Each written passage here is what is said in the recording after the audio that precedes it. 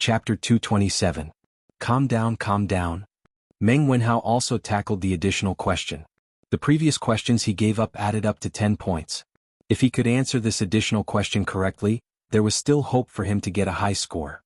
Thinking of the last time he lost his footing and carelessly lost a point and missed the first place, Meng Wenhao clenched his teeth and encouraged himself in his heart. This time he must take back the first place. Calm down, calm down, calm down. There must be a problem with the calculation in the question. Otherwise there would not be a penny missing. I must calm down and find the loophole in the question. Meng Wenhao quickly read the question 7 or 8 times, then closed his eyes and concentrated all his attention on the question, word by word. At this moment, his brain was like a huge sieve, constantly filtering the most important information in the question. Time passed little by little. Meng Wenhao's eyebrows became tighter and tighter. At this time the atmosphere in the classroom became more and more serious and quiet. It was so quiet that he could hear his own breathing. The serious and tense atmosphere made everyone feel the pressure multiplied. But for some people, pressure meant motivation, such as Meng Wenhao. After a quarter of an hour of deliberation, and thinking, Meng Wenhao finally opened his eyes. If one looked carefully, one could see a trace of joy and confidence in his eyes. Found it. I found the loophole in the question. These 20 points, Meng Wenhao, will take them. At this moment, Meng Wenhao was really like a god. The pen in his hand trembled rapidly, and even shook out a series of afterimages. In a few breaths, Meng Wenhao wrote down the answer that he had been thinking about for a long time on the test paper. At this time he had time to breathe a sigh of relief. Phew. With these 20 points in hand, I feel much more at ease. Let's look at the previous questions. Maybe I can find some inspiration. Although there was less than a quarter of an hour left, Meng Wenhao still wanted to try his luck and see if he could answer the questions that he gave up before. After all, no one would complain about having a high score. Dang dang dang. After a while, the sound of gongs and drums was heard. Stop writing. Stop writing. Quickly stop writing. Students in the last row, get up and collect the test papers. Su Hongji's spirit was lifted, and he immediately stood up and shouted. Sun Zifan, stop writing or you'll get 0 marks. Sun Zifan had just arrived at the School of Mathematics and Mathematics. He did not know the rules and wanted to write for a while more, but he was warned by Su Hongji. Feeling helpless, he could only put down the pen in his hand and stand up to collect the papers. In the past it was Cheng Chumo who collected the papers in this row. Now that he was sitting at the back according to the rules, it was his turn to collect the papers. A moment later, all the test papers were sent to Su Hongji. Su Hongji checked the test papers. After confirming that there were no mistakes, he coughed twice and said, according to Professor Li's instructions, everyone will have a break in the afternoon. Today's questions are a little difficult. Everyone must have worked very hard. Go back and have a good rest. Oh, I got another half day off. The students who had just been tortured to death immediately roared when they heard this. Among them, Sun Zifan's roar was the loudest. This little bastard had just transferred here today, and he was almost tortured to death. He had been depressed for the whole morning. Previously, when he was in the School of Imperial Studies, although his results were not the best, they were still above average. After experiencing this exam in the morning, he felt that he was going to be the last. He could not stand it. No matter how naughty a child was, he still had a sense of shame. He did not want to be the last. Therefore, he had been depressed for the whole morning. Now that he heard that he was going to have a break, he was finally happy. This was the most important reason why he came to the School of Mathematics. He could finally enjoy the 2-day break every 5 days in the future. Brother Ku, how did you do in the exam? On the other side, Zheng Ziren looked at Kushirqing and asked while packing up. Kushirqing paused, frowned and said, I didn't feel too good. The questions this time are too flexible. Although I've studied the knowledge points, I still feel that every question is weird and full of traps. I really can't get used to these kinds of questions. I can't even answer a few questions in the middle. Zheng Ziren sighed and said, Sigh, yes, I think so too. Oh, by the way, Wenhao, how did you do? Meng Wenhao forcibly suppressed the excitement in his heart. He turned his head and said calmly, The questions this time were indeed a bit difficult. In fact, he did well in the exam this time, but to avoid being a topic of ridicule, he still said it modestly. In less than a quarter of an hour, he actually solved 3 of the 5 questions that he had previously given up in a good state after solving the additional question. It was really a miracle. Most of the time, especially during exams, although the final results depended on the hard work they put in during the exam, their state of mind during the exam was also very important. If their state of mind was good, it was very possible for them to surpass all the difficulties and perform exceptionally well. This was the conversation between the top students after the exam. Of course, the underachievers had their own topics. Sun Zifen, how was it? You must have helped old Cheng to be the bottom this time, right? Cheng Chumo said with a smirk and winked in front of Sun Zifen. *CK, you have studied mathematics for so long, and you still have the nerve to compare yourself with me, a student who just transferred over? Sun Zifen cursed in his heart. His face was extremely gloomy, but he still said stubbornly, "Ha, that's not necessarily true. I solved the last additional question. Maybe my score will be higher than Brother Chonyo's." Oh. Cheng Chumo was shocked. He quickly asked, "Hey, then tell me quickly, where did the missing 1 cent go?" Old Cheng pondered for an hour and still couldn't figure it out. "I'm so worried." I can't say. Sun Zifen laughed and walked away pretentiously with his hands behind his back. Actually, he was bitter. Although he found the loophole in the additional question and solved it, there were too many questions that he didn't know. He estimated that even with the additional questions 20 points, his score would still be lower than Cheng Chumo's. Thinking of this, he didn't have the face to continue bragging. Cheng Chumo's status as an underachiever was recognized in Chang'an City. If his father, Sun Fujia, knew that his son couldn't even beat Cheng Chumo, the consequences would be unimaginable. Just thinking about it made him feel terrible. Hey. Cheng Chumo stretched out his hand and wanted to get to the bottom of it, but Sun Zifen had already run away. In fact, he was thinking about the same thing as Sun Zifen. If he could beat Sun Zifen in this exam, then wouldn't he, Cheng Chumo, be awesome? If he could beat the son of the top scholar, he would feel proud. Chapter 228. The commotion outside had nothing to do with Li Zixuan. It was rare for him to have a Golden Week holiday. If he didn't sleep in, how could he be worthy of Li Er's painstaking efforts? Of course, if Li Er knew that his intentions would be misunderstood by Li Zixuan like this, he would definitely vomit blood. He got up late in the morning. After eating breakfast and resting for a while, Li Zixuan returned to his small courtyard and began to practice his swordsmanship. Yes, practicing swordsmanship, not practicing swordplay. It had been a long time since he practiced his swordsmanship. When he suddenly picked up the wind-chasing sword, he actually felt a little awkward. Li Zixuan couldn't help but frown. He thought to himself, "It's all Li Er's fault for forcing me to do things. My martial arts aptitude is so high, yet he wants me to be a teacher. It's simply a waste of talent." Suppressing the discomfort in his heart, Li Zixuan forced himself to practice the 9 Taishan swords a few times. It should only be 5 swords now. When the awkwardness disappeared, he put away the wind-chasing sword and took a deep breath. "Young master, the way you practiced your swordsmanship just now was really nice." Xiaoxi excitedly ran over and wiped Li Zixuan's sweat with a wet towel as she said happily. Yes, it looked like a sword immortal." Xiaoxi was so excited that her face turned red. She also ran over and echoed. Although Li Zixuan's swordsmanship had slightly declined compared to last month, this small gap could not be seen unless one was an expert. The 2 little girls were easily captivated by Li Zixuan's graceful movements when he was practicing his swordsmanship. Of course, it was also because Li Zixuan was handsome to begin with. In any case, the worship and fanaticism in their eyes greatly satisfied Li Zixuan's vanity. She should be considered as this young master's little fangirl. Li Zixuan was proud in his heart, but he pretended to be calm on the surface. He took the towel from Xiaoxi's hand and casually wiped himself. He looked at Xiaohe and joked, "Xiaohe, do you know what a sword immortal looks like?" Xiaohe raised her chin proudly, shook her little head and said, "Of course I know. The storyteller said it before. 3 parts of the sword: chi, chivalrous and gentle heart, a sword immortal banished to the world, valiant and formidable." Xiaohe feels that these are all describing young master. The little girl's mouth is so sweet today. Did you put honey on it?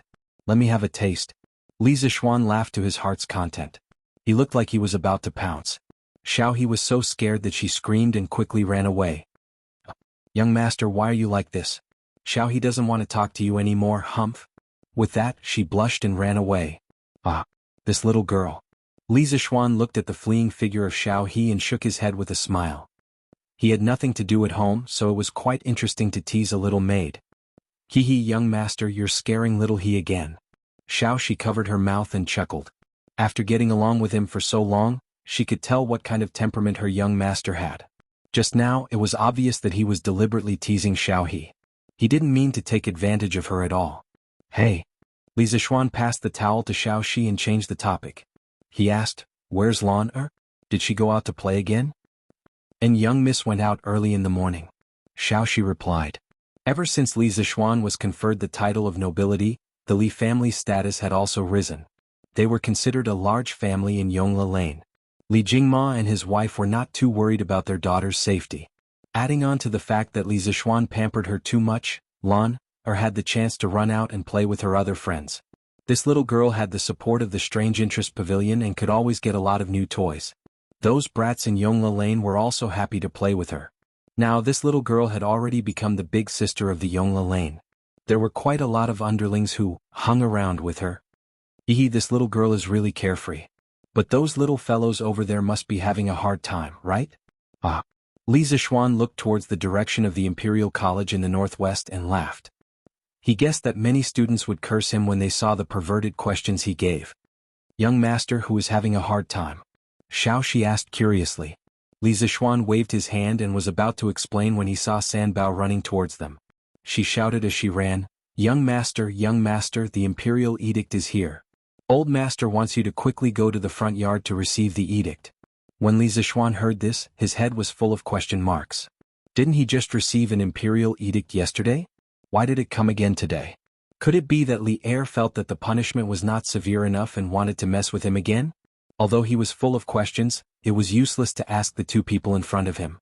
Li Zixuan quickly went to change his clothes. He always wore casual clothes when he practiced martial arts. If he went to receive the edict dressed like this, he might be picked on by others.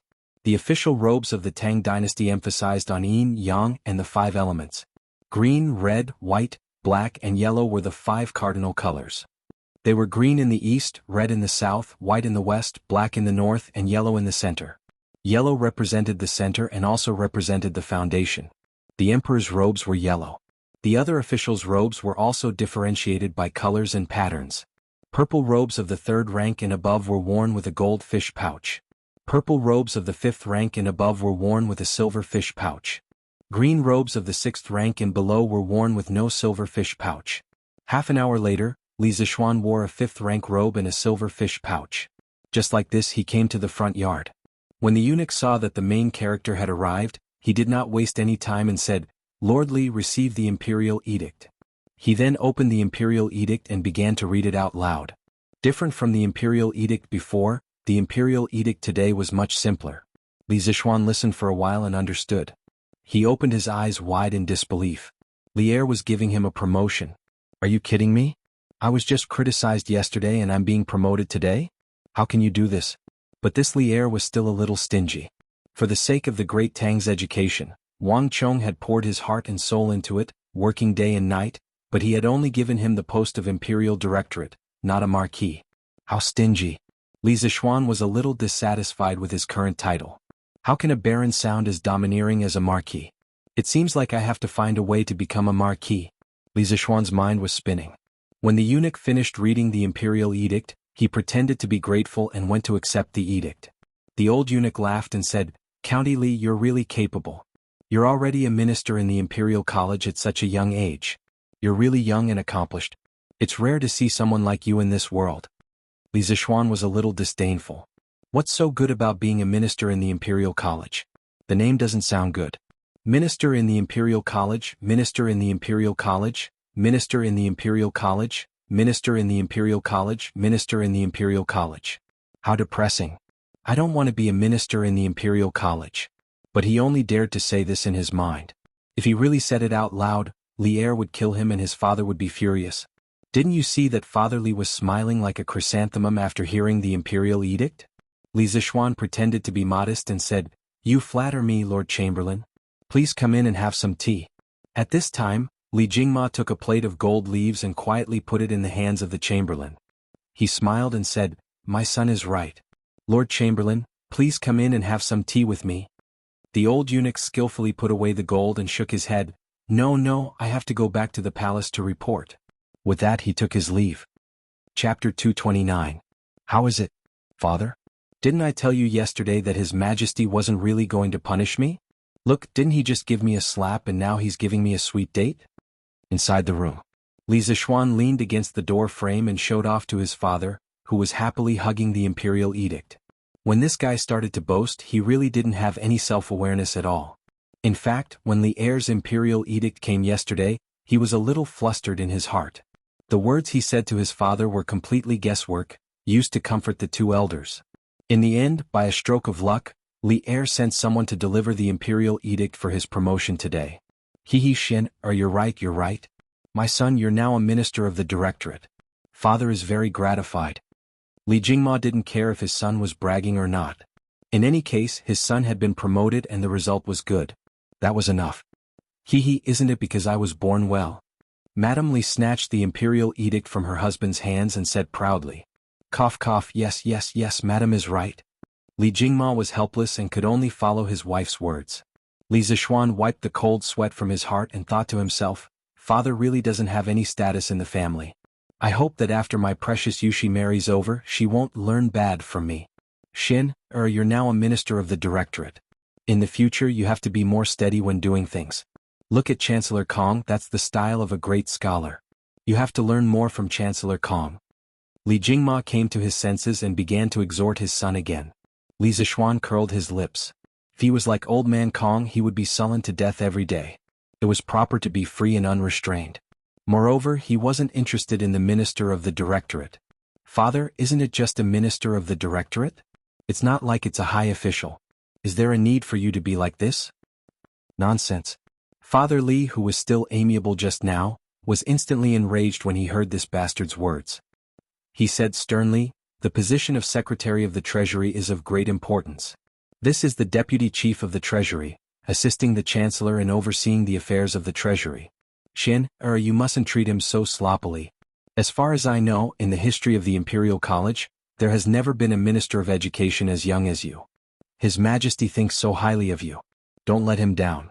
Li Zishuan listened to his father's popular science, and realized that the position of Minister of Industry was actually so awesome. Wasn't it equivalent to the position of Vice President of a university? And it was the best university in the country. Being able to become a vice principal at such a young age was indeed impressive. Thinking about it this way, Li Zishuan was more satisfied with this position. He rubbed his nose awkwardly and hurriedly said, Father is right, I will work hard and not disappoint your Majesty's expectations. Iron Egg, you're back? At noon, Li Zishuan saw Iron Egg, who had just come back from school, in the front yard and said with a smile. Yes, master. This is the test paper that Mr. Su asked me to bring to you. He said that you can give it to him after you mark it. As Iron Egg spoke, he took out a stack of sealed test papers from his backpack. Yes, it was a backpack that Li Zishuan had asked someone to sew for him. Iron Egg and Lan both had backpacks. When Lan had cried and begged to go to school with them, Li Zishuan had asked someone to sew a backpack for her. After all, the ancient examination boxes used by scholars were too cumbersome.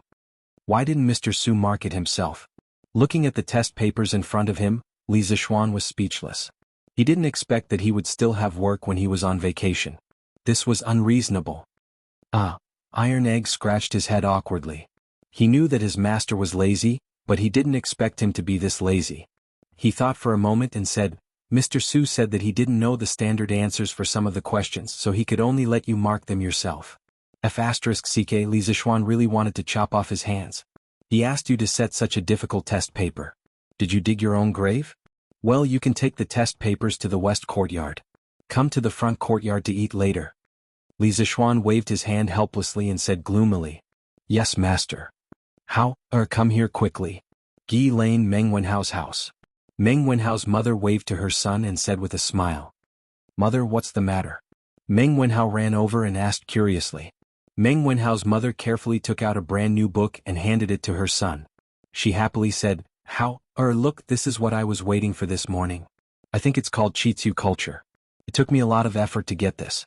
When it was my turn, there was only this book left. I saw that this book was so cheap, so I bought it. Your father and I don't have the ability to buy new books for you. In the past, you either borrowed books from others or bought old books from others. This is the first new book I bought for you. Take it quickly. Meng Wenhao looked at the brand new Analects of Confucius in front of him and saw his mother's right hand full of calluses. His nose twitched and he almost cried.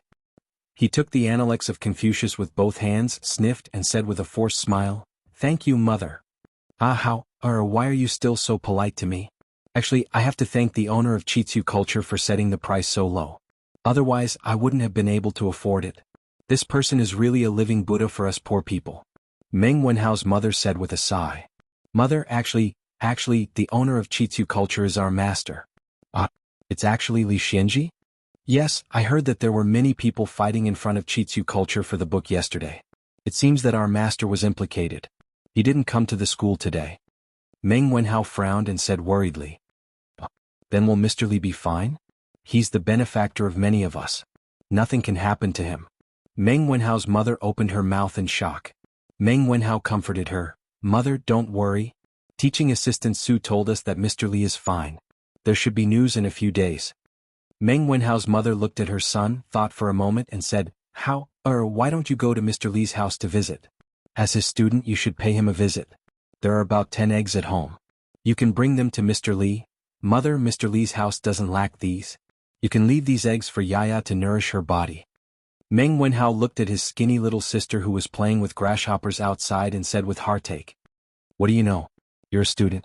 How can you visit Mr. Li's house empty-handed? Listen to me. Didn't you say that you have the afternoon off? Then you can go in the afternoon. You can't be ungrateful. Otherwise, I won't recognize you as my son. Meng Wenhao's mother patted her son's hand and said earnestly. Meng Wenhao had no choice but to agree. After a moment he suddenly remembered the newspaper he read today, so he said, Mother, don't go to Chitsu Culture to buy books in the future. There are too many people there. I'm afraid you'll be crowded, Meng Wenhao's mother interrupted. Hey, it's okay. I'm not that delicate. Meng Wenhao explained, No, mother. Mr. Li said that in less than 3 years, the price of books will be as cheap as Chitsu Culture books now. You don't have to fight for them at all. Also, I don't lack books to read now. The teaching materials we use are all printed by Mr. Li himself. Meng Wenhao's mother exclaimed, There's such a thing?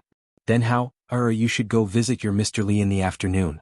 Why don't I catch the chicken in the backyard and give it to Mr. Li as well? Meng Wenhao quickly waved his hand and said, No, mother. It's enough to bring some eggs. Go to your work. Chapter 230. In the afternoon.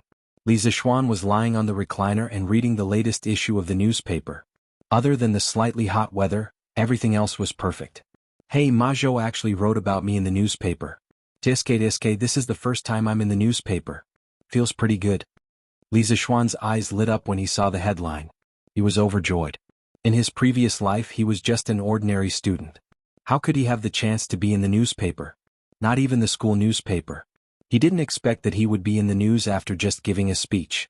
He felt a sense of accomplishment. After being narcissistic for a while, Li Zixuan started to read other news out of boredom. There was no other way. In this era there were no computers or televisions. He didn't like the novels sold in the East Market. For an otaku like him, in his spare time, he could only tease the servant girls and read the news in the newspapers. At this time, if he was given a computer and allowed to play single-player games, he would never get tired of it. What? You said he could go to the brothel? Sorry, with Han Yushi, a beautiful wife who was as beautiful as a fairy, Li Zixuan was not interested in those vulgar women. Moreover, although he was a loser in his previous life, he still had a trace of mental cleanliness. You could say that he was pretentious, but this was the truth. Moreover, the brothel was often a place where all kinds of conflicts occurred. Didn't you see that in all kinds of transmigration novels, when the main character went to the brothel, he would encounter all kinds of pretentious and face-slapping situations? The main character was in the mood for poetry and had all kinds of famous poems at his fingertips to win the heart of the top beauty. Then it was a night of love. There was also a second generation in the brothel who bullied a beauty. The main character was furious and punched the second generation, the hero saved the beauty, and so on. There were countless similar situations. Whether it was in the modern or ancient times, the brothel was a place where all kinds of disputes occurred. Although Li Zixuan was not afraid of trouble, he didn't like to attract trouble for no reason. Therefore, unlike the other second generation in Jianghu, Li Zixuan didn't know where the brothel's door was even though he had transmigrated for so long. It wasn't that he wasn't lustful, but he didn't like to attract unnecessary trouble. Moreover, what was the point of that kind of emotionless XX00? Young Master Butler Fu is here. He's in the front hall. Xiao He walked over and said softly. Li Zixuan came back to his senses and asked curiously, Why is Faubert here? He should be here to deliver the car, right? Xiao He saw a lot of horse carriages in the front yard. It looks like there's. Xiao He said excitedly. Then she suddenly couldn't find the right adjective and was stuck for a while. Yes, it's imposing, right? Li Zishuan chuckled. So many luxurious limousines were put together. It was no wonder that Xiao He was so excited. However, if Faubert was just here to deliver the car, he could have just asked his subordinates to deliver it. Why did he have to come here in person? Yes, it's very imposing. Young master is really knowledgeable. Xiao He hurriedly nodded. Li Zishuan was speechless. Was this little girl about to become his fangirl? Come on, let's go to the front yard. When they came to the front yard, they saw 2 rows of luxurious limousines. There were about 20 of them lined up neatly. More than 20 fine horses stood in front of the cars, looking hale and hearty. With such extravagance and imposing manner, if there was also an orchestra, it would be simply amazing. Such a big commotion naturally alarmed Old Man Li and Mrs. Li. When Li Zishuan came to the front hall, his parents were talking to Faubert. Qian, why did you get so many horse carriages? Seeing his son come in, Old Man Li couldn't help but ask the question in his heart. Li Zishuan didn't ask his family for the money to build these limousines. The profits of the winery and the strange interest pavilion in the past few months were all in his hands. It was completely enough to build dozens of such luxurious limousines. Therefore, Old Man Li had no idea about the construction of so many horse carriages in the yard. This was the benefit of Li Zishuan's proposal to start a business on his own. With financial autonomy, he could do whatever he wanted. Although his family was rich, every time he asked his parents for money, not only would it be troublesome, but he would also feel embarrassed. Dad, these are the horse carriages I prepared for my wedding. Look, so many horse carriages, how grand it is to put them together. When the time comes, we can use these horse carriages to form a caravan to pick up the bride from the Han Manor. Not only will it be dignified, but it will also show the importance our family places on this marriage. Li Zishuan turned on his bragging mode again as he lied to Old Man Li. Li Jingma seriously thought about the scene described by his son and found that it was indeed quite grand. More importantly, Old Man Li thought that since his son had been conferred a title at such a young age and held such an important position, it was necessary to have the extravagance of a wedding. These horse carriages were indeed necessary. Thinking of this, Old Man Li couldn't help but nod. Xian, you've thought it through quite thoroughly? Xian, our mother says that it should be like this. That girl from the Han family is truly beautiful and is also the adopted daughter of Duke Yi. If she marries over, we can't treat her unfairly. Madame Li also smiled and agreed. Seeing that his parents were so easily convinced, Li Zishuan proudly laughed. Well, that's right. Xian, how much did these horse carriages cost? Do you still have enough money? Li Jingmo raised his eyebrows and suddenly asked. Not expensive, not expensive. The cost of one horse carriage is less than 500 strings of coins. In total, it's only 10,000 strings of coins. Your son has enough money. Li Zishuan chuckled. Li Jingma, Madame Li, and Faubert heard this and their mouths couldn't help but twitch. Rich and imposing, this was truly rich and imposing. Although Li Jingma was a tycoon in the capital, he wouldn't casually throw out 10,000 strings of coins for such a senseless matter. Furthermore, the reason why he had so much money was because he had worked hard for half his life to earn it. Li Zishuan had only opened his shop for a short period of time, but he was already so rich? How was he going to let others live? What kind of horse carriage is this? It's actually so expensive? Li Jingma frowned and asked. Although he didn't go in to take a look, in Father Li's eyes, all horse carriages were the same. Even if the horse carriage in the courtyard was a bit bigger, the cost was at most a few dozen strings of coins more expensive than other horse carriages. How could it be so expensive? It's just like the horse carriage I usually use. Father, have you never sat in one before? Oh, it seems like you really haven't sat in one before. Then Father, you can pick one from this batch of horse carriages and try it out later. Your son guarantees that once you sit in it, you won't be willing to come down. Li Zishuan patted his head and said bewitchingly. Ever since his horse carriage was made, it had become his and Iron Egg's special carriage to go to school. His parents really didn't have the chance to sit in it. Go away. What kind of horse carriage have your father not sat in before? Why would I care about your horse carriage? From what I see, other than the fact that your horse carriage looks a bit bigger from the outside, it's no different from an ordinary horse carriage. Father Li said in disbelief, but a trace of warmth flashed in his eyes. Now that his son knew how to show filial piety to him, of course he would feel happy. It's not that simple. Father, listen to me and pick one. With this horse carriage, when you have nothing to do, you can go sightseeing and have a honeymoon with my mother. Li Zishuan said shamelessly. Ahem. Mrs. Li's face was slightly red as she glared at her son. Father Li's old face was also red. Although he didn't know what a honeymoon was, he could roughly guess what it was. Xian, you can talk to Steward Fu. He's looking for you. I'll talk to you first. Chapter 231. This title. Don't think too much about it. Young master, other than delivering the car, this old man came here today to discuss something with you. In the front hall. After old man Li and Mrs. Li left, Faubert said with a serious expression. Faubert, if you have something to say, just say it. You don't have to be restrained here, just say whatever you want. Li Zishuan said warmly. Faubert said with a smile, Young master, a group of businessmen came to the workshop today. They want to advertise their shops in the newspaper, which is what you said before. They are also willing to pay for it. One of the barbarian businessmen even offered 500 strings of cash to buy a spot in the newspaper to advertise his restaurant. Ma Zhou couldn't make up his mind, so he asked this old man to come over and ask. The concept of advertising was something he heard from Ma Zhou. Now, he could be considered to have learned it and used it flexibly. Li Zishuan was delighted. The real profitable business of the newspaper was finally here. It seemed that some people had a keen sense of smell. Li Zishuan had asked Ma Zhou to estimate the cost of the newspaper.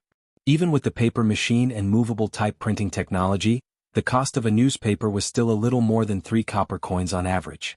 Calculating it this way, the newspaper itself wasn't profitable. Li Zishuan was keen on the newspaper not only to satisfy his own interests, but also because of the huge potential value behind the newspaper. For example, advertising revenue and the control of public opinion. Controlling public opinion didn't mean that Li Zishuan wanted to rebel and cause trouble.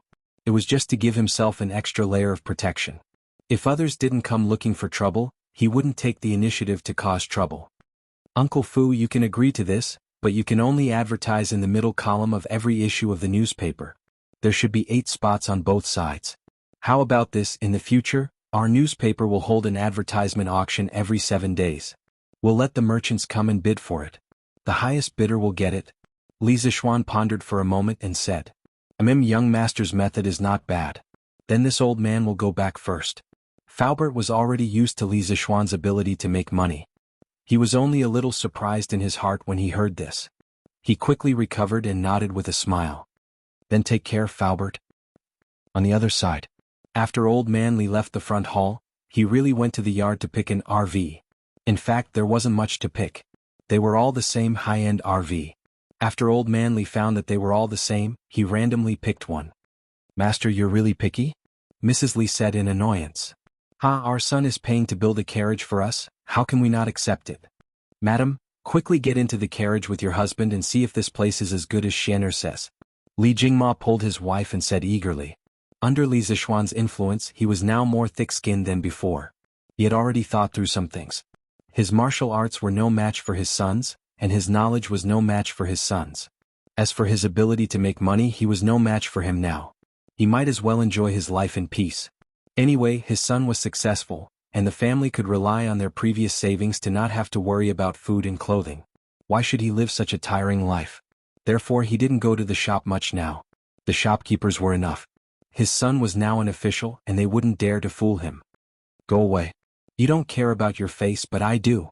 You have the nerve to ask for the carriage that your son prepared for his wedding. You're really shameless. Mrs. Li had always loved her son dearly, and she wasn't as thick-skinned as Li Jingma. Hey, I didn't ask him for it. Xian wanted to give it to me himself. Madam, quickly come with me to see it. Without any explanation, Li Jingma dragged his wife along, wanting to experience this RV. Hey, let go. Mrs. Li was so angry that she wanted to break free, but she couldn't resist the strength of Li Jingma's grip. After a while, the couple entered the carriage. This carriage doesn't look like much from the outside, but after entering, I realized that it's really spacious. It's like a small room. Li Jingma exclaimed the moment he entered. Old master, why is the shape of this stool so strange? It's so comfortable to sit on. What is it made of? After Mrs. Li entered and saw the various strange decorations in the carriage, she forgot what she said outside. She took a fancy to the sofa at first glance and couldn't help but try to sit on it. After that, she didn't want to get up.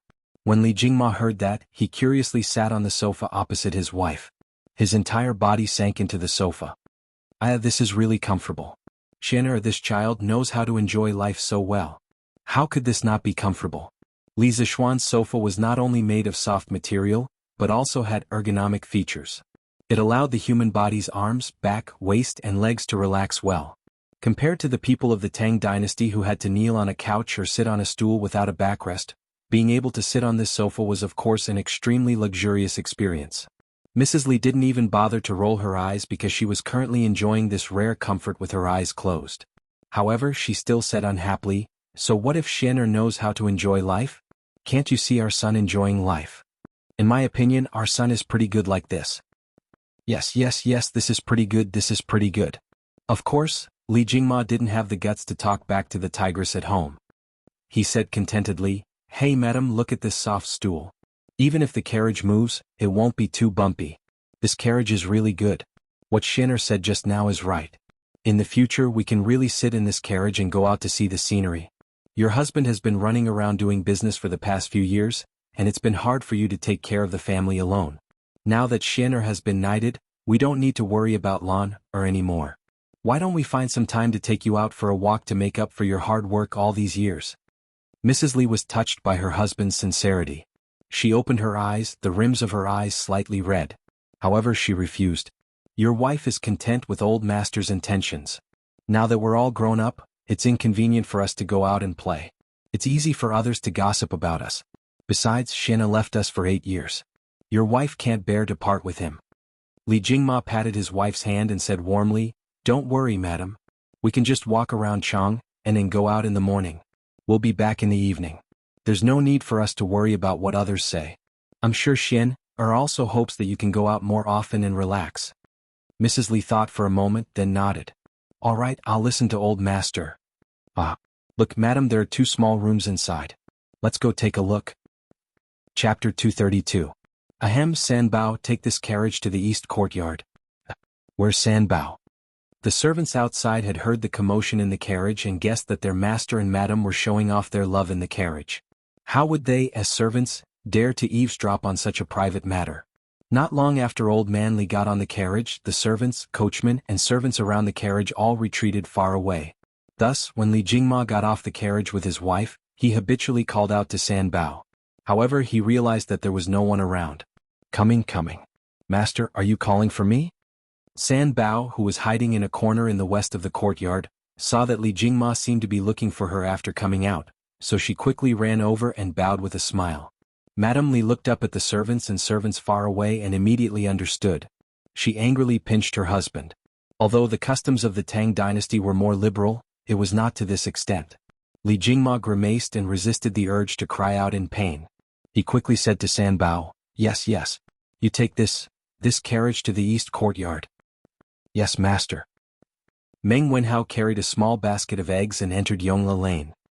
He looked all the way to the Li residence and saw the tall gate and the picturesque pavilions in the courtyard from afar. He couldn't help but stop in his tracks. He looked at the eggs in his hand and hesitated for a moment. "Why are you standing there like a fool? Why don't you go in?" At this moment, a voice suddenly came from behind. Meng Wenhao, who was in a dilemma, was shocked. He turned his head and saw that the person who came was Li Tai. He quickly cupped his hands and bowed. "Greetings, Your Highness Prince Wei." In the Imperial College they were classmates and didn't need to be so polite.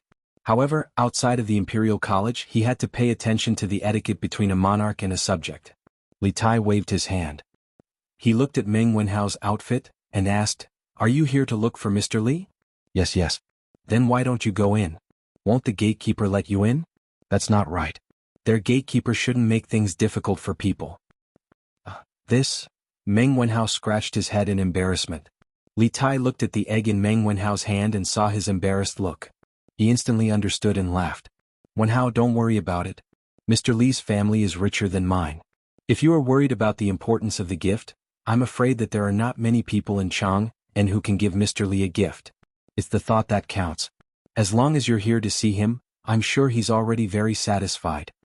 Li Tai's words also contained some intention of explaining things, but to be able to be explained by Li Tai was in itself a kind of honor. For a smart person like Meng Wenhao who had no conflict of interest with him, Li Tai approved of him in his heart and was willing to make friends with him. Perhaps this was the appreciation between smart people. When Meng Wenhao heard this he felt slightly relieved. He cupped his hands and said with a smile, Thank you for your explanation, Your Highness. Then let's go in together. It just so happens that I have some matters to discuss with Mr.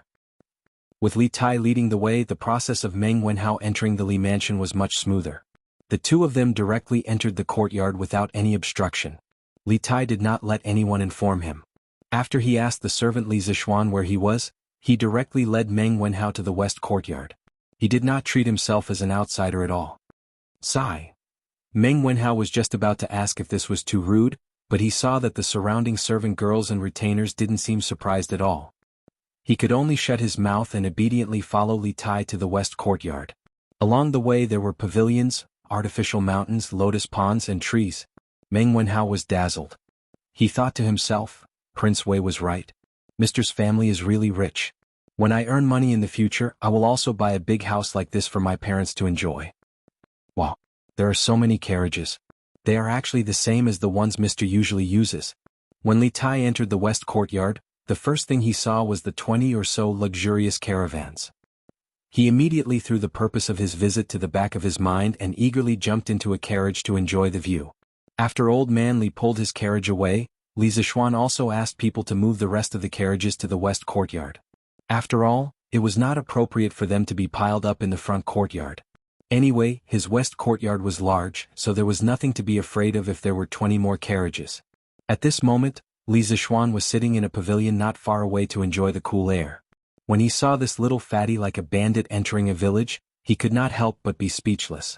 He quickly got up and walked over, not because of Li Tai but because he saw Meng Wenhao. Mr. Meng Wenhao was also shocked by the number of luxurious caravans. However, when he saw Li Zixuan walking over, he quickly regained his senses and cupped his hands in greeting. Meng Wenhao, why are you here?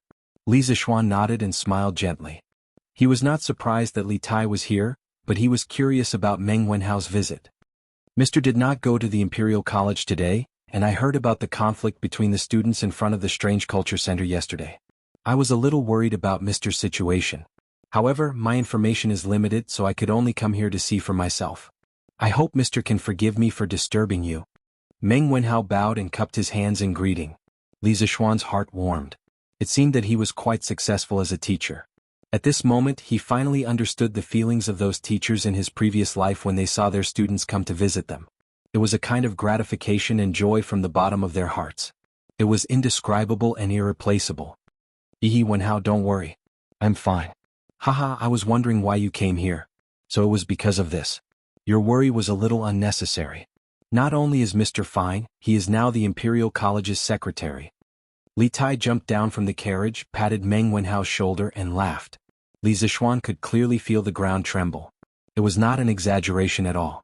He was speechless at this little fatty. He was only 11 or 12 years old, but he was already so fat. Wasn't he afraid that he would have high blood pressure, high blood sugar and high blood fat in the future? Li Zixuan remembered reading in a book in his previous life that Li Tai's waist and belly were big. However, when Li Er saw his son's chubby appearance, he was not worried that it would affect his figure if he was too fat. Instead, he felt that his son would be very tired when he went to the imperial court. His heart ached for his son, so he allowed him to go to the imperial court in a small sedan chair. This was unheard of. Li Zixuan shook his head. He could not understand this strange father and son. It is good that Mr. is fine. I did not have anything else at home, so I could only bring some eggs. I hope Mr. does not mind. Meng Wenhao handed over the eggs in his hand and looked at Li Zixuan expectantly. Li Zixuan frowned. If it was in the past, it would have been fine. However, eggs were so expensive now and Meng Wenhao's family was not well off. How could he accept these eggs? However, when he saw Meng Wenhao's expectant face, he was afraid that if he rejected, it would hurt this child's self-esteem. Li Zixuan was speechless for a moment. There was no one else who could be so conflicted about accepting gifts. So I forget it. At most, when this child goes back, he would ask the kitchen to pack some dried fruits and pastries for him as compensation. The gift is light but the thought is heavy. How could I mind? However, the next time you come, you must not bring these things. I do not lack anything at home. You and Qingke follow me to the pavilion. Li Zixuan signaled Xiaoxi to accept the eggs and said to Meng Wenhao and Li Tai, "Thank you, Mr." Meng Wenhao heaved a sigh of relief and said gratefully. It was unknown whether he was thanking Li Zixuan for the invitation or thanking Li Zixuan for accepting the eggs. Chapter 233. Wenhao, Qingke, How did the two of you do in this exam? Inside the pavilion, Li Zixuan asked with a smile as he took a sip of the warm tea mixed with ice cubes after the few of them sat down. He didn't even have time to look at the exam paper that Su Hongji gave him. This was why only students with good grades were willing to visit a teacher's house. After visiting, the teacher would inevitably ask about your grades.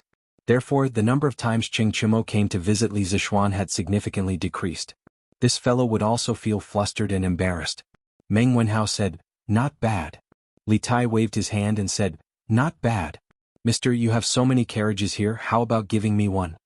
Ever since the little fatty had sat down, his eyes had been glued to the carriages, never leaving them. He had just gone in to try out the luxury RV, and he really wanted to try it out. I'll give you a question. Qingke, if you can answer it, what's wrong with giving you a carriage? Li Zixuan said with a smile that wasn't a smile.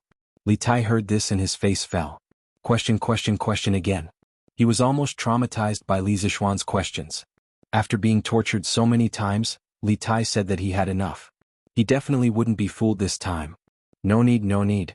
Mister, just tell me how much you want to sell this carriage for. I'll buy it with money. The little fatty shook his head like a rattle drum. Even if you beat him to death, he wouldn't be willing to answer Li Zixuan's deliberately difficult questions. Meng Wenhao, who was at the side, looked at Li Tai suspiciously. After attending classes together for so long, he had some understanding of Li Tai's temperament. He knew that Li Tai was a proud and arrogant person, but he didn't think that he would take the initiative to admit defeat. Could it be that the question set by Mr. was really that difficult? Meng Wenhao couldn't help but think. Li Zixuan faintly glanced at the little fatty and said, "There's no place to sell this car yet. Qingke, if you want it, wait a little longer." Li Tai stamped his feet and said, "There are more than 20 carriages here, right? Little Xian, can't you sell me one? I'm one of the owners of Qitsu culture. Can't you take care of me?" Li Zixuan waved his hand in annoyance. All right, I'll give you one. Qingke, why are you here today? If you're done, then let's go. Li Zixuan really wanted this little fatty to hurry up and finish what he wanted to say and get out of here. Otherwise he would ask for whatever he saw. He was a dignified prince, yet he was acting like a bandit. He was really a disgrace to the Li family. Li Tai's wish was fulfilled. He didn't care about Li Zixuan's bad attitude at all. He said with a happy face, "Haha, teacher, did you forget? The newspaper is almost finished with the legend of a mortal's journey to immortality that you told me last time. You should tell me the next story today. Otherwise, there won't be any novels to publish tomorrow." Li Zixuan was stunned. Only then did he remember that there was such a matter. He nodded and said, "All right, then I'll tell you the novel today." Meng Wenhao was shocked and said in surprise, "The legend of a mortal's journey to immortality was actually written by teacher? And Wenhao, it's fine as long as you know. Don't tell anyone." Li Zixuan didn't want to cause too much trouble. He just wanted to quietly be a handsome man. "Yes, teacher." Meng Wenhao agreed. However, he thought about it and still hesitated. However, this student really doesn't understand. Teacher is so knowledgeable and has so much knowledge. Why would you write novels? Li Zixuan smiled meaningfully and said, "What's wrong with writing novels? Wenhao, do you think that writing novels is a cheap profession?" Meng Wenhao flatly denied, No, student doesn't mean that. You do. From the bottom of your heart, you think that writing novels isn't the right path. It's beneath your status as a scholar, right?" Li Zixuan said seriously. "Wenhao, you've studied hard for so many years. What is your dream?" "Student?" Meng Wenhao opened his mouth but didn't know how to speak. He hadn't thought about this question before. Li Zixuan looked at Meng Wenhao's confused face and said slowly, "Do you want to earn money to improve your family's life? Or do you want to pass the imperial examination and enter the imperial court? Or do you want to become an official somewhere and benefit the people? Or do you want to write a book and create a legend that will last forever?" Meng Wenhao was in a daze for a long time before he said, "Teacher, this student not only wants my father, mother and little sister to live a good life, but also wants to pass the imperial examination to benefit the people and let others remember me." "Hey, you're really greedy." Li Tai took a sip of the iced wine and said with a smile. Meng Wenhao was a little embarrassed and speechless. Li Zixuan shook his head and said with a smile, "Wenhao, if a person can write a novel well, although it can't pass the imperial examination, it can make him rich.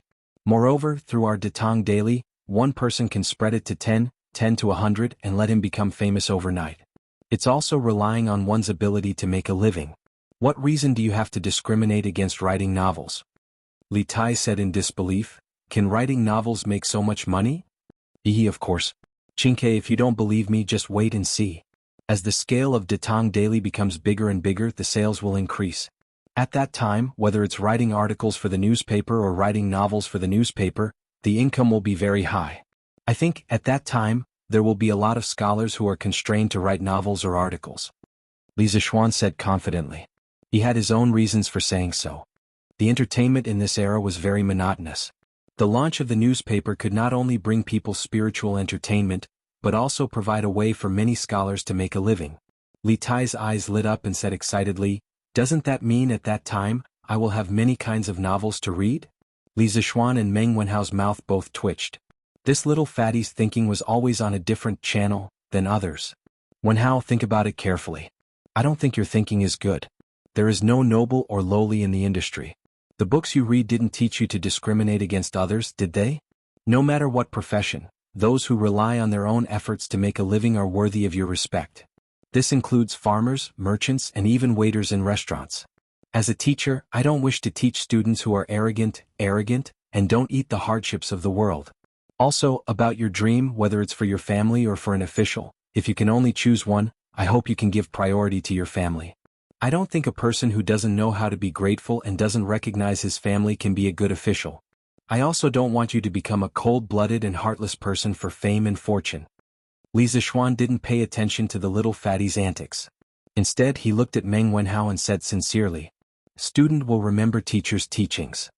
Meng Wenhao stood up and cupped his hands respectfully to Li Zixuan. Li Zixuan nodded with gratification and said, okay, then let's start talking about novels. Chapter 234. Good story. Under the pavilion, Li Tai heard this and was so excited that he almost clapped. Meng Wenhao also showed an expression of interest.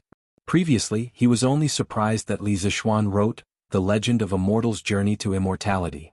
However, he was also quite fond of the story itself. It was not easy to find a young person in Chang, and who did not know about The Legend of a Mortal's Journey to Immortality. Recently, there were even some items from The Legend of a Mortal appearing in the market. For example, the Eternal Spring Arts Secret Manual and Han Li's Mysterious Bottle. Of course, these items were not real, but they still attracted many mortal fans to buy them. The popularity of The Legend of a Mortal's Journey to Immortality could be seen from this. Where did we leave off last time? Li Zixuan saw that the two of them were willing to listen. Since he had nothing to do, he prepared to speak, but once he opened his mouth, he forgot where to start. Teacher said that Han Li dripped the green liquid from the small mysterious bottle onto a stalk of green three-crow grass. After 2 months, it grew into a stalk of rare 1,000-year-old three-crow grass. Li Tai had obviously done sufficient preparation. When he heard Li Zixuan's question, he answered without thinking. Oh. Li Zixuan nodded his head. After recalling for a while, he began to speak. This time the test was very successful. It seems that if one has the patience, they can continue to increase the age of the three-crow grass. However, to Han Li, this was not something that needed to be done. As long as he knew that this method was feasible, it would be enough. He did not need these ancient medicinal herbs. Medicinal herbs that were a few hundred years old were enough for him to consume. After this long series of tests, Han Li could finally rest and think about it properly. At this time, it has been quite some time since Dr. Imo left the mountain. A servant had already delivered the brush, ink, paper, and ink stone. This time with Meng Wenhao here, the two of them took turns to write. Li Tai's work was much easier. From time to time he would even have time to drink some iced tea. It was very comfortable. In the blink of an eye, 5 chapters had passed. As the plot unfolded step by step, Li Tai and Meng Wenhao gradually became immersed in the story. After Han Li discovered the effects of the bottle, he was unable to cultivate freely. He still had to fight a battle of wits and courage with Dr. Imo, who wanted to take over his body. At this moment, Li Tai and Meng Wenhao finally understood how difficult Han Li's cultivation process was. This medicine is called insect corpse pill. It's not really a medicine but an egg made from some kind of secret method. After you eat it, it will hide in your body for a year. Don't worry, it will be absolutely safe for a year, and it won't affect you from doing other things. After a year, as long as you take the special antidote, it will automatically dissolve, and there won't be any hidden dangers left. But if you don't take the antidote after a year, the egg will absorb enough nutrients and hatch out of its shell. It will then eat all the internal organs of the human body clean, causing the human to wail in pain for 3 days and 3 nights before slowly dying. Dr. Mo finally lost his patience with Han Li. In order to let Han Li reach the 4th level of the Eternal Spring Arts as soon as possible, he forced Han Li to swallow the insect corpse pill. When Li Tai and Meng Wenhao heard this, their faces were filled with anger, but there was nothing they could do. After all, Han Li was definitely not Dr. Mo's opponent. They could only watch from the sidelines and worry. Li Zixuan drank a few mouthfuls of the gentle wine and read 5 chapters of A Mortal's Journey to Immortality to them. Then he clapped his hands and stood up. Okay, today's lecture will end here. We will continue tomorrow. Qing Ke, leave the manuscript here. The 2 of you can go back now. It's still early. Mister, please talk for a while more. Li Tai was enjoying listening to the lecture and was unwilling to end it like this. However, Li Zixuan did not fall for his tricks. If he continued talking for a while more, there would definitely be no end to it. I won't talk anymore. Xiao Shi, quickly bring the things I asked you to prepare. He had asked Xiao Shi to prepare some pastries and intended to let Meng Wenhao bring them back. After all, he couldn't just go and not come back, right? It's here. Young master. Here, Madam heard that your student was coming over and specially packed some of the best pastries and dried fruits in the residence. Madam was afraid of disturbing you, so she didn't come over personally. Xiao Shi handed over a heavy package and said with a smile. Previously, when Madam Li heard that her son's student had come to visit her son, she was even happier than Li Zixuan. She was filled with a sense of accomplishment. Hence, she asked Xiao Shi to prepare some dried fruits and pastries for Meng Wenhao to bring back. Li Zixuan took over the package and passed it to Meng Wenhao. Here, Wenhao, there are some dried fruits and pastries inside. They aren't worth much. Take it. As the saying goes, courtesy demands reciprocity. Since you brought gifts here, how can I let you leave empty-handed? Mister, this? I don't. Meng Wenhao waved his hand and wanted to decline. You don't dare to decline a gift from an elder. Just take it since he asked you to. Furthermore, you can't even eat the pastries from Mister's house. Li Tai slapped Meng Wenhao's shoulder and said loudly. Thank you, mister. Meng Wenhao had no choice but to bow and thank him. Hehe, if there's nothing else, you can go back first. Li Zixuan waved his hand and smiled. The 2 of them then left. Qing Ke, why did you come back again? Li Zixuan asked Xiao Shi to help him tidy up the manuscripts. Just as he finished, he saw the little fatty Li Tai come again. He couldn't help but ask curiously. Xiao Xian, there's something I forgot to tell you. Once there were no outsiders around, he was unwilling to call Li Zixuan Mister anymore. At this moment he ran over and said. Li Zixuan was too lazy to argue with him and asked, What's the matter? Li Tai took a deep breath and said, The 3 strategies you mentioned before have all been accepted by my father. The notice of reducing taxes by raising chickens has also been gradually sent to every state and county from today onwards. My father also ordered my uncle Li Xiaogong to prepare 500 ships to the South Sea within 5 days. Within 7 days, my uncle will lead 20,000 Navy troops to the South Sea to trade for food. Li Zixuan was shocked. He wasn't surprised that Li Tai knew about the locust plague prophecy. He was surprised that the imperial court had the ability to prepare 500 ships within 5 days. It seemed like the shipbuilding ability of this era wasn't as backward as he thought. And then? Qing Ke, why are you telling me all this? He was only slightly surprised, but he didn't have much of a reaction. Li Er had accepted his suggestion and advice, but he didn't give him any rewards. Hehe, Xiao Xian, the Datang Daily that you started has already spread far and wide. My father wants you to advertise it in the newspapers to attract more civilian merchants to join the imperial court's food trade army. According to the Ministry of Revenue's calculations, the 500 ships of the imperial court, even if all of them are filled with food, will still be far from enough to deal with the locust plague. Little Fatty chuckled and revealed the most important purpose of his visit today. This joker had been listening to a novel and had almost forgotten about the important business. Li Zixuan heard this and his expression became slightly serious. He nodded and said, That's fine. I'll ask Ma Zhou to prepare today. You'll be able to see the news about this in tomorrow's newspaper. In the face of the locust plague, Li Zixuan wasn't in a place where he could bargain or worry about personal gains and losses. If he could save one more person, it would be considered as accumulating merit. Chapter 235. Li Tai left in satisfaction. This satisfaction was not only because he had listened to the novel for the entire afternoon, but also because he had taken away a luxurious caravan that he had always dreamed of. After watching the little fatty leave, Li Zixuan called for San Bao and ordered, "San Bao, get a few people to pull out 4 carriages and send them to the Qing Manor, Qing Manor, Yuqi Manor, and Yo Manor. Tell them that it is inconvenient for me to go out during my confinement period. Ask those uncles to bear with me." "Yes, young master," San Bao replied. Remember to be polite." "Oh, right, pull out another carriage and send it to the East Palace." Li Zixuan thought for a while and said, "Yes." San Bao accepted the order and left. "Xiaoxi, come and help me grind the ink." In the study room, Li Zixuan was writing rapidly. He was writing a letter to Ma Zhou and telling him some things. Not only was it about the recruitment of merchant ships to follow the army to the south that Li Tai had mentioned, but he also had many things to tell Ma Zhou about the Datong Daily Novel section. Meng Wenhao's attitude towards novel writers today was a warning to Li Zixuan. It seemed that whether it was in the modern era or the ancient era, many people thought that writing novels was not a proper occupation and was useless. No wonder Datong Daily had been published for so long. Other than a few great scholars who wrote articles and argued with each other in the literary interaction section, there was basically no one who wrote novels for Datong Daily. This would not do. If everyone thought of writing novels this way, then who would write novels in the future? Li Zixuan planned to stay at home and play cards with his wife, sleep and read novels in the future. Therefore he was writing a plan for Ma Zhou to hype up the rise of the novel and encourage everyone to write to Datong Daily. At this moment he felt that being grounded by Ma Zhou was not such a wonderful thing. Otherwise he would have gone to the workshop personally and told Ma Zhou in person. There was no need to go through so much trouble. "Alright Xiaoxi, go and find someone. Since the workshop is not closed yet, ask him to ride a fast horse and quickly deliver this letter and these manuscripts to the workshop. Give them to Ma Zhou." After nearly an hour, Li Zixuan finished writing and put the letter into an envelope. Then he put the rest of the manuscripts into a big paper bag and handed it to Xiaoxi. Fortunately, their house was not too far away from the workshop. Otherwise, the servant might not be able to make it back in time after delivering the letter at this hour. "Yes, young master."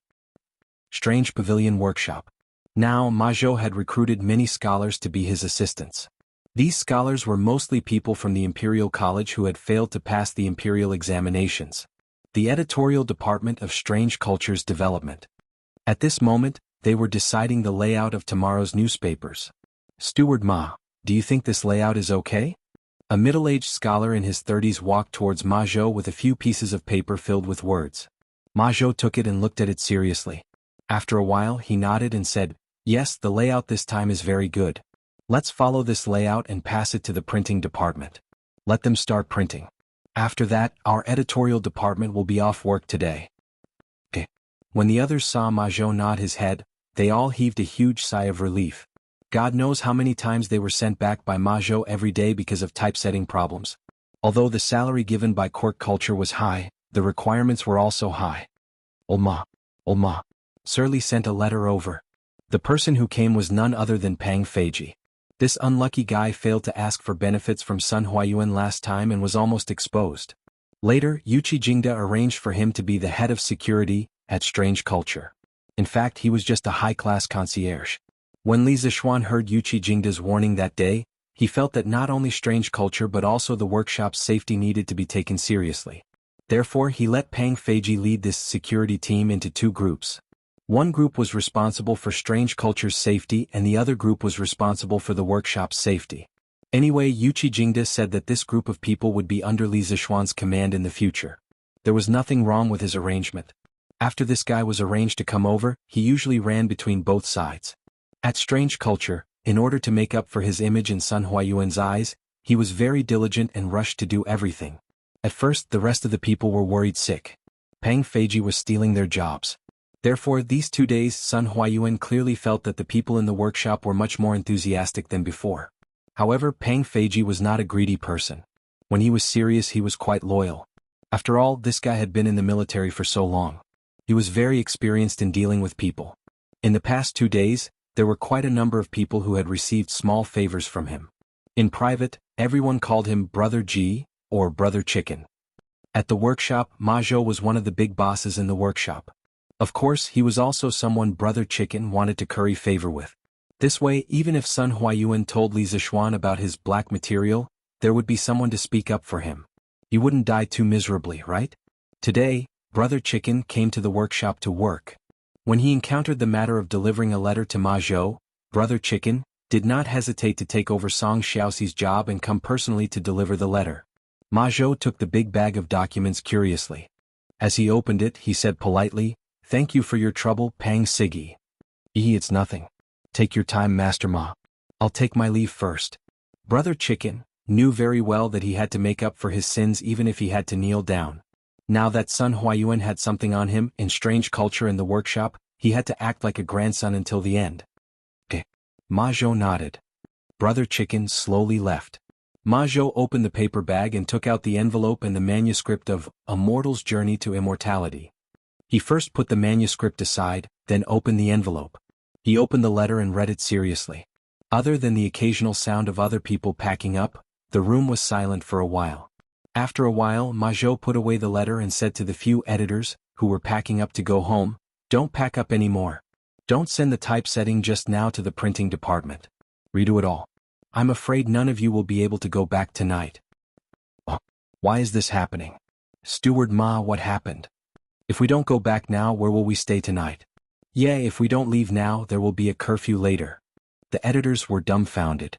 Even though they knew that Ma Zhou had a high position in the workshop, in the face of such a rude request, they could not help but refute. The boss has new instructions. Tomorrow's newspaper has to be redone. Everyone work harder. Once you're done, you can rest in the workshop. Today's salary will be 5 times the usual salary. It was indeed unkind to ask people to work overtime at the last minute.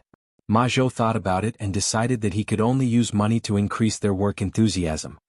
Wow, 5 times. Let's do it. Let's do it. Chapter 236. Tisk Tsk. Xiao Xian sure knows how to enjoy life. This carriage will be my ride in the future. Qing Mansion. The servants of the Li residence were ordered to deliver the limousine. Qing Yaojin saw that the carriage's design was strange. Originally he just wanted to take a look. After all, he liked to ride a horse and not sit in a carriage. But when he saw it, he immediately fell in love with the luxurious interior. He comfortably sat on the sofa and did not want to get down. "Dad, this carriage was given to me by Xiao Xian. I thought you don't like to ride in carriages?" Qing Chimo followed him into the carriage. When he heard the second half of Qing Yaojin's words, his face fell and he gloomily said, "T. Did Xiao Xian say that this carriage is for you? You're clearly giving it to me, okay? Besides, I used to like riding horses and not riding carriages, but that's because the carriages in the past can't be compared to this one." Qing Yaojin sat on the sofa and patted the table in front of him. He said to Qing Yaojin angrily, "Dad, when the first carriage was made, I asked Xiao Xian for it. Now that this one is here, you can't take it for yourself." Qing Chimo was not willing to give up just like that. "You old geezer, how dare you snatch things from your son?" At this time, a slightly stout woman in purple came up. She was Qing Chimo's mother, Qing Yaojin's wife, Pei Zuiyun, the daughter of Shanghai Pass's commander-in-chief Pei Renji, and the elder sister of Sui and Tang's third hero Pei Yuanqing. For thousands of years, the Pei family had produced great figures in each generation. It was indeed a wonder in Chinese and foreign history. In China's historical dramas, there were several dramas that depicted the Pei family such as West Lake, Li Hui Nyang, Pei Heng's Encounter with the Immortal, and The Legend of the White Snake. In the famous drama The Legend of the White Snake, Fahai was the son of the Tang dynasty politician and calligrapher Pei Xiu. In history, Fahai was a positive character. However, after the novels of the Ming and Qing dynasties came out, Fahai became a negative character. A while ago, Madame Pei brought her second son, Qing Chuliang, back to her hometown to visit her parents. She had not been in Chang'an for a long time. Madam, I was just joking with Chon Yo." Qing Yaojin quickly got up and awkwardly smiled. Madame Pei snorted. Only now did she look at the interior of the carriage. Gradually, the envy in her eyes became stronger and stronger. The interior of this car is so beautiful. The seat is so comfortable. Master, with this carriage in the future, this concubine will bring Chu Imo and Chu Liang back home to visit their parents. This concubine will not have to suffer the hardships of traveling. Madame Pei sat here and there in the carriage. After a while, she also liked this carriage. From her words, it seemed like she also wanted this carriage. Cheng Chumo had a tragic look on his face. He had just chased away a vicious wolf, and now a fierce tiger had appeared? Qin Manor. Huayu, although this carriage is comfortable, I still prefer to ride a horse. This carriage is for you to use. Ah. Qin Xiong sat on the sofa in the carriage and took a sip of tea as he spoke to Qin Huayu. Recently, his health had improved a lot. He had no problem playing with a gun, riding a horse, or dabbling in hunting. If this carriage had been delivered a month ago, Qin Xiong would have gladly accepted it. However, he had finally recovered from his illness. How could he be willing to stay in a carriage? Thank you, father. Qin Huayu said happily. Qin Xiong did not care about this carriage, but it did not mean that Qin Huayu did not care about it. He had been eyeing Li Zishuan's carriage for a long time. Yes, although this carriage is comfortable, Huayu, you must not lose your ambition because of it. Qin Xiong stroked his beard and smiled. Yes. Eastern Palace. After the carriage was delivered, Li Qingqian immediately went in to enjoy it. Then he sat on the sofa and did not want to get down. This thing was more comfortable than a bed. Why is there such a big carriage in front of Brother Crown Prince's palace? Changle's voice came from outside the carriage. Li Qingqian opened his eyes and shouted, Changle, I'm here. Brother Crown Prince, why are you sitting in a carriage for nothing? Changle suddenly heard Li Qingqian's voice and was shocked. Then she said, Brother Crown Prince, I'm coming in too. After saying that, the little girl nimbly jumped into the carriage. Then she opened the curtains and was dazzled by the luxurious interior. Changle, why are you here? Sit down and have a cup of tea. Li Qingqian stood up and said. Changle nodded. She walked to the opposite side of Li Qingqian and exclaimed, Brother Crown Prince, your carriage is really big. It's like a small room inside. The thing to sit on is so soft. How is it? Do you like it, Changle? Li Qingqian poured a cup of tea for his sister and said with a smile. Yes, I like it. Brother Crown Prince, are you giving this carriage to me? When Changle heard Li Qingqian's question, her two small eyes curved into two small crescents. Usually, after Li Qingqian's words, he would give her a carriage. No. Li Qingqian's face darkened. He hurriedly shook his head and said, I only said that if Changle likes it, you can come and sit here often. I didn't say that I would give it to you. He had just enjoyed it for a while. How could he bear to give this carriage to someone else? Even if it was his most beloved sister. If this kind of carriage was sold in the market, he would be willing to buy one for Changle. However, the problem was that he had already sent people to inquire about it. Obviously, there were no shops that sold this kind of carriage. Brother Crown Prince is so stingy. Changle wrinkled her cute little nose and said unhappily. Li Qingqian was sweating profusely. However, he was somewhat quick-witted. He rolled his eyes and said with a smile, Changle, if you want this carriage, you can ask Li Zishuan for it. I heard from Qin Ke that the Li residence has many of these carriages. Now, in the entire Tang dynasty, only Li Zishuan has these carriages. It is said that he specially built a batch of carriages to pick up his bride when he gets married. This move is called diverting trouble, Li Qingqian thought proudly in his heart. When Changle heard this, she didn't clamor to ask Li Zishuan for a carriage as Li Qingqian expected. Instead, he saw the little girl leaning on the table with one hand supporting her cheek. She said with a yearning expression, Brother Xiaoxian is so good to Sister Yushi. I wonder if Changle's future husband will be so good to Changle? Brother Crown Prince, it is said that the imperial family has no familial ties. The children of the imperial family have no love and have to follow their parents' orders. However, Changle doesn't want to be forced by father to marry someone she doesn't like. Brother Crown Prince, will you help Changle in the future? Li Qingqian looked at his sister's innocent face and longing eyes. He patted his sister's hand and comforted her. Don't worry, Changle. Brother Crown Prince won't watch you be forced to marry. Changle smiled and said, Yes. Brother Crown Prince is so nice.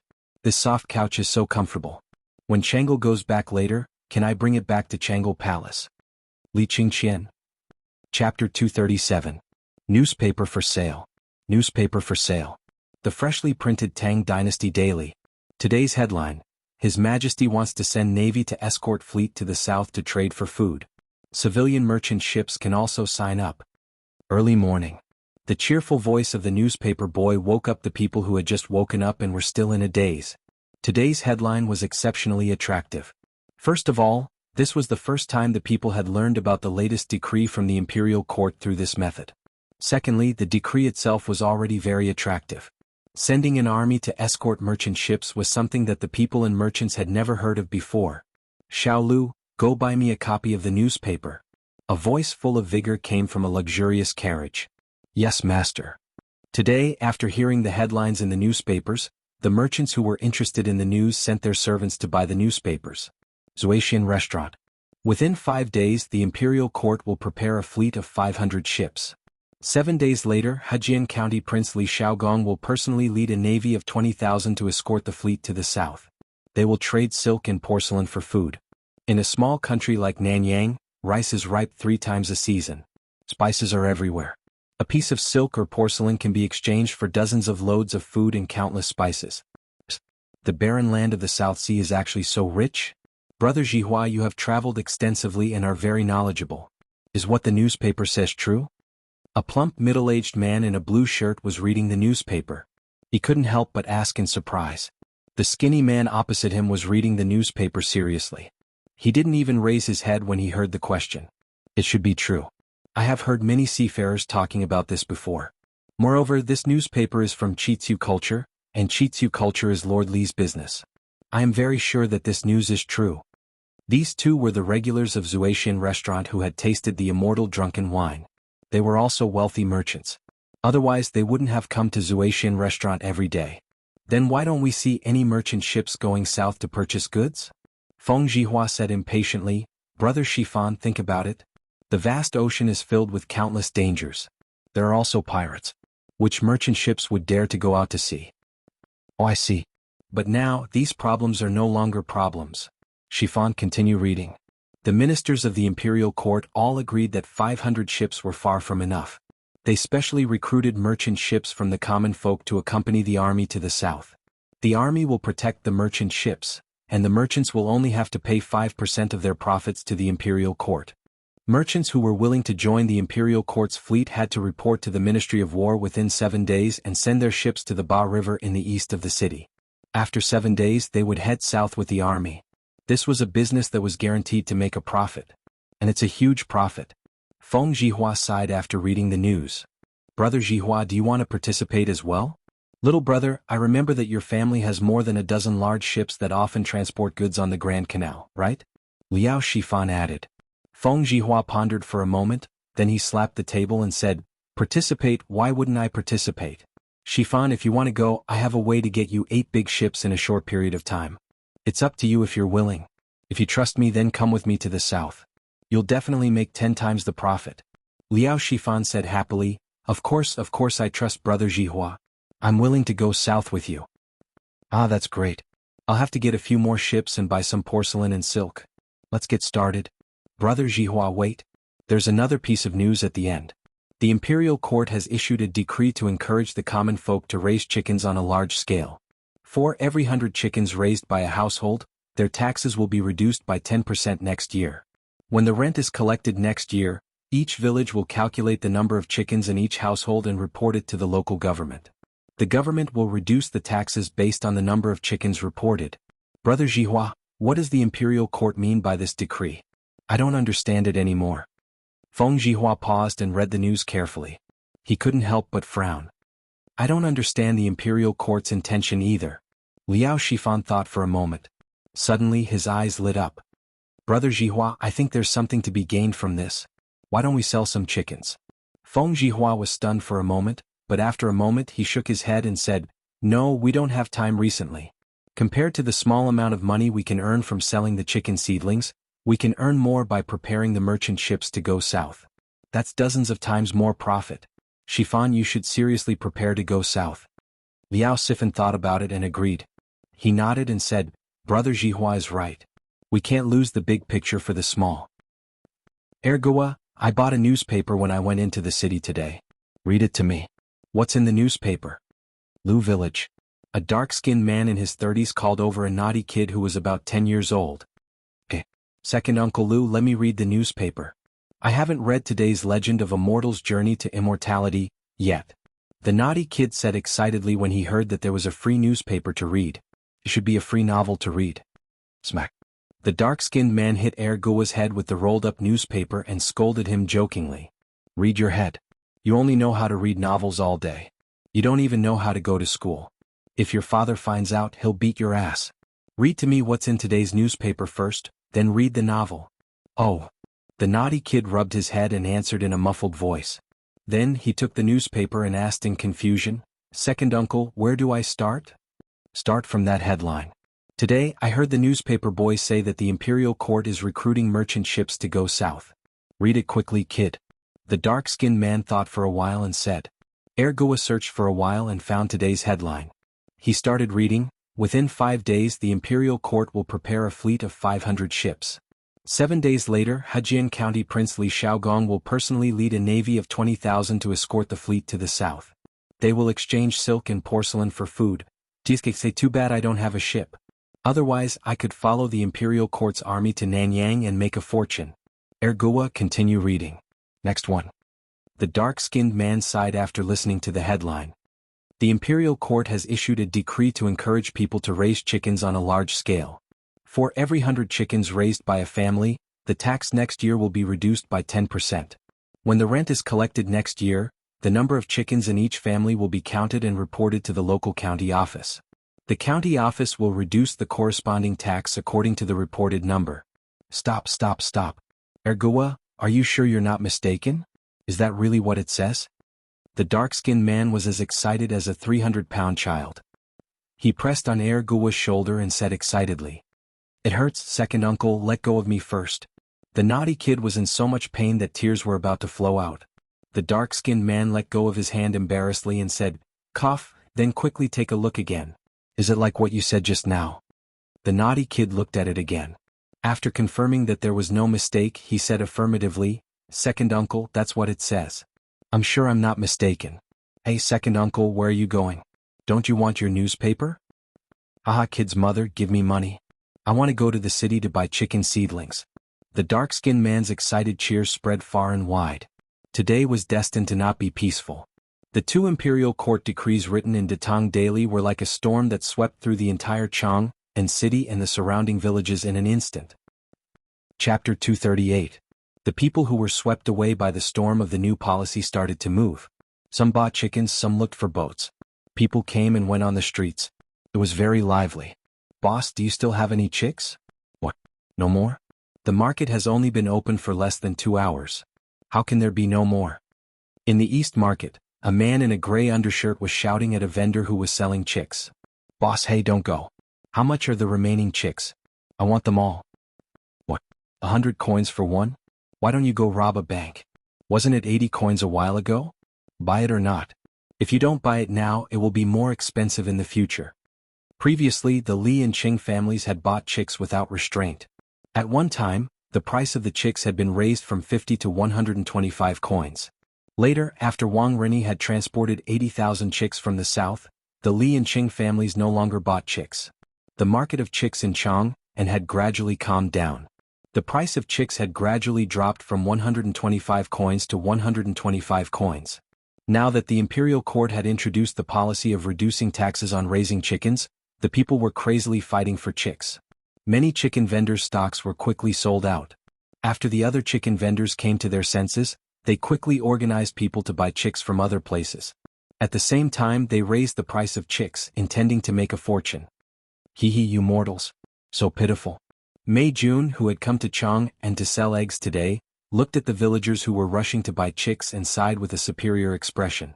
Since Mei village had been divided into Li Zishuan's fief, they only needed to pay rent to Li Zishuan, the big landlord, every year.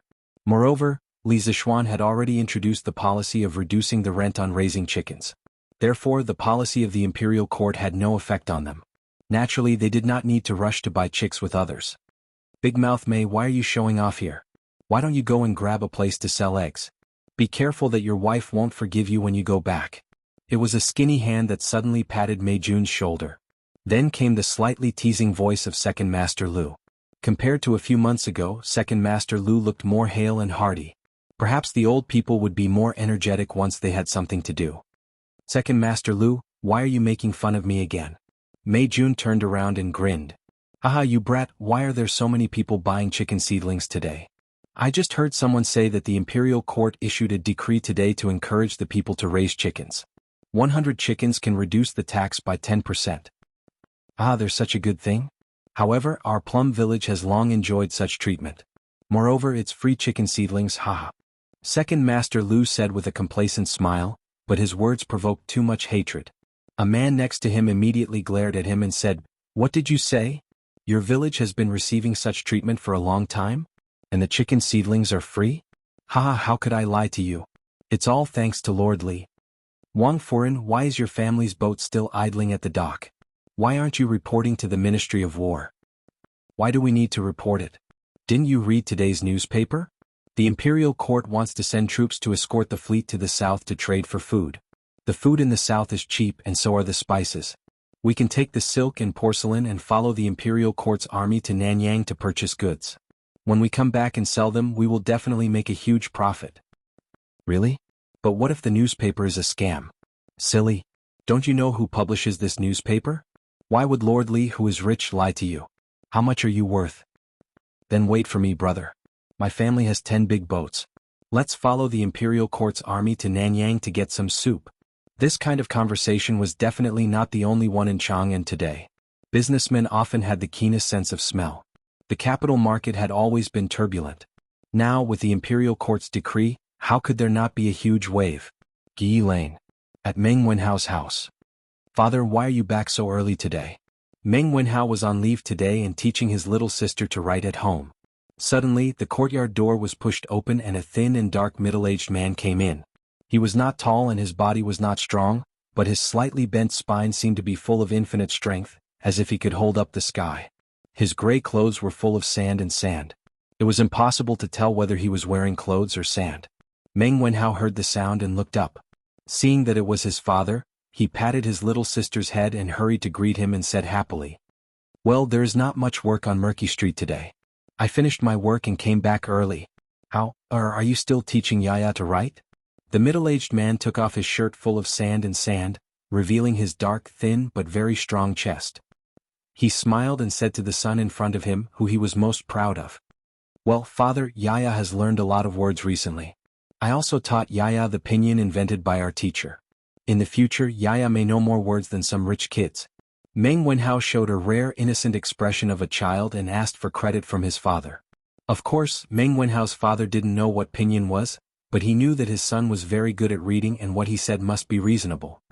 He said well to Meng Wenhao and went to wash his hands next to the well with a smile. At this time, the little girl in the house ran out and said with a giggle, "Father, father, you are back?" The middle-aged man wiped his face and out of nowhere, a sugar figurine wrapped in paper appeared. Then he squatted down, squinted his eyes and smiled at his daughter. "Come, Yaya, this is what I bought for you. Eat it quickly and don't tell your mother." Yaya's slightly yellowed and malnourished face was like a blooming flower. It was so brilliant that even the sun paled in comparison.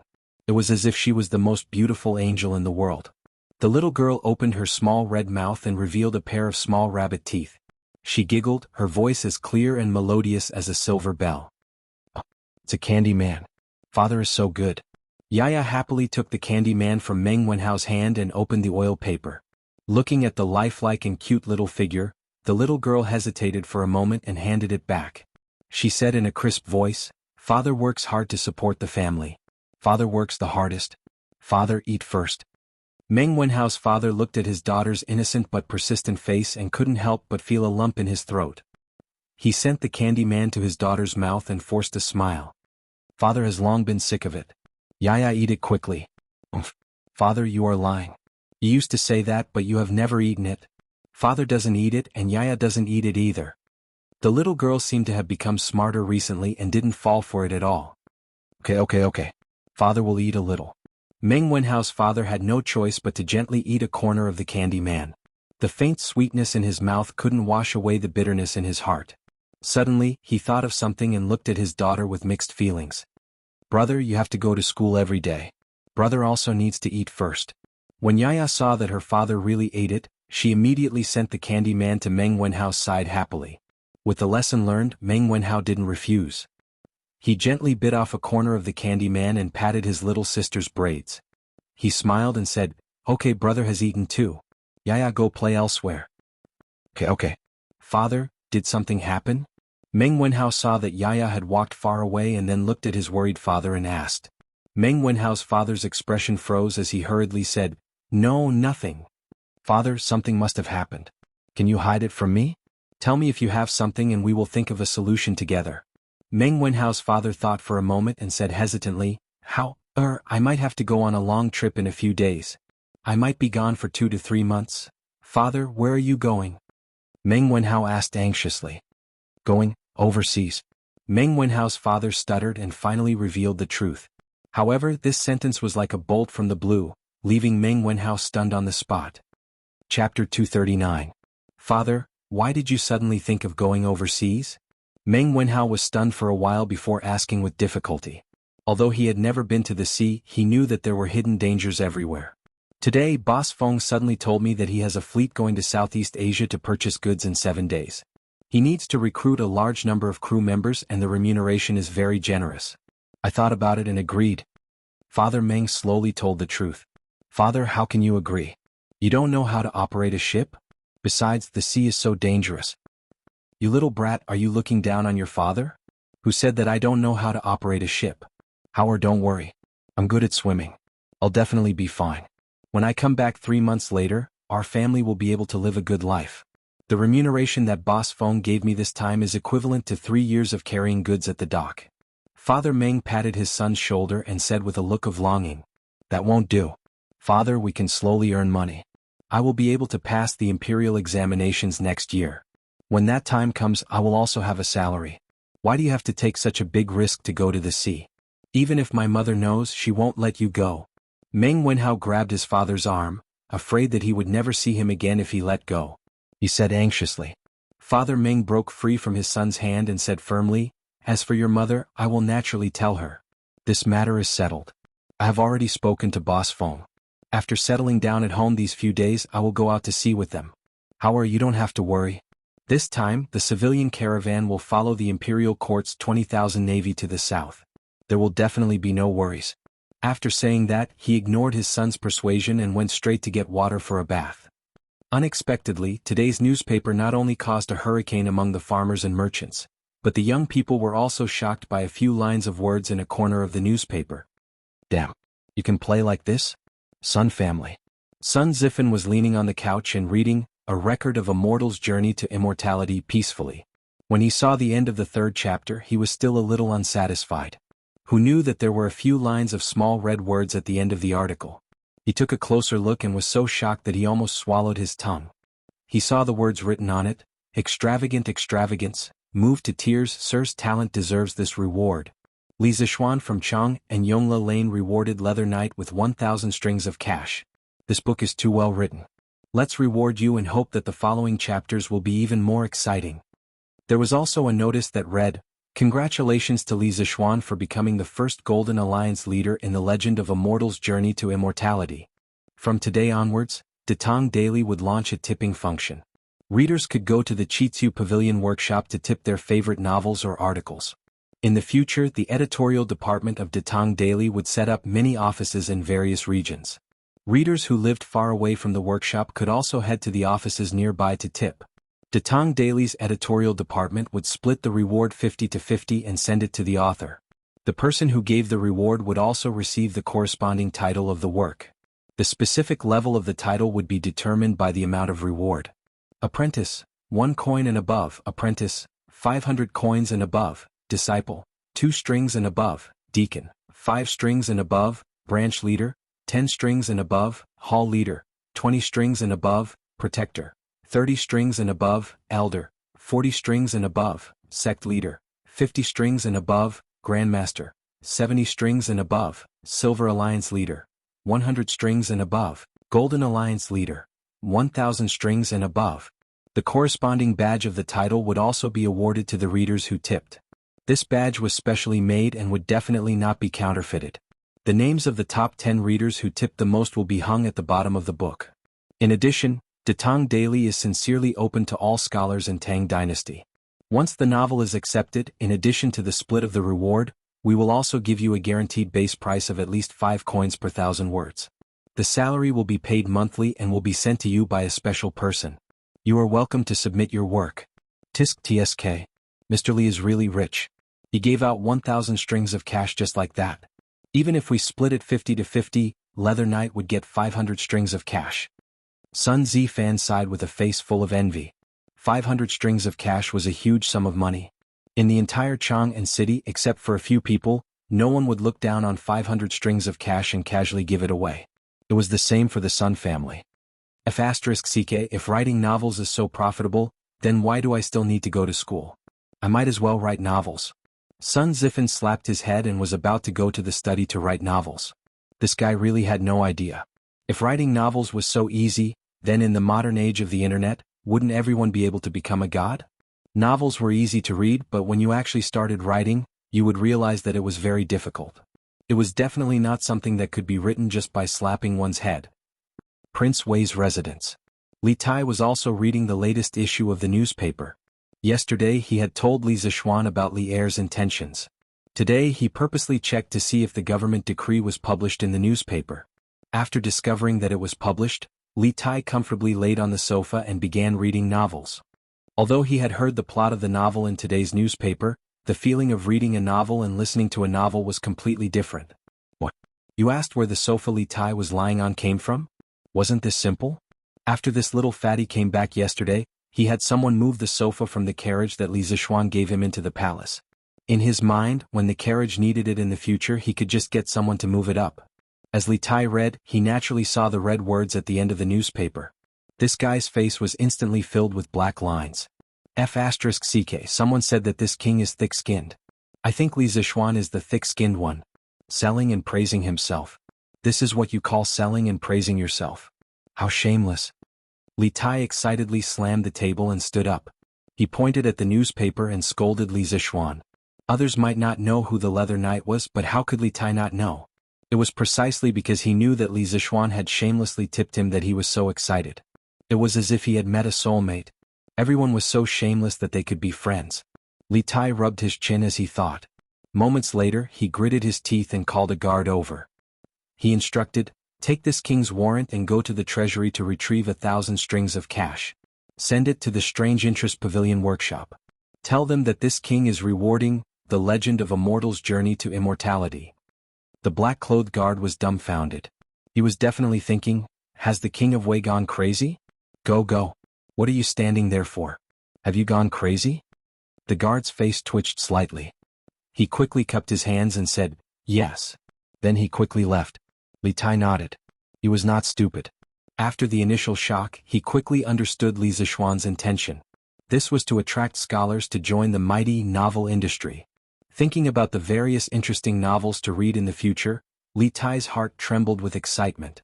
Moreover, he himself liked The Legend of a Mortal's Journey to Immortality very much.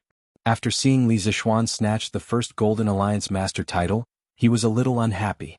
How could he be willing to give up the second Golden Alliance Master title? Golden Alliance Master, this title sounded domineering. Although Li Tai felt the pinch of giving away 1,000 strings of cash, it was still a man's pride and a Buddha's desire to burn incense. Moreover, he still had 20% of the shares in Strange Interest Culture. It was considered an investment. When the time came, more people would be attracted to write novels and read newspapers. Li Tai would also get more money. What was there to be afraid of? Li Tai thought cunningly. Chapter 240. South of Chang and City Jianghu Academy. On the stone bench under the pine forest, Hua Hongyi and the other two poor scholars gathered together to read the newspaper. Reading the newspaper had become their daily routine. If they didn't read it for a day, they would feel uncomfortable. Wow. Look at the last part of the newspaper. Lord Li is really rich. He gave out 1,000 strings of cash just like that. The newspaper has an additional reward function? Who said it wasn't? Lord Li has come up with a new trick again. TSK, Lord Li really knows how to play. But this way that Leather Knight will be rich. Even if it's split 50-50, it's still 500 strings of cash. It's enough for a family of 3 to use for a few decades. Hua Hongyi waved the worn-out fan in his hand and thought for a while. He looked at his two classmates and said, Tianhua Feichen, haven't you thought about Lord Li's intention? Although the story of A Legend of a Mortal's Journey to Immortality is novel, it's not enough to give out 1,000 strings of cash as a reward, right? Brother Hongyi, did you discover something? Yes, I think Lord Li wants to attract scholars to write novels and then submit them to his Datang daily. Looks like it's true. But Lord Li is too generous with his money. Hua Hongyi nodded and said, yes, when Lord Li makes a move, it's always a big deal. With him doing this, I'm afraid many people will rush to write novels. That would have to be written by them first. It has to be something that the supervisor of the workshop likes. Why don't we give it a try too? After all, Lord Li's reward is so generous. That's right, Fei Chen is right. What if Lord Li takes a fancy to what we write? Then even if no one gives us a reward, according to the guaranteed price they set, it's 5 strings of cash for 1,000 words. If we write 10,000 words a day, it'll be 50 strings of cash. That's close to 2 strings of cash a month. It's really not low. Brother Hongyi, what do you think? According to the current prices, 50 copper coins a day could be exchanged for about 200 caddies of rice. This salary was really not low, and all they had to pay was just a few words. Hua Hongyi frowned and hesitated. The salary is indeed not low, but have you thought about what to write? Why don't we imitate the plot of A Legend of a Mortal's Journey to Immortality, and make up another story? Yes, I think it's a good idea. The setting of A Legend of a Mortal's Journey to Immortality is so novel and interesting. I think this model can give rise to many other stories. Hua Hongyi shook his head and said, I don't want to do that. Imitation is always inferior. If I were to write it, I would definitely create a whole new story background and plot. You can try to imitate it first and see how it works. Who knows if it might succeed. And then let's start writing now. Qing Manor. TSK Little Shen is really rich. Cheng Chimo also saw the last few paragraphs of the newspaper. Although he was a loyal fan of A Legend of a Mortal's Journey to Immortality, he didn't know that A Legend of a Mortal's Journey to Immortality was written by Li Zixuan. Therefore, when he saw the last few paragraphs, his first reaction was not to scold Li Zixuan for being shameless, but to sigh at how rich Li Zixuan was. He could throw out 1,000 strings of cash just like that. Golden Alliance Leader. TSK, this title is so impressive. Cheng Chimo rubbed his chin and sighed with envy. He didn't agree with Li Tai. After all, he was a prince and had a certain amount of financial autonomy. He could squeeze out 1,000 strings of cash just by gritting his teeth. However, Cheng Chimo was a pauper through and through. Although the Cheng family and the Li family had cooperated on the Drunken Immortal and the Land of Warmth and Tenderness, and he had received a lot of pocket money recently, it definitely didn't add up to 1,000 strings of cash. He didn't have the guts to ask old Madame Cheng for it. Therefore, when he saw Li Zixuan become the first Golden Alliance leader in A Legend of a Mortal's Journey to Immortality, he could only be envious. Although he really wanted it, he couldn't afford it. Cheng Chimo was conflicted for a while. After a while, he gritted his teeth and returned to his bed. He took out all his pocket money and counted it. Then he smiled and said, I can't afford a Golden Alliance leader, but I can still give you a Silver Alliance leader. Cheng Chimo called his page boy. Yes, his page boy. Since this guy started going to school, Cheng Chimo had also followed the trend, and recruited a page boy for his son. Jianghu, send this 100 strings of cash to the workshop of Chitsu Pavilion. Tell them it's a reward from me for A Legend of a Mortal's Journey to Immortality. Young master, why did you? Don't talk nonsense. Go quickly. Remember to bring back the Silver Alliance leader badge they gave out. After the little page boy walked out of the gate of the Qing mansion, he was still confused. He couldn't figure out what was wrong with Cheng Chimo today. How could he give out 100 strings of cash just like that? An Elaine. Editorial Department of Chitsu Culture. How was the response of today's newspaper? Ma Zhou sat alone at the head of the table and asked the backbone of the editorial department below. According to Li Zixuan's suggestion, special people should be sent out to investigate the response of the public before each issue of the newspaper was released. If there were any problems found, they could be corrected in time. A young man who looked to be only 17 or 18 years old stood up and replied, "The response of the people to the newspaper today was particularly great. Whether it was the 2 new policies issued by the Imperial Court or our newly launched reward function, they all caused a great response. At present, our revised version of the newspaper is very successful." Although this young man had 2 panda eyes, after all, he had worked overtime last night and couldn't sleep well in the workshop, his face was full of excitement when he said this. Ma Zhou nodded approvingly and said, "Good. Chong Siwen, have you finished the badges for each title and level?" A gentle middle-aged man stood up and replied, "I handed the design drawings to Manager Fu yesterday. At present, they have only finished dozens of badges for the Gold Alliance Leader, Silver Alliance Leader, Guru, and Sect Leader of A Legend of a Mortal's Journey to Immortality. They are still rushing to make the badges for the other levels. Well, you should urge them on this matter.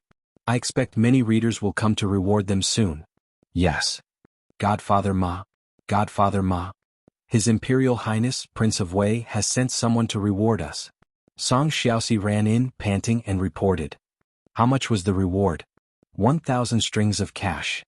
Hiss, then quickly go and give the Gold Alliance leader badge to him. Yes, Godfather Ma. Fan Xiaohui, in the future you will be responsible for the registration of all rewards. You will also be responsible for the distribution of badges. Remember, there must be no mistakes. Ma Zhou said sternly. Yes, Manager Ma. A middle-aged scholar in gray clothes and a gray hat stood up and cupped his hands. Godfather Ma. Godfather Ma. The eldest young master of the Qing estate has sent someone to reward A Legend of a Mortal's Journey to Immortality with 100 strings of cash. Godfather Ma. Godfather Ma. Princess Changel has sent someone to reward A Legend of a Mortal's Journey to Immortality with 100 strings of cash. His Imperial Highness, the Crown Prince has sent someone to reward A Legend of a Mortal's Journey to Immortality with 100 strings of cash. Xinghua Square's eldest young master, Hu Yuanbao, has sent someone to reward A Legend of a Mortal's Journey to Immortality with 1,000 strings of cash. Azure Dragon Square's Wang Renbiao has sent someone to reward A Legend of a Mortal's Journey to Immortality with 1,000 strings of cash.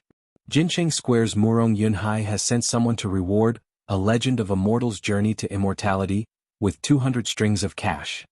Crazy, crazy. That was the only word in everyone's mind.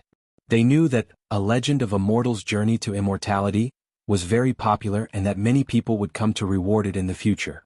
However, they did not expect it to come so quickly and in such a large amount. Could it be that these people did not treat money as money? That's all for today.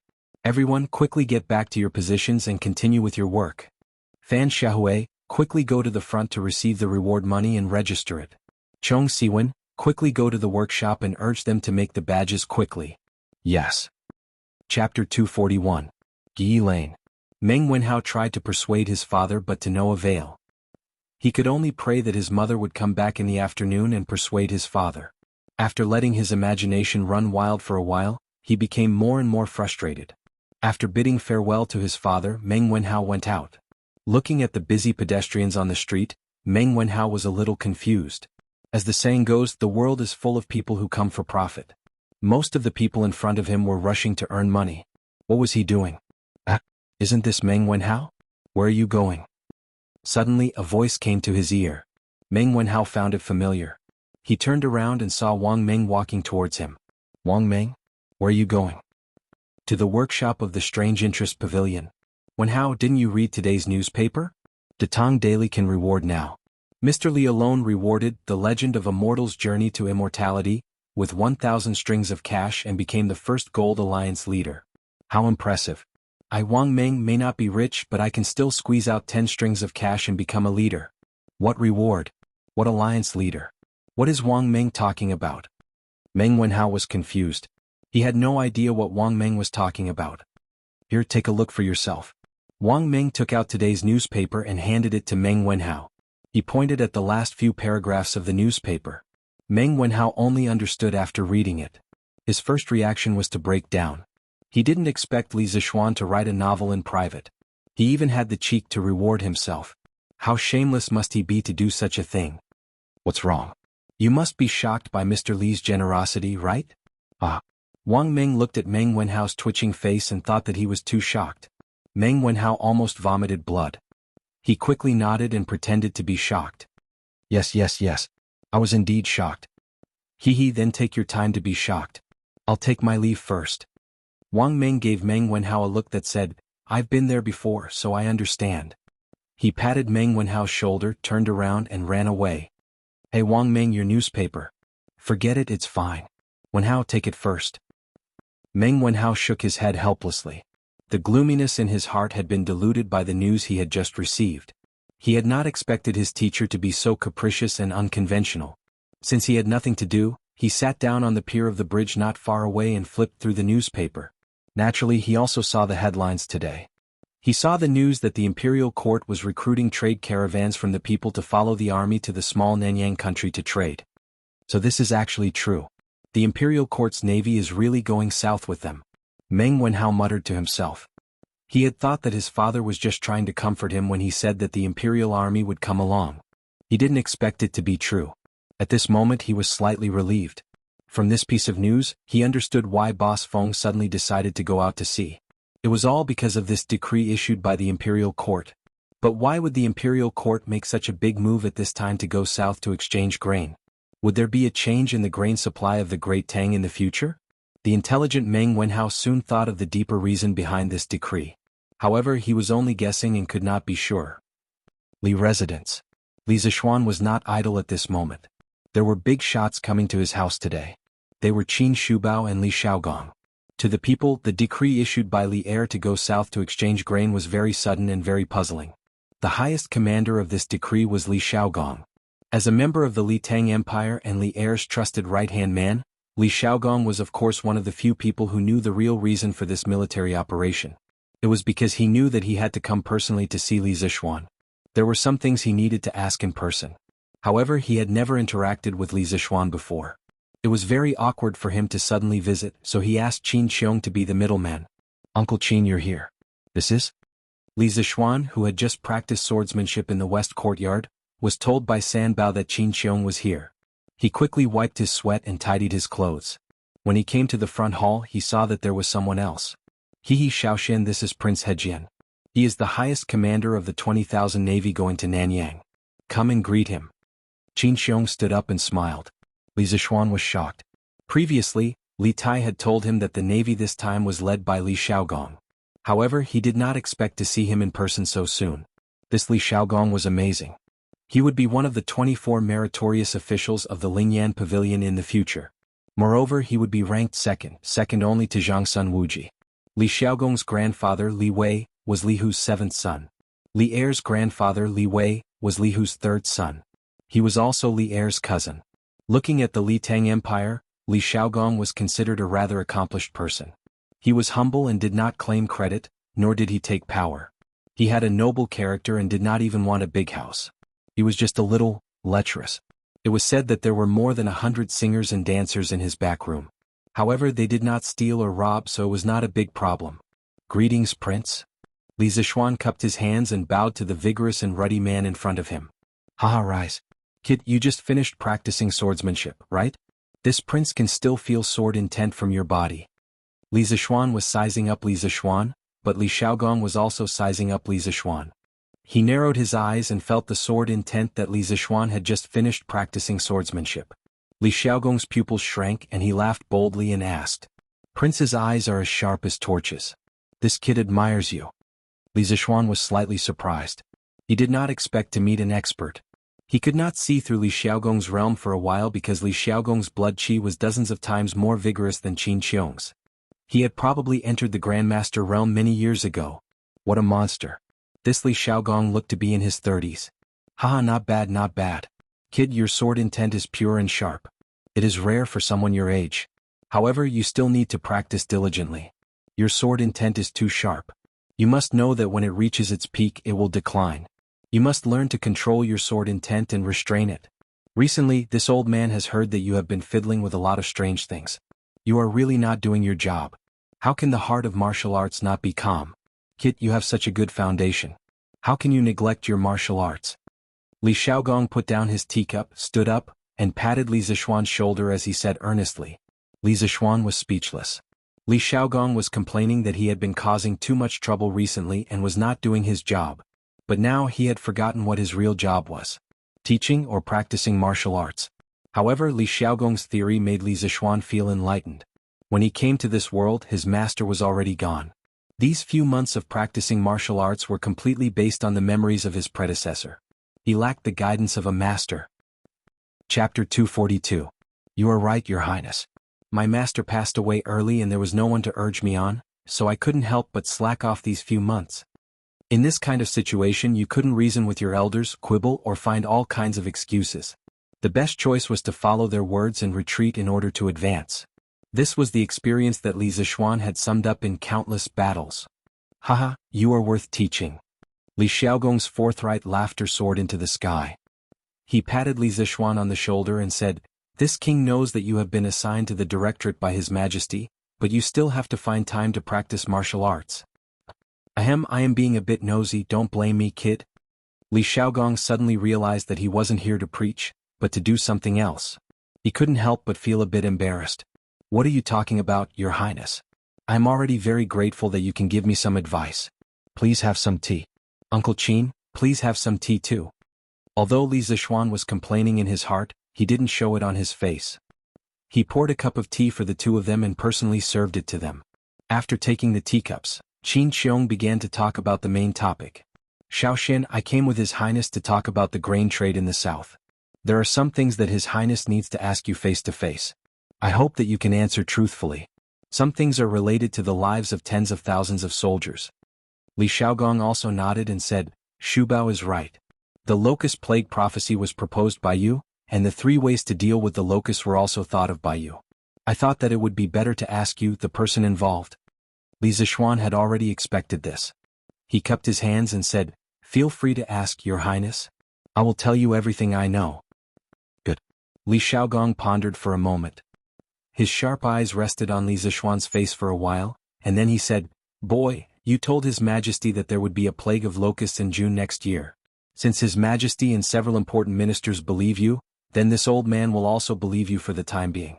But how did you know that the small country of Nanyang would be rich in grain? Have you also been to the sea? Li Zishuan felt Li Xiaogong's sharp gaze. He didn't dare to hesitate. The relevant thoughts flashed through his mind and he answered, My master did take me to travel around the world in his later years. I've been to a small country in Southeast Asia a few times. I have a little understanding of the local conditions and customs there. At that time, I was indeed amazed by the rice that matured 3 times a year. Then how did you get out of the sea? Li Xiaogong continued to ask. A merchant ship, about 70 to 80 feet long and 10 feet wide. My master and I entered the Yangtze River from Yuezhou. The Yangtze River was called the Jianghu in ancient times. After the Sui dynasty it was called the Great River and the Yangtze River. Following the river we passed Dezhou, Hangzhou, Shenzhou and entered the East Sea from Yangzhou. Because the merchant ship was small, it couldn't withstand too much wind and waves. Our ship sailed not far from the coast. We went all the way south and entered the South Sea through Liuqiu. Taiwan was called Liuqiu in the Tang dynasty. That's right. Finally, my master and I arrived in Myanmar. After traveling around the countries in the South Sea for 2 months, my master and I turned back the way we came. This was Li Zishuan's current state. He had no choice. If he didn't tell the truth, Li Xiaogong would definitely not believe him. If he didn't tell the truth he would be done for. Of course he only made up the experience. He didn't say the route blindly. It was a route that he came up with after careful consideration.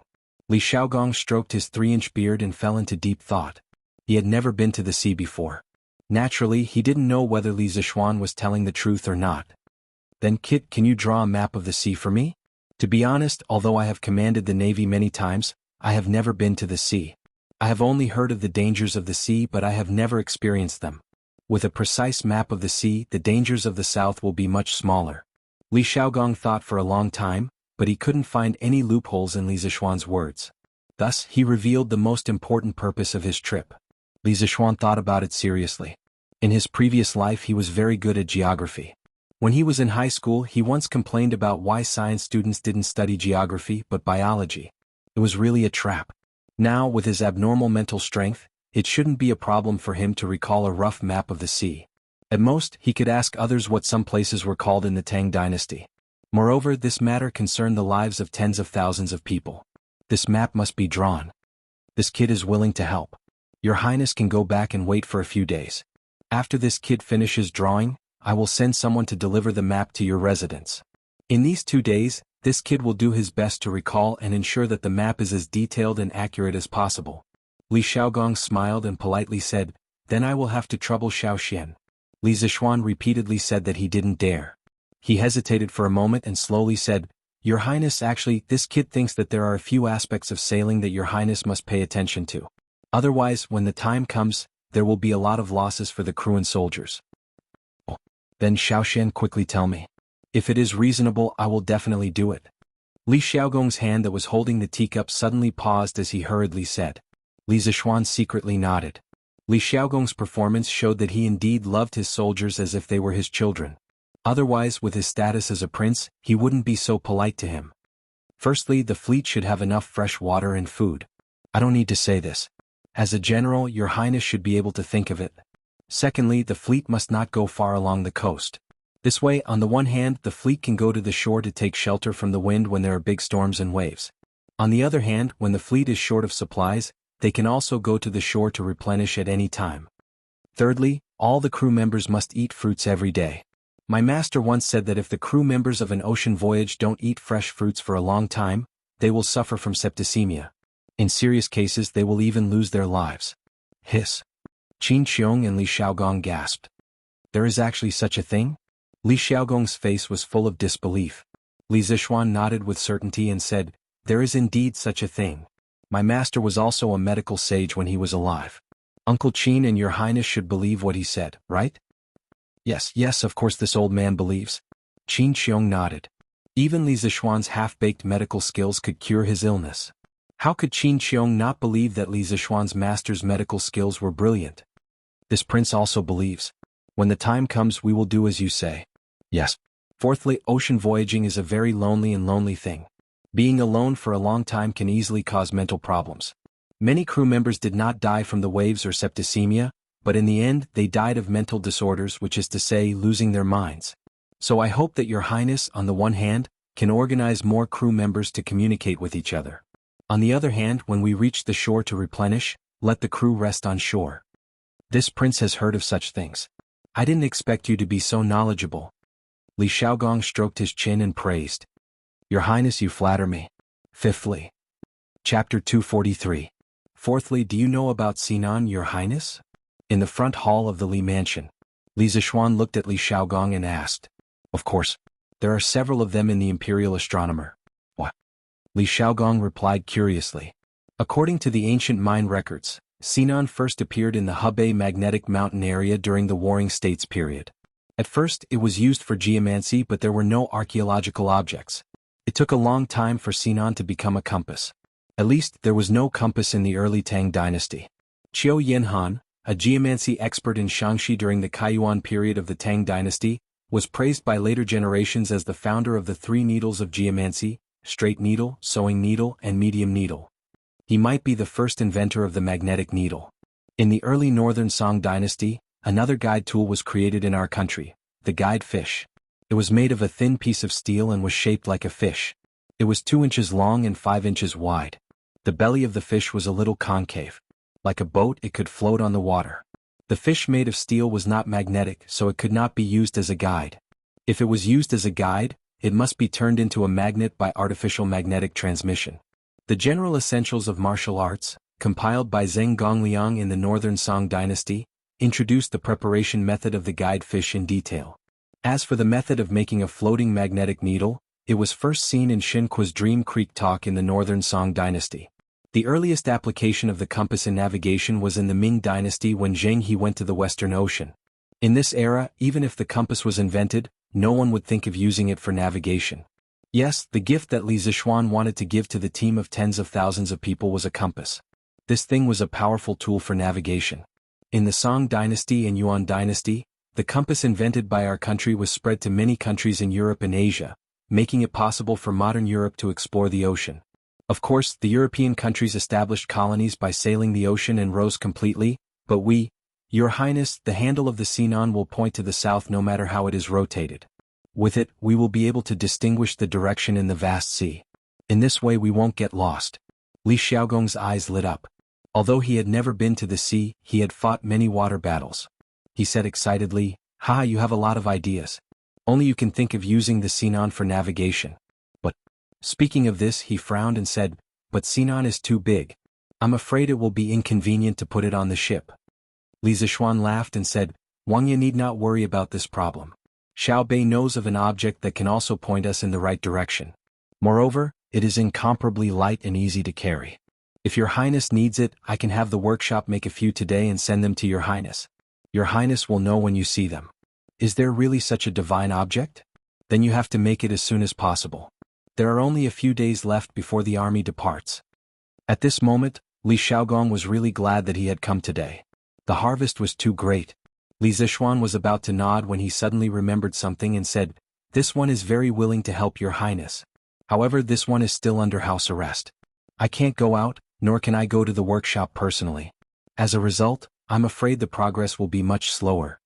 Although the house arrest order allowed him to have many days off, it was indeed inconvenient for him to go out if he had something to do. For example, when he came up with the idea yesterday, he had to trouble himself to write down the changes of the Datang daily. How could it be more convenient to say it in person? Li Xiaogong said indifferently, "This is not a big deal. I'll go to the palace later and ask His Majesty to suspend your house arrest order. The military situation is urgent. I'm sure His Majesty will make an exception for such a small matter." Li Zishuan said happily, "Thank you, Your Highness." "It's okay. Xiao Xin, do you have anything else to say about what needs to be paid attention to when going to sea?" "There is one more thing," Li Zishuan said in a low voice. "Your Highness, I suggest that Your Highness choose as many elite soldiers as possible for the 20,000 naval troops this time. They can win both the naval battle and the land battle. They should also be well prepared with weapons." Li Xiaogong's eyes flashed and he said in a cold voice, "Xiao Xin, you mean we will not only encounter naval battles but also have to fight with others on land?" Li Zishuan nodded and said, "Yes, it's very likely. We may encounter pirates on the water.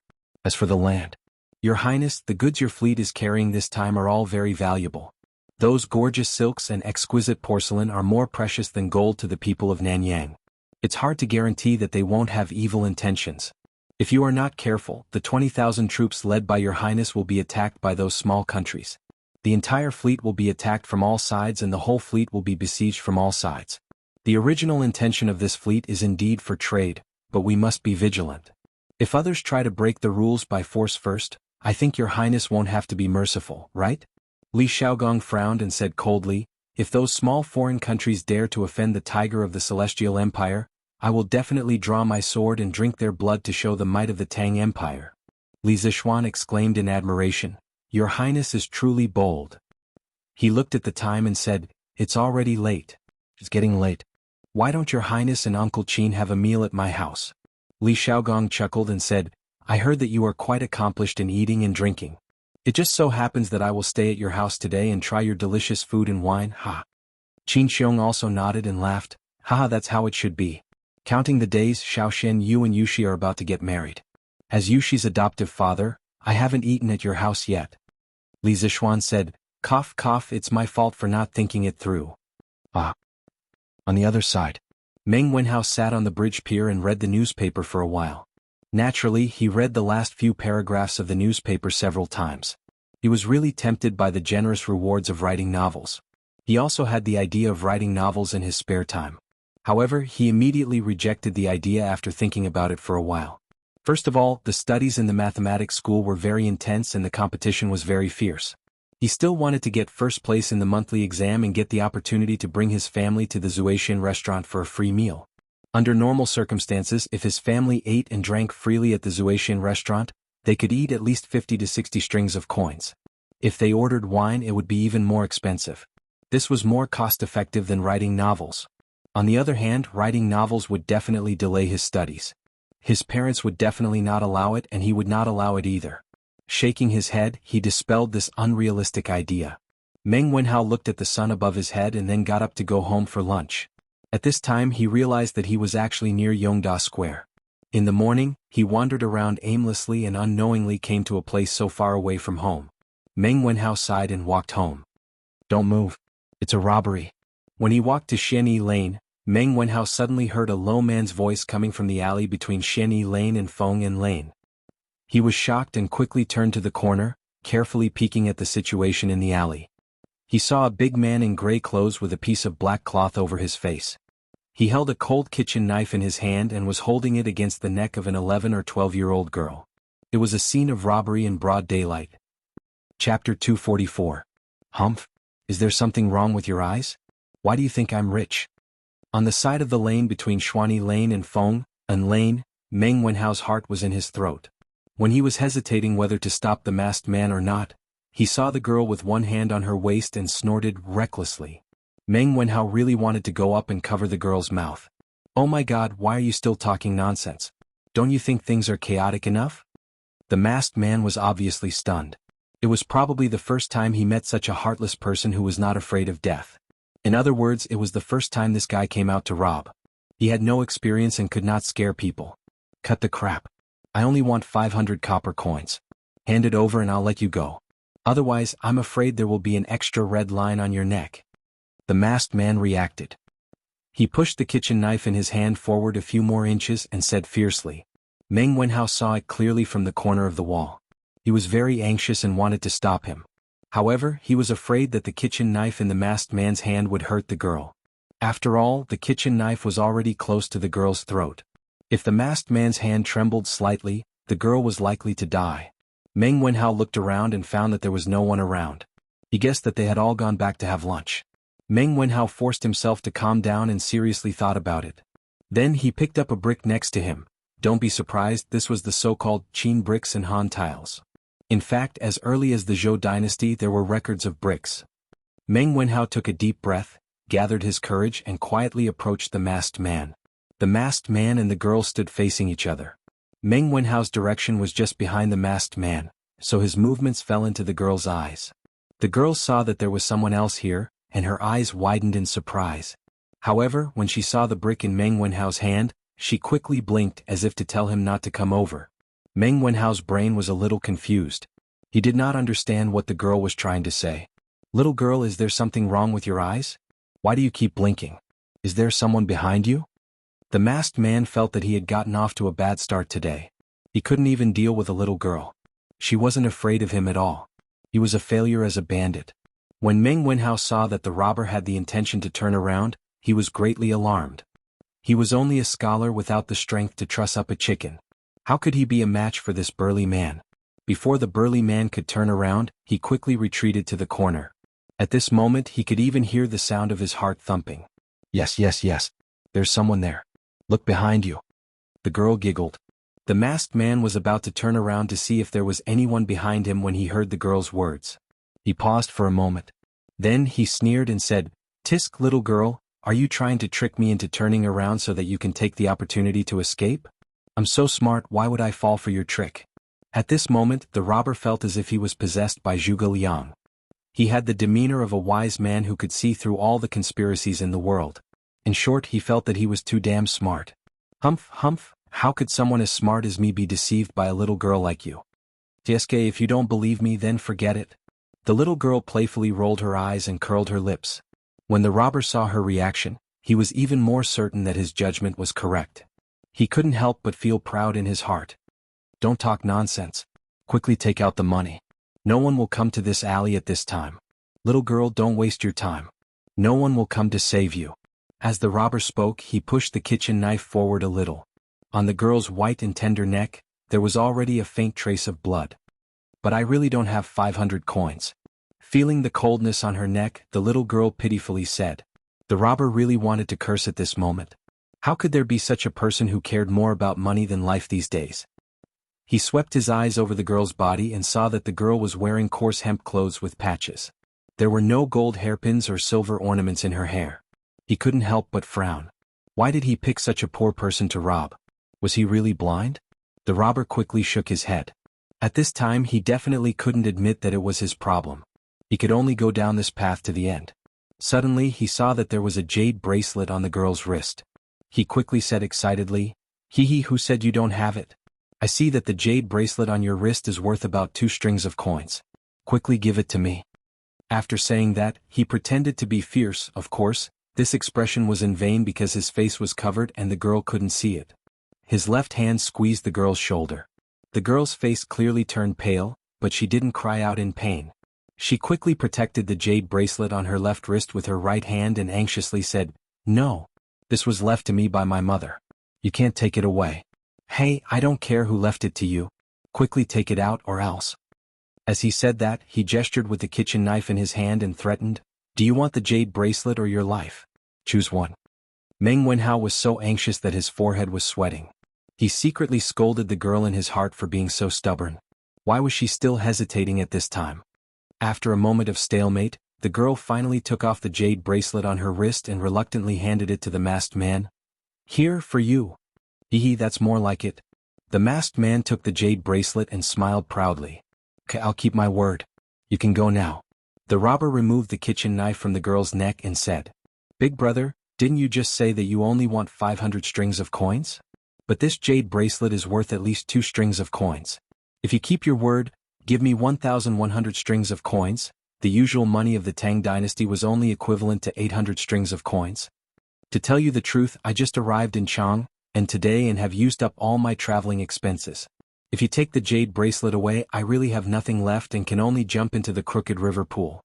The girl looked pitiful and looked like she was about to cry. She looked at the masked man and said. Meng Wenhao, who was lying on the side and peeking, was speechless. Who would ask a robber for money?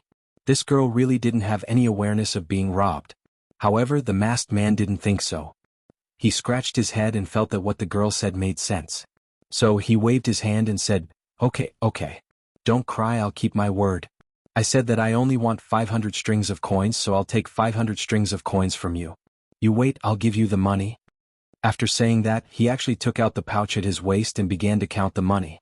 After a while, he said embarrassedly, Ahem, I only brought 1 string of coins when I went out today. You can take it first. I'll return the rest to you when we meet again. Chapter 245. Clang. The little girl's hand suddenly had an extra coin. Meng Wenhao's eyes widened. If he had also transmigrated at this moment, he would definitely say, Motherf asterisk her, is this even possible? Thank you, big brother, you are really a good person. The girl looked at the coin in her hand and suddenly said with a smile. The masked man scratched his head embarrassedly. This was probably the first time someone praised him as a good person. It's good.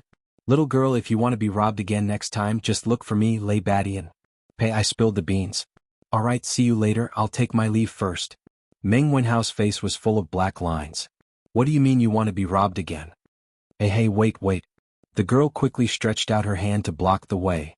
What's wrong? Little girl, what do you want? I don't want to lower myself to your level, don't fail to appreciate my kindness. The masked man only felt that this girl was very annoying. When did being a robber become so difficult?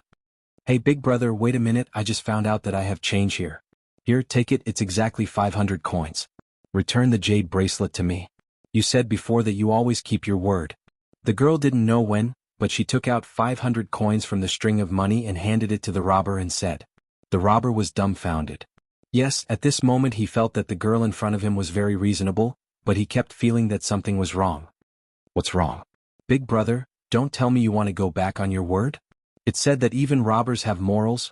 I'm afraid you don't follow the rules of the underworld, right? When this spreads out, you will be ridiculed by the heroes of the underworld. The girl didn't give the masked man a chance to think. It was unknown where she had learned the slang of the underworld from, but the robber was so scared that he was stunned. The masked man wiped the sweat on his forehead and said unconvinced, Who said I want to go back on my word? Here, I'll return the jade bracelet to you and give me the 500 coins. With that, he snatched the 500 coins from the girl's hand and then stuffed the jade bracelet back into the girl's hand. Big brother is such a good person. You are the true hero of the Greenwood gang. After the girl took back the jade bracelet, she was exceptionally happy. Words of praise were as if they were free. The masked man was even happier with his daughter's compliment. He waved his hand and said, All right. I'll take my leave first. See you again. After he finished speaking, he swaggered to the other side of the alley with a heroic look on his face and gradually disappeared from sight. Silence. The alley fell into an abnormal silence. Meng Wenhao, who was squatting in the corner, had a look of Sparta on his face. He felt that his worldview was about to be turned upside down. After living for more than 10 years, this was the first time he had seen such an adorably stupid robber. Of course he definitely did not know the term adorably stupid. This big idiot is really blind. This lady is as beautiful as a flower, but she only cared about the money and forgot about the beauty. She is really stupid. This time this lady was careless and fell into your trap. The next time I see you, I will beat you up every time I see you. The girl stomped her feet and said hatefully in the direction where the robber disappeared. Meng Wenhao stood up and was about to step forward to greet the girl when he heard her strange words. Meng Wenhao immediately staggered. He staggered 2 steps before stabilizing himself. He looked at the girl with a speechless expression and said, What are you talking about? Lady, can you stop talking? You have already cheated him of 300 coins. That robber is really pitiful. What do you mean by I cheated him of 300 coins? This is clearly the money that this lady earned with her own intelligence. Which side are you on, scholar? The girl's voice suddenly rose by 800 degrees, as if someone had stepped on her little tail. Meng Wenhao felt that today was the day that he had been speechless the most. Facing such a lively and willful girl who was a little shameless, he felt that even if he was well-read and had a belly full of talent, he probably would not be able to win against this girl. Alright, alright, alright. You earned it yourself. It's not considered cheating others. Meng Wenhao hurriedly waved his hand and admitted defeat. He then continued, since this lady is fine, then quickly go home. Don't let your family worry. The alleys here are crisscrossed and very remote. You'd better not come here alone in the future. It's quite dangerous for a girl like you. Humph. You're young but you're so long-winded. You're just like an old woman. The girl wrinkled her nose and said sarcastically to Meng Wenhao. Meng Wenhao almost fainted from anger. He pointed at the girl in front of him and wanted to say something. At this time he heard the girl's tone change and said sadly, I don't have a family anymore. Uncle is sick. Aunt is too sad and went with him. I don't have a family anymore. I don't have a home. Boo-hoo. As the girl spoke, she squatted down, hugged her knees and cried bitterly. Meng Wenhao was caught off guard by this sudden turn of events. But when he saw the girl speaking sadly and crying sadly, his heart could not help but ache. He squatted down, patted the girl's back and said softly, Lady, don't cry. Your uncle and aunt are gone, but your parents are still here. It would have been better if he did not say that. Once he said that, the girl cried even harder. Boo-hoo. I'm a child who doesn't have parents who love me. At this moment, Meng Wenhao really wanted to slap himself twice. He really had a bad mouth. Lady, it's possible that your parents had no choice back then, so you'd better not be sad. Boo-hoo. Even if they had no choice, they couldn't abandon me. They just didn't have me in their hearts. The girl continued to speak pitifully. How can there be parents who don't love their children in this world? Unless they had no choice, I believe that your parents would definitely not abandon you. To be honest, in order to support my studies, my father will risk his life to go to sea in a few days. Therefore, I think that your parents must have had their own difficulties back then. As Meng Wenhao spoke, he could not help but think of his father. For a moment he could not help but feel sad. The girl's crying gradually stopped. Slowly the alley regained its silence. After a moment of silence, the girl stood up and patted Meng Wenhao's shoulder. Alright. I'm not sad anymore. Seeing that you helped me today, oh no, you almost helped me today, I'll treat you to lunch. One in front and one behind, one crying and one laughing, it was as if she had become a completely different person in an instant. Meng Wenhao touched his nose. He felt that if he stayed with this girl for too long, his nerves would definitely be damaged. No need, I still have to go home to eat. Tisk, why are you dawdling? It's rare for me to treat someone to a meal. How dare you not give me face? Alright, let's go then. Hee, that's more like it. What's your name? Meng Wenhao, what about you? My name is Li Yu. You can call me Little Yu. Chapter 246. At the Li residence. Both host and guest enjoyed themselves to their heart's content.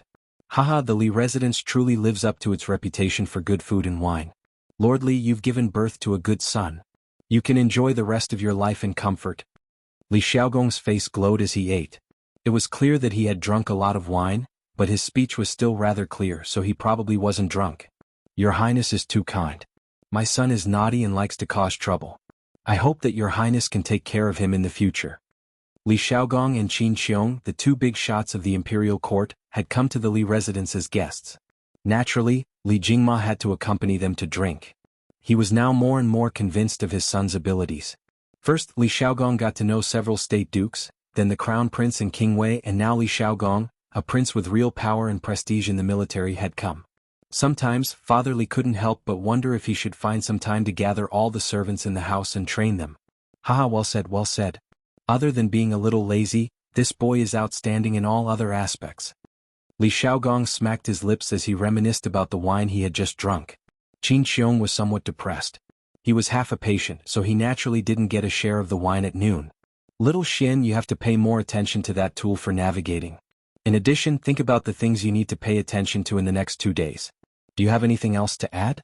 Only when we're well prepared will we have fewer casualties.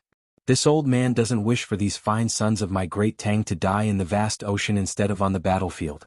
In the end, they'll end up in the belly of a fish, unable to even retrieve their bones. Qin Xiong couldn't help but exhort as he looked at Li Zishuan, who was still picking his teeth. Shu Bao's words are reasonable. Brat, you have to be 120% focused on this matter. Don't slack off in the slightest. Hearing this, Li Xiaogong patted Li Zishuan's shoulder and said, Yes. Li Zishuan really wanted to say, what the F***ck. This slap almost drove his toothpicking arm into his gums. Yes, in ancient times it wasn't called a toothpick, it was called a toothpicking stick. Oh, Uncle Qin and His Highness are distracted. I know what's important.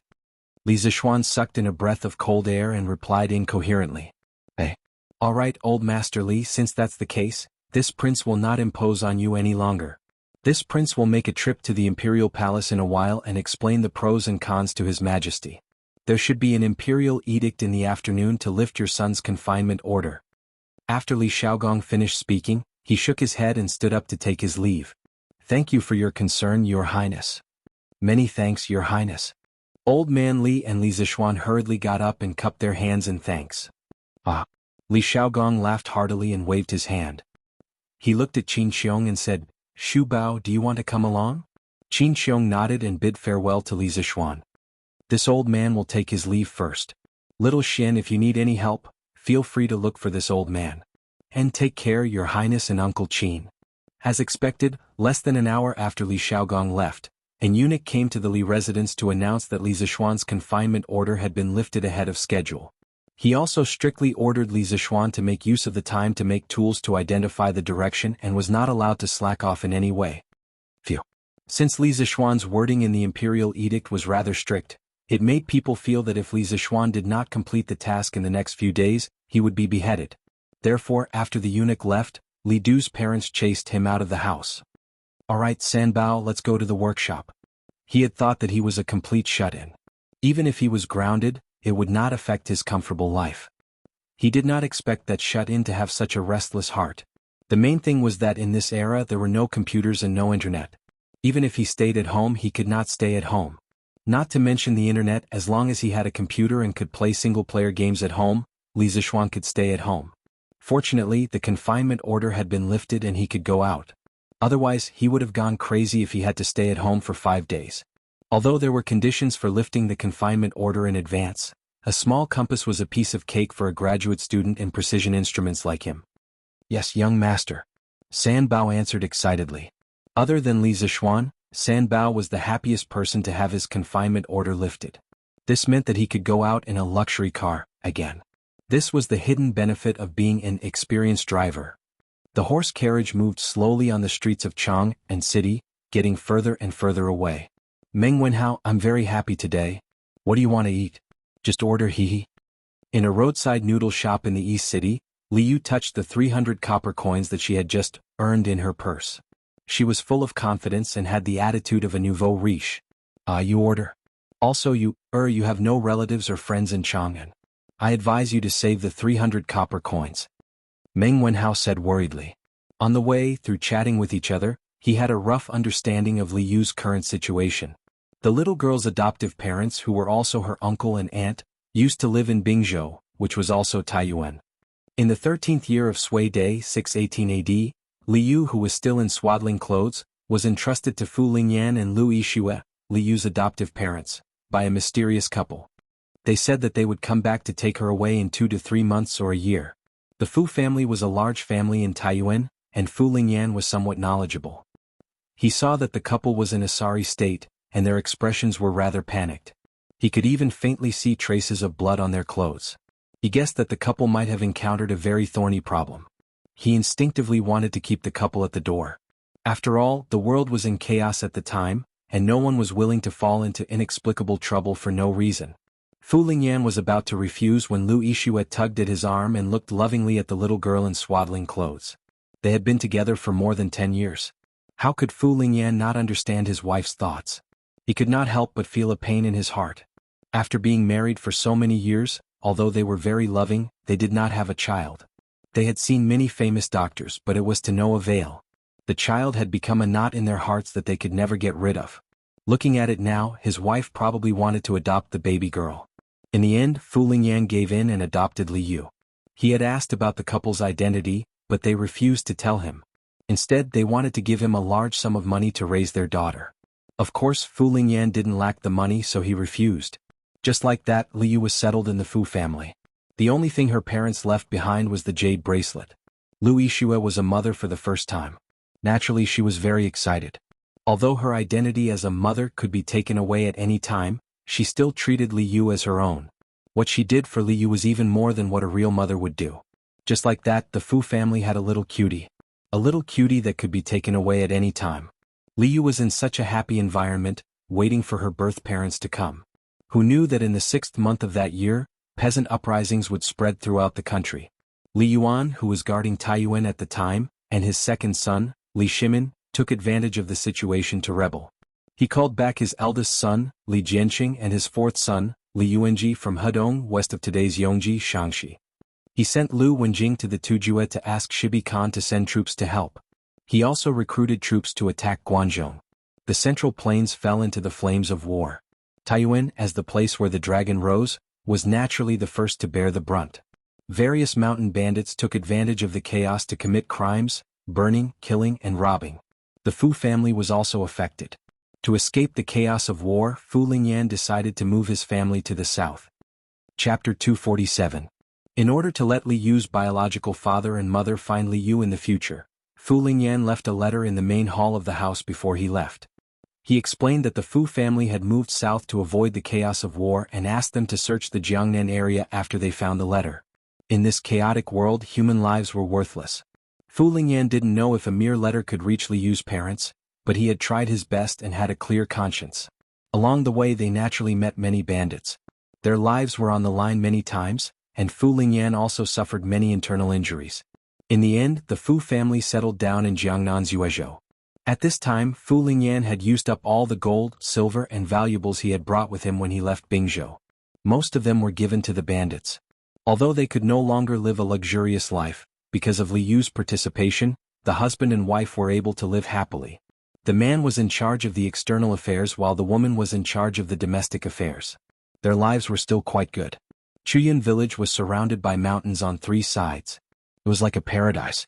There were wars everywhere, but Chuyun village wasn't affected at all. The Fu couple sat in the village and watched the change of dynasties, the fall of the Sui and the rise of the Tang. They also watched Li Er kill his brother and father and usurp the throne. In the blink of an eye, it was the first year of Xingguan. Fu Lingyan had been tortured by pain for more than 10 years. He finally couldn't take it anymore and passed away. Lu Yixue was too sad and depressed. Her body was deteriorating day by day. Before she died, she told her daughter about what happened back then. She guessed that Li Yu's parents were probably from a rich family because the jade bracelet was extraordinary. She also suggested that she go to Chang and to find out where her parents were. Li Yu was smart and alert since she was young.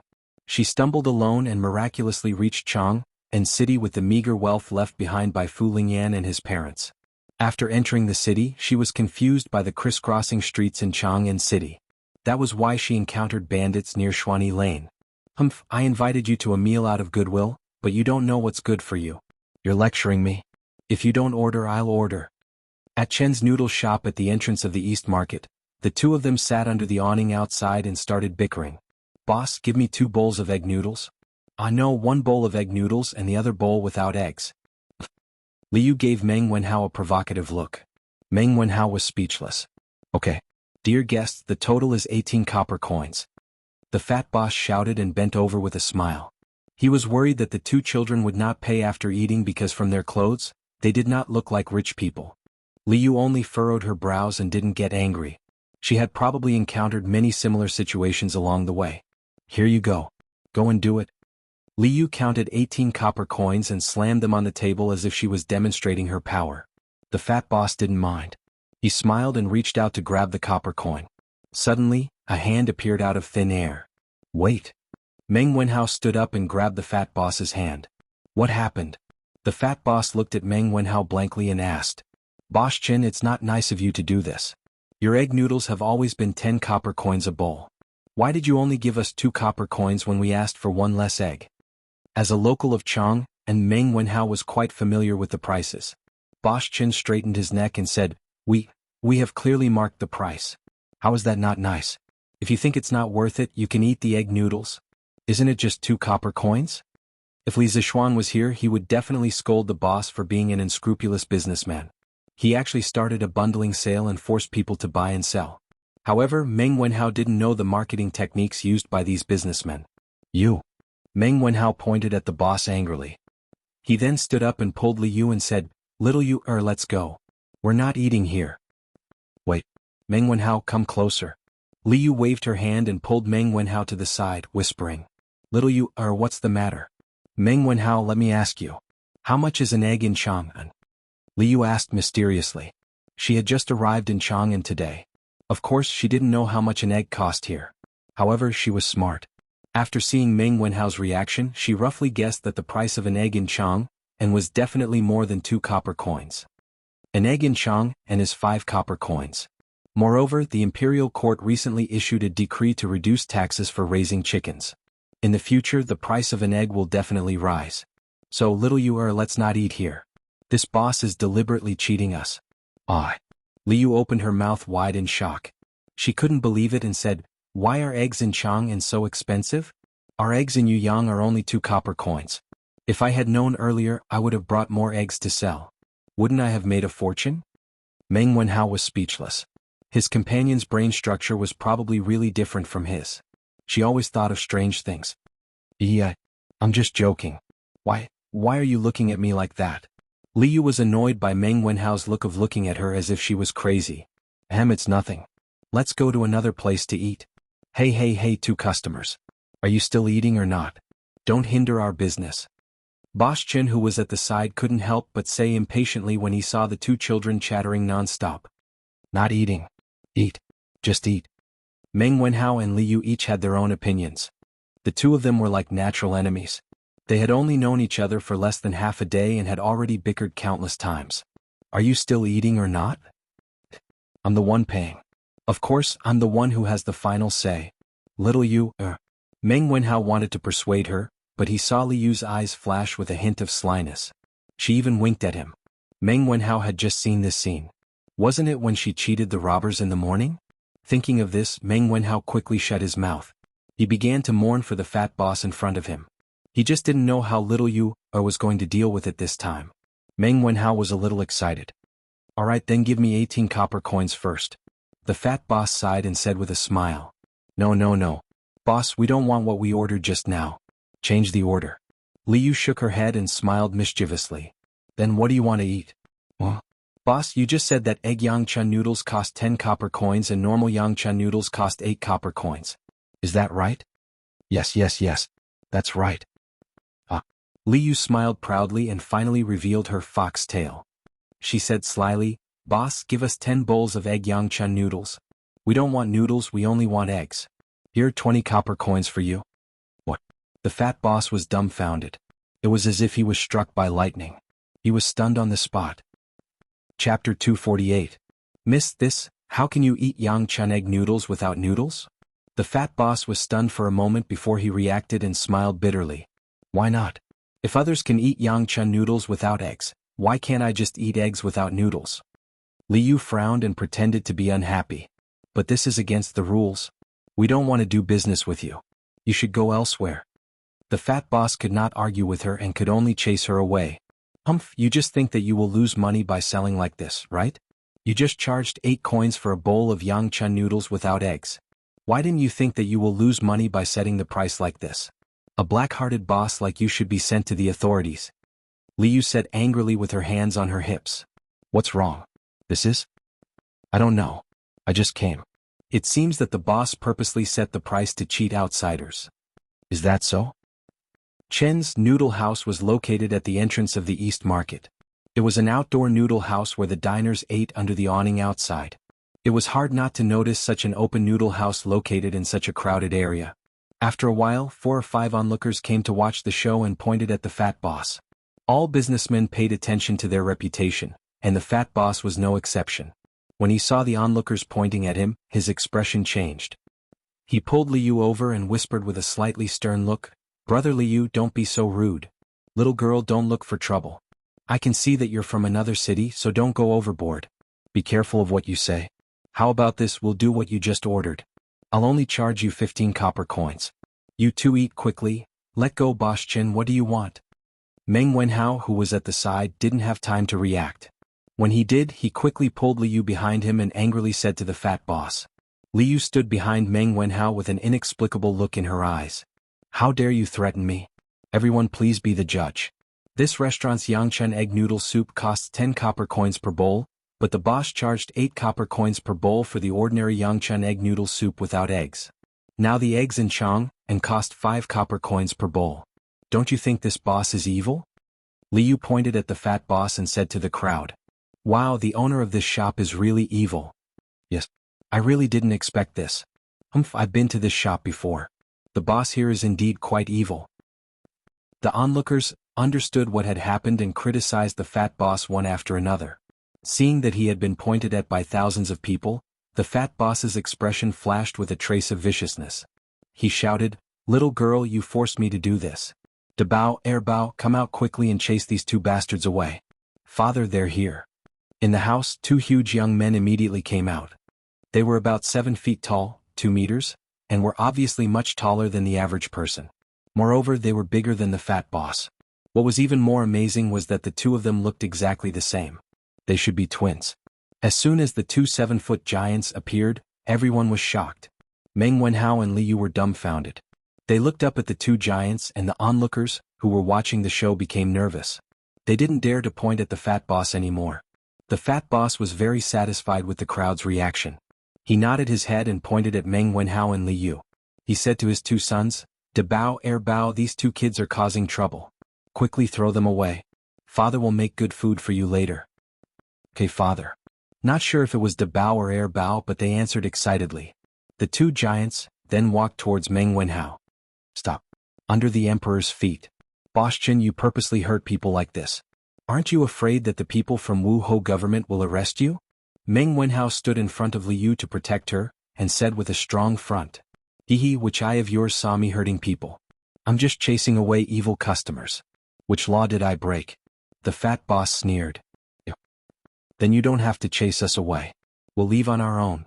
Meng Wenhao was furious, but considering Liu's safety, he could only give in temporarily. "Fat boss, then it's best not to." "Why should we leave? I don't believe that in front of so many people. What can you do to us?" Before the fat boss could finish, Liu used the numbers advantage, and interrupted him. "Hey little girl, you don't know the immensity of heaven and earth. I'll see who will help you today. Dabao, Airbao, go." "Yes, father." The 2 giants did not hesitate and walked towards them. Ping pong. Those who were close to them could even hear the tremors of the earth. It was easy to imagine how huge these 2 giants were. The crowd that Liu relied on did not follow her expectations and came out to fight for justice. Instead, after feeling the terrifying aura of the 2 giants, they scattered like birds and beasts. They did not dare to stay and watch the show. Hey, why did you all leave? You're not loyal?" Liu was also a little flustered at this moment. She was a little annoyed as she shouted at the fleeing crowd. "Little you, don't shout. Run." Meng Wenhao angrily pulled Liu and turned to run. "You wanna run? You ruined my business. How can I let you go so easily? Dabao, Airbao, chase after them and teach them a lesson." The fat boss sneered from behind. "Yes, father." The 2 giants had long legs. They caught up with Meng Wenhao and Liu in a few steps. 2 big hands appeared behind Meng Wenhao and Liu's neck. Then the 2 giants lifted Meng Wenhao and Liu up from behind. Hey. Damn fatty, what are you doing? I don't like people like you." Liu's legs were kicking wildly, but he did not forget to talk nonsense. Meng Wenhao really wanted to go over and cover her mouth. This was a classic example of cheating teammates. You're the damn fatty." A flash of anger flashed across the giant's face as he threw Liu out. The other giant also threw Meng Wenhao out. Liu was so scared that she screamed with her eyes closed in the sky. "Alright, stop screaming. You didn't fall to your death." Li Zishuan looked at the little girl who was still screaming in his hand and couldn't help but be speechless. He also wanted to let go, but this girl not only kept screaming, her hands and feet also kept swinging randomly. If he let go, this girl would fall to the ground. Fortunately, Li Zishuan's strength was great, so he was able to carry 1 person with each hand. Meng Wenhao was still fine. Although he was scared and pale, he was still quiet. "Sir, why are you here?" Chapter 249. East Market, not far from Chen's noodle shop. Meng Wenhao, who was still in shock, stood on the ground and looked at Li Zishuan. I'm fine?" Liu, who was lifted in the air, screamed for a while. She realized that she hadn't landed on the ground, so she opened her eyes in surprise. Li Zishuan saw that the girl had returned to normal, so he put her down and said to Meng Wenhao, If I came a little later, you two would have been buttocks, right?" Coincidentally, Li Zixuan had just been released from his house ban. On his way to the workshop, Li Zixuan happened to see Meng Wenhao arguing with the fat boss. Li Zixuan sat in the carriage and listened carefully to their argument. After he figured out the cause of the matter, he wanted to come over and take a look. Then he saw Meng Wenhao and Liu being thrown into the air by the giant baby. In a moment of desperation, he didn't care about anything else. He used cloud-piercing steps and saved the two children, preventing their buttocks from being buttocks. Ah. Meng Wenhao scratched his head awkwardly and said, "Sorry for the trouble, sir." "Hey, it's no big deal." Li Zixuan waved his hand and didn't care. "Wow, you're Meng Wenhao, sir? How can you be so young? Shouldn't sir be an old man with a white beard? Also, why do you know martial arts?" Liu's heart was quite big. Just now he was almost scared half to death. Now that he heard the conversation between Meng Wenhao and Li Zixuan, it was as if he had discovered a new continent. He circled around Li Zixuan and sized him up while sighing. "Li Zixuan, little you, don't be rude. This is my sir. He saved us just now." Meng Wenhao wouldn't argue with Liu about other things, but when it came to his sir, Meng Wenhao wouldn't allow Liu to be rude. I'm fine." Li Zixuan waved his hand and looked at the two children.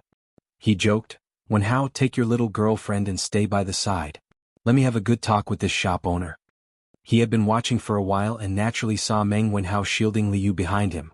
He could not help but tease him. However, he was naturally wasting his feelings. How could the ancients have the concept of boyfriend and girlfriend? In ancient times, free love was not advocated. If two people wanted to confirm their relationship, they had to be engaged before they got married. Before that, the relationship was just a normal relationship. It could not be called a boyfriend and girlfriend relationship. "Sir, what little girlfriend?" As expected, Meng Wenhao was dumbfounded. Where did this madman come from? How dare he meddle in other people's business? Don't think that just because you know a few tricks you can learn to fight for justice. The fat boss originally thought that with his two sons involved, there would definitely be no suspense, so he didn't pay much attention to this side. However, when he inadvertently glanced over and saw that Meng Wenhao and Liu were still acting as if nothing had happened, he immediately walked over and scolded Li Zixuan. "How dare you? Are you blind? Why don't you look at this?" As a lackey, Sanbao was very conscious. When he saw the fat shop owner's arrogant attitude towards his young master, he quickly jumped out and scolded him. However, before he could finish, Li Zixuan stopped him. "Sanbao, you go to the side too." This shop owner bullied his student. How could he let him off so easily? If he allowed Sanbao to announce his name and identity, wouldn't it be too boring? Yes, young master." Sanbao scratched his head and replied before quickly retreating to the side. "Hee, bullying children with brute force. What kind of ability is that? Are you two going to come at me together or three at once?" Li Zixuan did not waste time with the fat shop owner.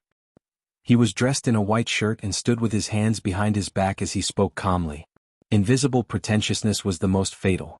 His image of an otherworldly expert had really stunned Meng Wenhao and Liu. The two children looked at Li Zixuan with hearts in their eyes, looking like modern brainless fans. Three at once. The fat shop owner was stunned. After a while, he reacted and said angrily, "Arrogant. Bao, teach this brat a lesson." "Yes, Dad." The two giant babies, one with Raging Bull Charge, and the other with Mount Tai Crush, pounced on Li Zixuan with great momentum. Liu, who was standing at the side, saw the momentum and swallowed her saliva with difficulty. At this moment she finally understood that she was courting death just now. Li Zixuan was not frightened by the momentum. These two were just boorish people who only knew how to use brute force to suppress others. Although there was a saying that one can defeat 10, their strength was far from that level. In terms of strength, these two giant babies would not be able to defeat Li Zixuan even if they worked together. Li Zixuan stood at the same spot without moving. He still had a calm expression on his face.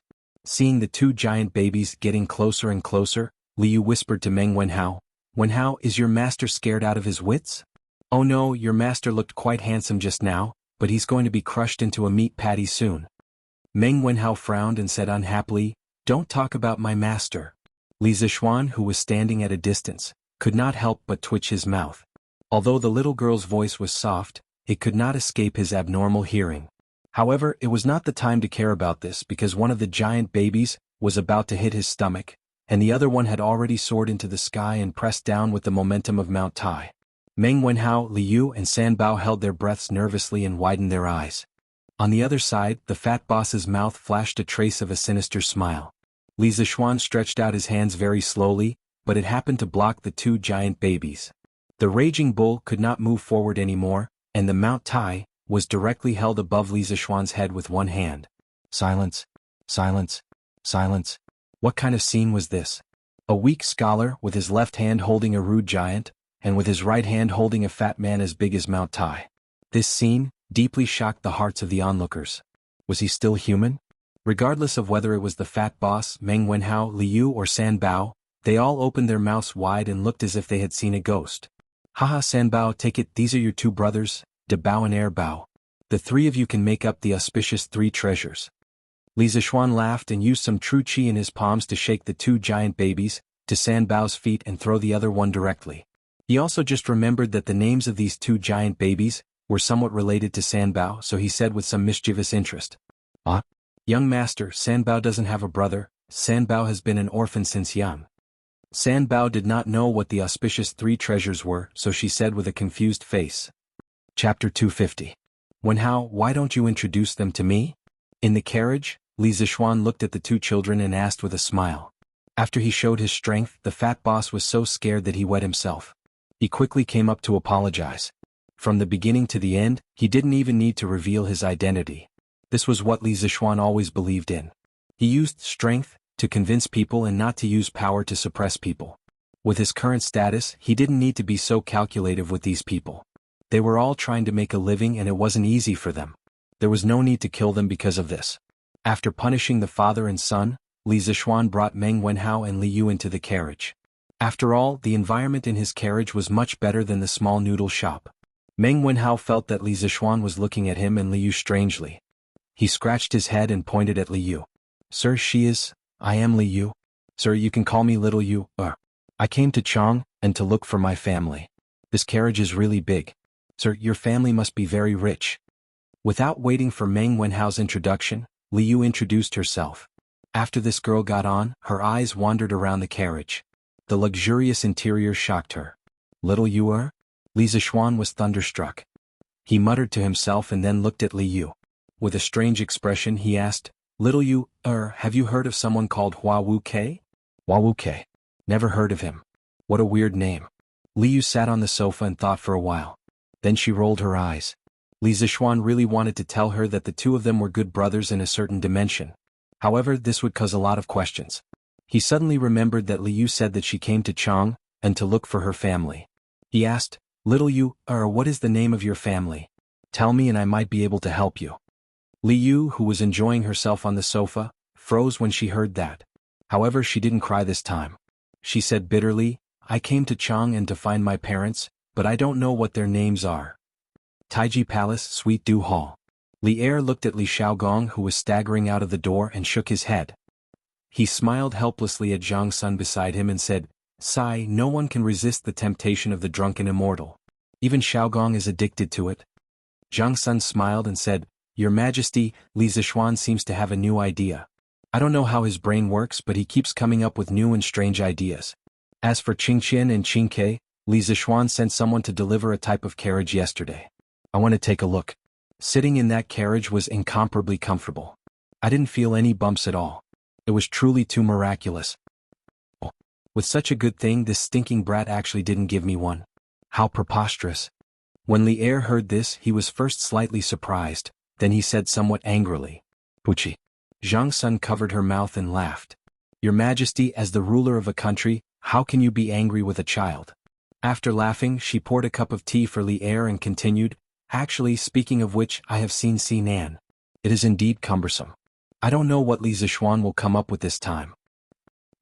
If he can really solve the problem of identifying the direction of the navy, there was no concept of a navy in the Tang dynasty. As long as it was an army on the water, it was called the navy. This time, I might as well raise his title by one. Let's see if this brat can seize this opportunity. Li Er took a sip of tea and said with narrowed eyes, Your Majesty, you actually value this thing so much? After all, they had been in each other's shoes for so many years. Zhang Sun quickly understood the meaning behind Li Er's words. Li Er nodded.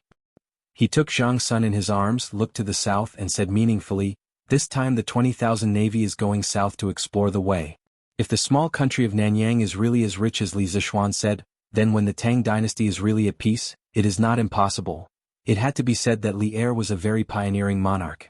Unlike other monarchs of later generations who blindly pursued the idea of governing the country with benevolence and righteousness, who thought that they were the best country in the world and disdained to compete with the surrounding small countries for benefits, Li Er had always pursued the way of being a saint inside and a king outside. In terms of internal governance, he selected capable people and paid attention to the people's livelihood. In terms of ethnic relations, Li Er not only used force to conquer the tribes that caused border troubles, but also paid attention to comforting the tribes that came to submit to him with benevolence. This was a saint inside and a king outside. All of his actions were carried out with the starting point of the internal stability and prosperity of the Tang dynasty as the starting point. To a certain extent, Li Er was a very aggressive monarch. To have such a valiant emperor in the Central Plains, it was a misfortune for the Turks, Tibetans, Tuyuhun, Goryeo, and other neighboring countries. Although Li Er did not directly say what he wanted to do, Zhang Sun knew what her husband was thinking. She could not help but open her mouth in shock. She wanted to say something but nothing came out. "Oh, I see. Little you, don't be sad. I will help you ask around and find out which family lost a child named Li Yu 11 years ago." East Market entrance inside the carriage. After Li Zixuan heard about Li Yu's background, he felt sympathy for her and quickly comforted her. "Thank you, Mr. Li." Every time she told someone about her background, Li Yu's heart would ache. However, after hearing Li Zixuan's words, she felt a little better. It's okay. I just heard from Wenhao that you met a bandit in Chang'an City. I didn't expect you to learn so well." In order to ease the atmosphere, Li Zixuan talked about the interesting story of Li Yu and the bandit. "Mathematics? What is mathematics? I have never been to school. It's just that the bandit was too stupid. That's why I was able to get away with it." Li Zixuan could not help but mourn for the bandit. He failed to rob and was cheated of his money. After that, he was scolded as a fool. No one could be as unlucky as him. However, this little girl had never been to school. Her reaction was so fast and her logical ability was so strong. It was really rare. "Little you, you have no relatives or friends in Chang'an City. How do you plan to settle down?" Li Zixuan thought about it and asked. Li Yu's face turned bitter. She touched the 300 coins in her purse and said, How about I stay in an inn?" Li Zixuan laughed and said, "With your 300 coins, I'm afraid you can only stay in an inn for 10 days at most. Don't you need to eat? Also, you have used up all your money and you haven't found your parents. Where are you going?" Li Yu was speechless for a moment. Meng Wenhao looked at Li Zixuan and begged, "Sir, how about you help me?" Li Yu's eyes lit up. She giggled and said, that's right. Sir, your family is so rich. I can work for your family. You can pay me. However, it's just working, not being a maid. I'm so pretty, I don't want to be a maid." Li Zixuan looked at Li Yu's dirty face and messy hair. He really did not know how this girl had the nerve to say such words. Chapter 251. "Oh, little you, can you read?" Li Zixuan thought for a while and asked. Although he didn't have much of a relationship with Li Yu, on one hand, Li Zixuan was moved by Li Yu's experience and her intelligence. On the other hand, looking at the situation, his most proud student seemed to be interested in the little girl. Should he help them? Or should he? Yes. When I was young, my aunt taught me how to read. Although Lu Yixue did not know mathematics, she knew a little about poetry. In addition, she treated Li Yu as her own daughter. Of course, she would take the time to teach Li Yu how to read. Well, since little Yu is not willing to be a servant, how about this? Our workshop is lacking reporters. You can earn money by writing news. Li Zixuan thought for a while and suddenly slapped his thigh and said excitedly. This little girl's mind was jumpy and she had a weird personality. Her words were also humorous. He wanted her to try being a reporter and see how it would turn out. What is a reporter? What is news? Li Yu felt that the people in the city were not friendly. They kept saying words that the people in the countryside had never heard of. Meng Wenhao also looked at Li Zixuan curiously. After reading the newspaper for so long, he knew what news was but he did not know what a reporter was. Li Zixuan took a few newspapers from the table and handed them to Li Yu. Little Yu, take a look at what the news is about. Then, the reporter is the person who writes the news. I call him a reporter. If you can write a similar article, then come work in the editorial department. For every article you write, I will give you 100 coins. How about it? Okay. Li Yu was extremely excited and quickly agreed. Meng Wenhao's eyes flashed with envy. Even if she only wrote one article a day, she could earn 3,000 coins a month. This salary was not low. Li Zixuan smiled and looked at Meng Wenhao. Wenhao, why are you out today? Aren't you studying at home? All right. Sir, the newspaper said that the imperial court sent the navy to escort the fleet to the south. Do you know about it? Meng Wenhao just remembered the reason why he came out today. He looked at Li Zixuan with a glimmer of hope in his eyes and asked, Yes, I know. What's wrong? Sir, because of the imperial court's decree, countless merchants flocked to buy ships. Correspondingly, the merchants also crazily recruited sailors. My father joined them because of the rich reward from a ship owner.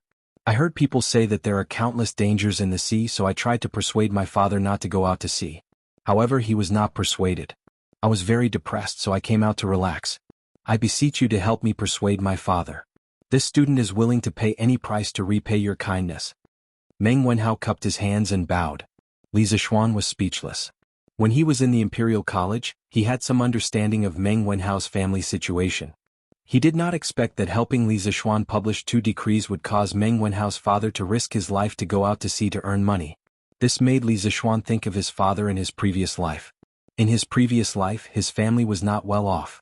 His father was from the countryside.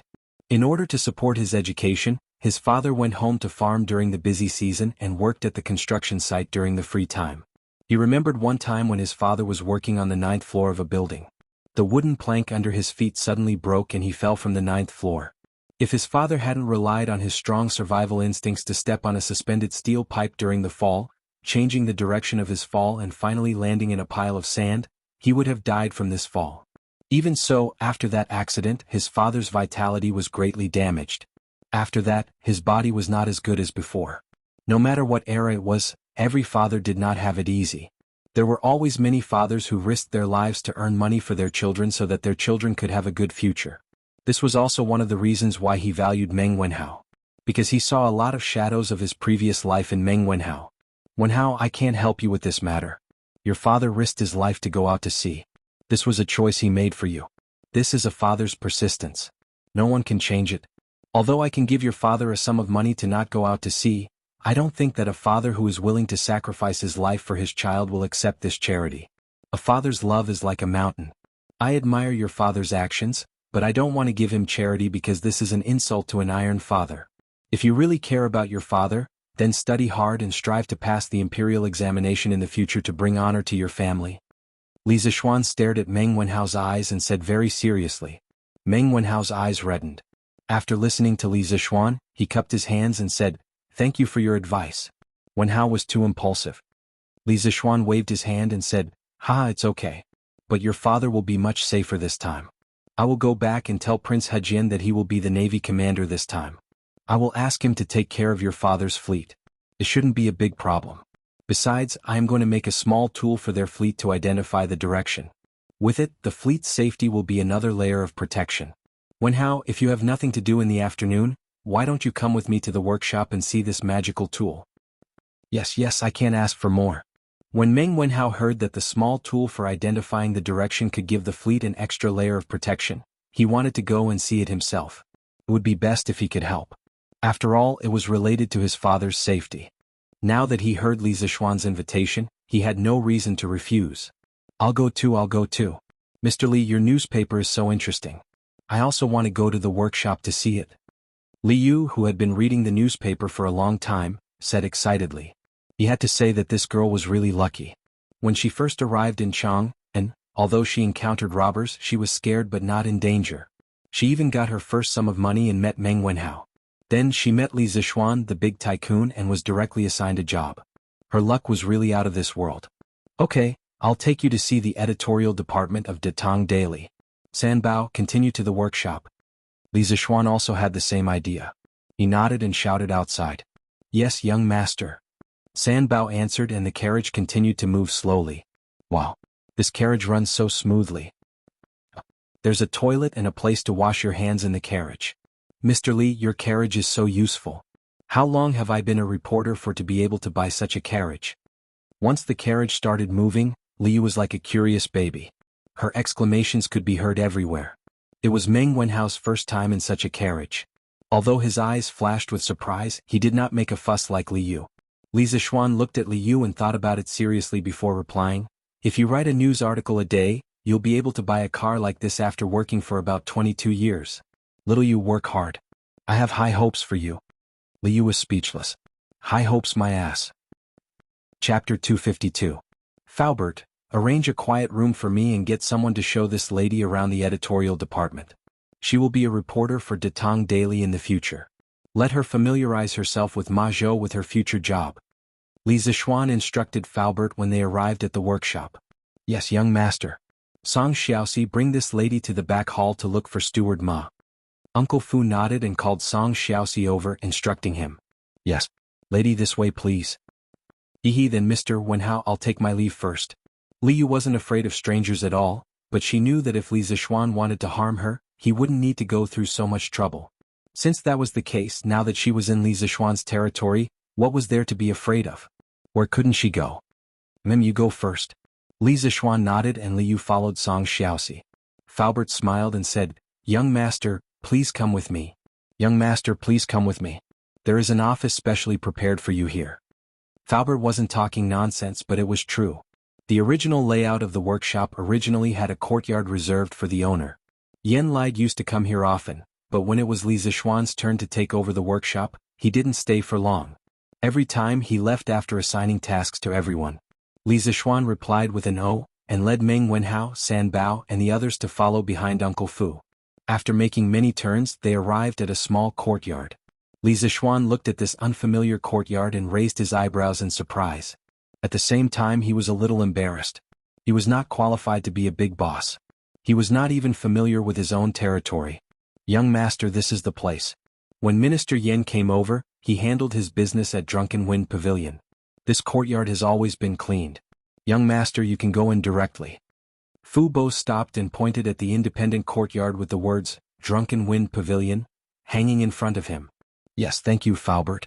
I'm here today to make a small tool. I'll get San Bao to get some materials from you later. Faubert, you can give me whatever you want. If you have something to do now, you can go ahead. Li Zixuan nodded his head in satisfaction. This office was not bad. Compared to the laboratory he had been in his previous life, although this place did not have the professional modern laboratory equipment, the environment was good. Such a quaint independent courtyard, if placed in the modern era, would be worth more than all the equipment in his laboratory combined. As for the professional equipment, it's fine if I don't have it now. I have so much stock in my mind. Why would I be afraid that I can't upgrade the industrial foundation of the Tang dynasty?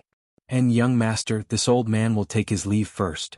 Faubert cupped his hands and walked away with a smile. Although he didn't know what Li Zixuan was up to, he would know when the time came. There was no need to rush. Iron Egg, where's your master? Today, Li Tai had come to look for Li Zixuan to continue listening to his novel. As usual, this fellow didn't let anyone announce his arrival and directly swaggered in. However, he couldn't help but feel a little puzzled when he found nothing. Seeing Iron Egg passing by, Li Tai quickly stopped him and asked. Iron Egg was speechless. It was rare to see someone like Li Tai walk into someone's house and look for the owner. Your Highness Prince Wei, my master went to the workshop. You went to the workshop? How is that possible? Isn't he still under house arrest? The news that Li Zixuan's house arrest was lifted in advance hadn't reached Li Tai's ears yet. Therefore the little fatty was surprised. His Majesty lifted my master's house arrest and asked him to make some small tools to guide the way for the fleet in 7 days to prevent them from getting lost on the sea. Iron Egg explained patiently. Since there's something so interesting, I'll go take a look too. When Li Tai heard this, his interest was immediately piqued. Aside from the novel, what he admired the most was Li Zixuan's ability to stir up trouble. Scooters, curved plows, immortal drunkenness and luxury caravans were all new items that were popular in Chang'an. Now that there was obviously something fun to do, Li Tai naturally wanted to personally take a look. Hey, Your Highness, wait, I'll go too. Aren't you going to review your lessons? I'm done. Sir, do you think it's okay this time? In Drunken Wind Pavilion, Meng Wenhao was assigned by Li Zixuan to magnetize the embroidery needle. He bitterly ground the needle on a magnet for nearly half an hour before showing it to Li Zixuan again. Li Zixuan took it and sucked on the small iron nail next to it. After finding that the magnetism was good, he nodded and said, well, it's okay. Then he fixed the magnetic needle on a very thin piece of wood and put it in a bowl of water with the piece of wood. The tip of the magnetic needle turned for a while and pointed to the south. Li Zixuan smiled and said, "Wenhao, look, with this you can tell north from south, right?" Meng Wenhao came forward and looked at it. He was surprised and said, "It's true." Li Zixuan smiled and said, "Haha, this is called a compass. Later, paint the two ends of the needle with different colors. Paint the end that points to the north red and the end that points to the south white. In the future, no matter when and where, as long as people have this compass, they will be able to tell north from south." "Master, this is a good idea. But I really don't understand. This needle is just ground on a magnet. Why can it tell the direction?" Meng Wenhao exclaimed in admiration. Then he frowned deeply and asked doubtfully, "What good thing? Let me see." At this time, Li Tai directly pushed the door open and ran over excitedly. "Master." Iron Egg was not as arrogant as Li Tai. He respectfully greeted Li Zixuan, but he felt a little guilty. After all, at this time he should be reviewing his homework at home. "Qingke, Iron Egg, you're here?" Li Zixuan nodded and did not say much. Next, he needed to spread some knowledge of physics. Iron Egg came at the right time, so he did not need to explain alone in the future. "Master, this is the tool you made to tell the direction? Isn't it too simple?" Li Tai looked at the simple compass in the bowl and complained. "Ah, it's so simple. Why didn't anyone come up with it in the past few hundred years?" "Qingke, don't be so arrogant. Many new things are very simple when they first come out, but what they represent is the progress of civilization. This is a qualitative leap. Moreover, this compass is only a prototype now. I will ask Faubert to make some modifications on this foundation. When the time comes, it will look a lot better." Li Zixuan smiled faintly. Li Tai listened and thought seriously, then nodded and said, "Master, you're right. I'm arrogant. So this thing is called a compass. Can you tell me how this compass can tell the direction?" Chapter 253. Inside the room. Meng Wenhao, Li Tai, and Iron Egg all looked at Li Zixuan with curiosity. Li Zixuan carefully sorted out the relevant knowledge in his mind and then slowly said, "Wenhao, Qingke, Iron Egg, if I want to explain to you why this compass can point to the direction, then I have to start from the ground we are standing on. I don't know if you have heard of the square sky and round earth in Zhengzi." In terms of knowledge, Li Tai was the most knowledgeable. It couldn't be helped who asked the Li family to have so many books. Tai has seen this before. "Sir, are you trying to say that the earth is square?" Li Tai frowned and asked. "No." Li Zixuan shook his head and said, "In fact, the people of later generations thought that the square sky and round earth meant that the sky was round and the earth was square. That was a big mistake. The origin of the square sky and round earth came from the evolution of the Xiantian 8 trigrams. It was the diagram of the square sky and round earth. The hexagrams surrounding it represented the laws of the sky, and the square hexagrams in the middle represented the laws of the earth. The sky was the master, the earth was the second. The sky was yang and the earth was yin. The two of them resonated with each other, giving birth to all things in the world. Man happened to be made of the essence of the world, so he was regarded as the spirit of all things in the world. He could sense all things in the world and was the most spiritual. Taoism believed that the square sky meant that one's mind must be harmonious in order to be clear. The square sky meant that one must be strict and orderly in life. The square sky and round earth was misunderstood by many people from the beginning. In fact, the concept of a square sky and a square earth was essentially an interpretation of the creation and operation of heaven and earth in the yin and yang system of the Book of Changes. The Book of Changes was the head of all scriptures and the origin of Chinese learning. Its ideological system believed that everything evolved according to yin, yang, and the 5 elements. Therefore, there was an ideological system of yin, yang, and the 5 elements in every ancient subject. For example, Lu Banjing for architecture, inner canon of the Yellow Emperor for life, spring and autumn flourishing dew for governing the country, the art of war for military deployment, green capsule sutra for geomancy, heavenly marrow drop for personal fate, the great unity of human relations for observing people's faces, and so on. Almost every aspect that could be thought of had the thought system of yin and yang in the Book of Changes. This was also the reason why the Book of Changes was regarded as the best of all scriptures. In fact, Li Zixuan had seen these things on a certain forum when he was bored in his previous life. As the last disciple of spiritual master Ling Su, he had transmigrated for so long and finally had the opportunity to preach Taoist culture and talk nonsense while he was at it. It was really not easy. After listening to Li Zixuan's philosophical words, the other 3 people in the room couldn't help but fall into deep thought. "Then, sir, what is the shape of the land we are on?" At this moment, a crisp voice came from the door. It was little Fishy. Little fishy, have you finished looking at the editorial department? How was it? How did it feel? Li Zishuan asked with a smile. Oh, the atmosphere there is very good, but they're all knowledgeable people. Sir, Little Fishy feels that I am not qualified for this job. When Liu went to the editing department, she was stunned by the scene inside. However, compared to those knowledgeable editors, Little Yuer, who had never gone to school and could barely read, was instantly hit by a blow. Hee, I didn't expect that our extraordinarily astute and eloquent Little Fishy would have a timid moment. Li Zishuan smiled and said, but Little Fishy, it is wrong for you to think this way. Although you are not knowledgeable, you have your advantages. The news on our Datong Daily doesn't need to be very literary. You just need to write a novel and interesting story. I think you are qualified for this position. Really? Really? Liu asked excitedly. Yes, of course. Later, try to write an article and show it to me. Maybe I can give you some pointers.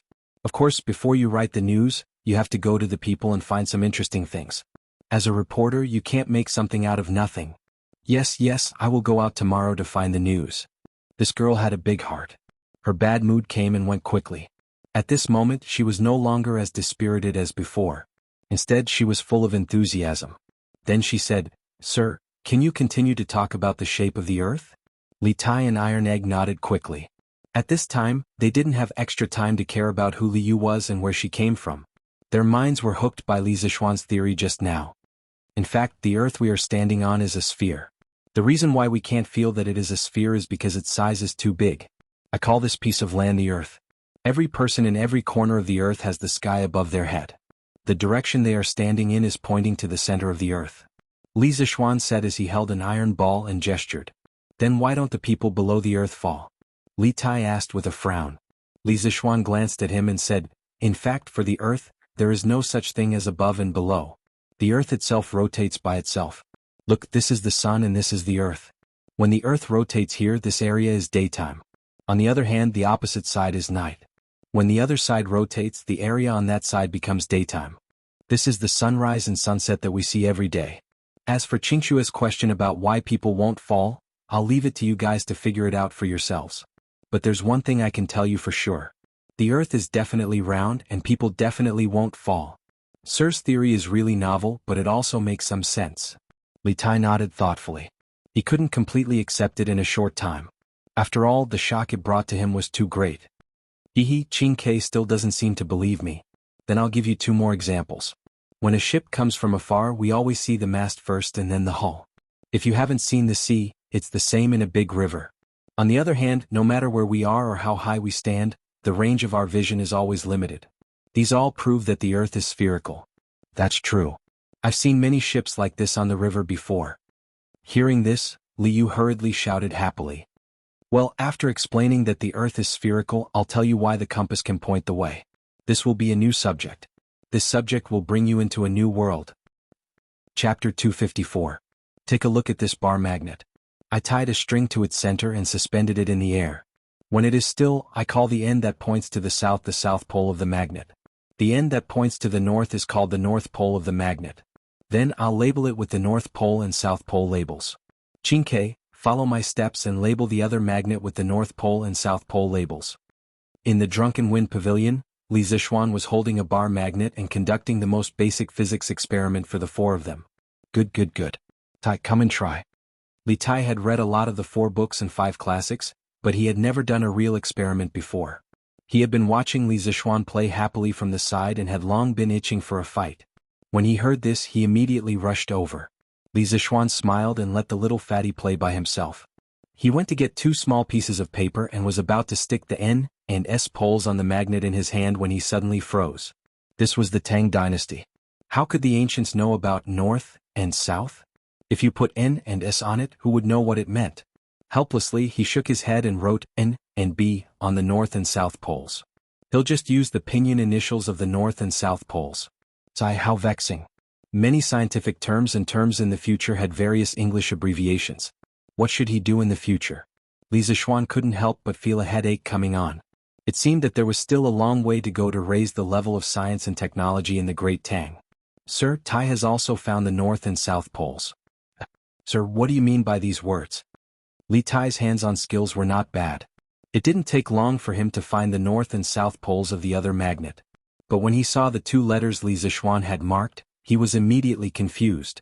Qingke, do you still remember the pinyin? N and B are the pinyin initials of the North and South poles. For the sake of convenience, we'll use these two letters to replace the North and South poles in the future. Li Zixuan couldn't help but rejoice at his quick-wittedness.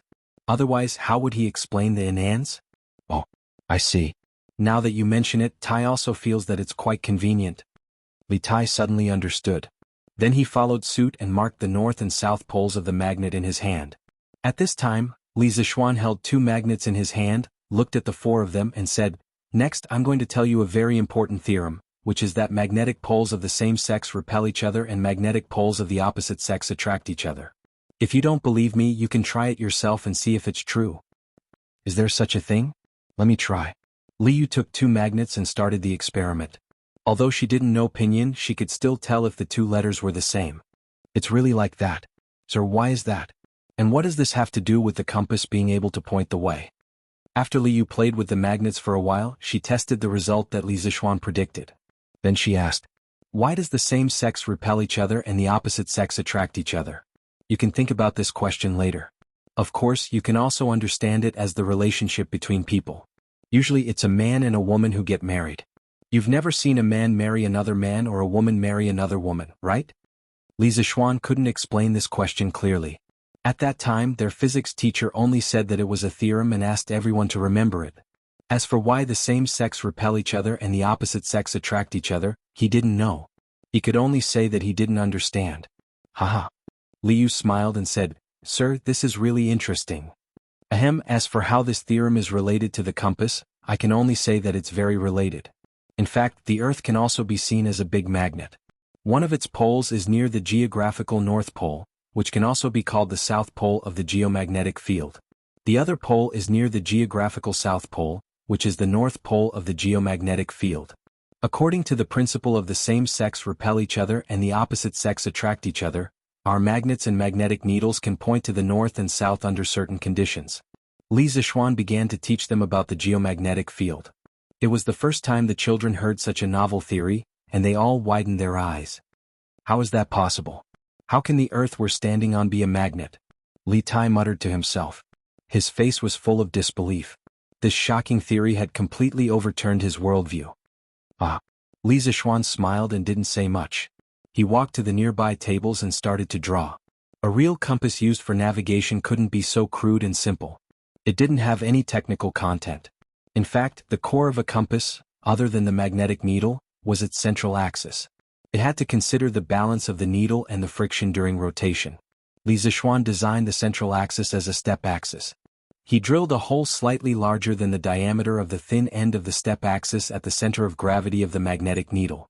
After the magnetic needle was inserted into the thin axis, he tried to deform the thin axis and rivet the magnetic needle onto the thin axis. He controlled the deformation of the thin axis to prevent the magnetic needle from being riveted.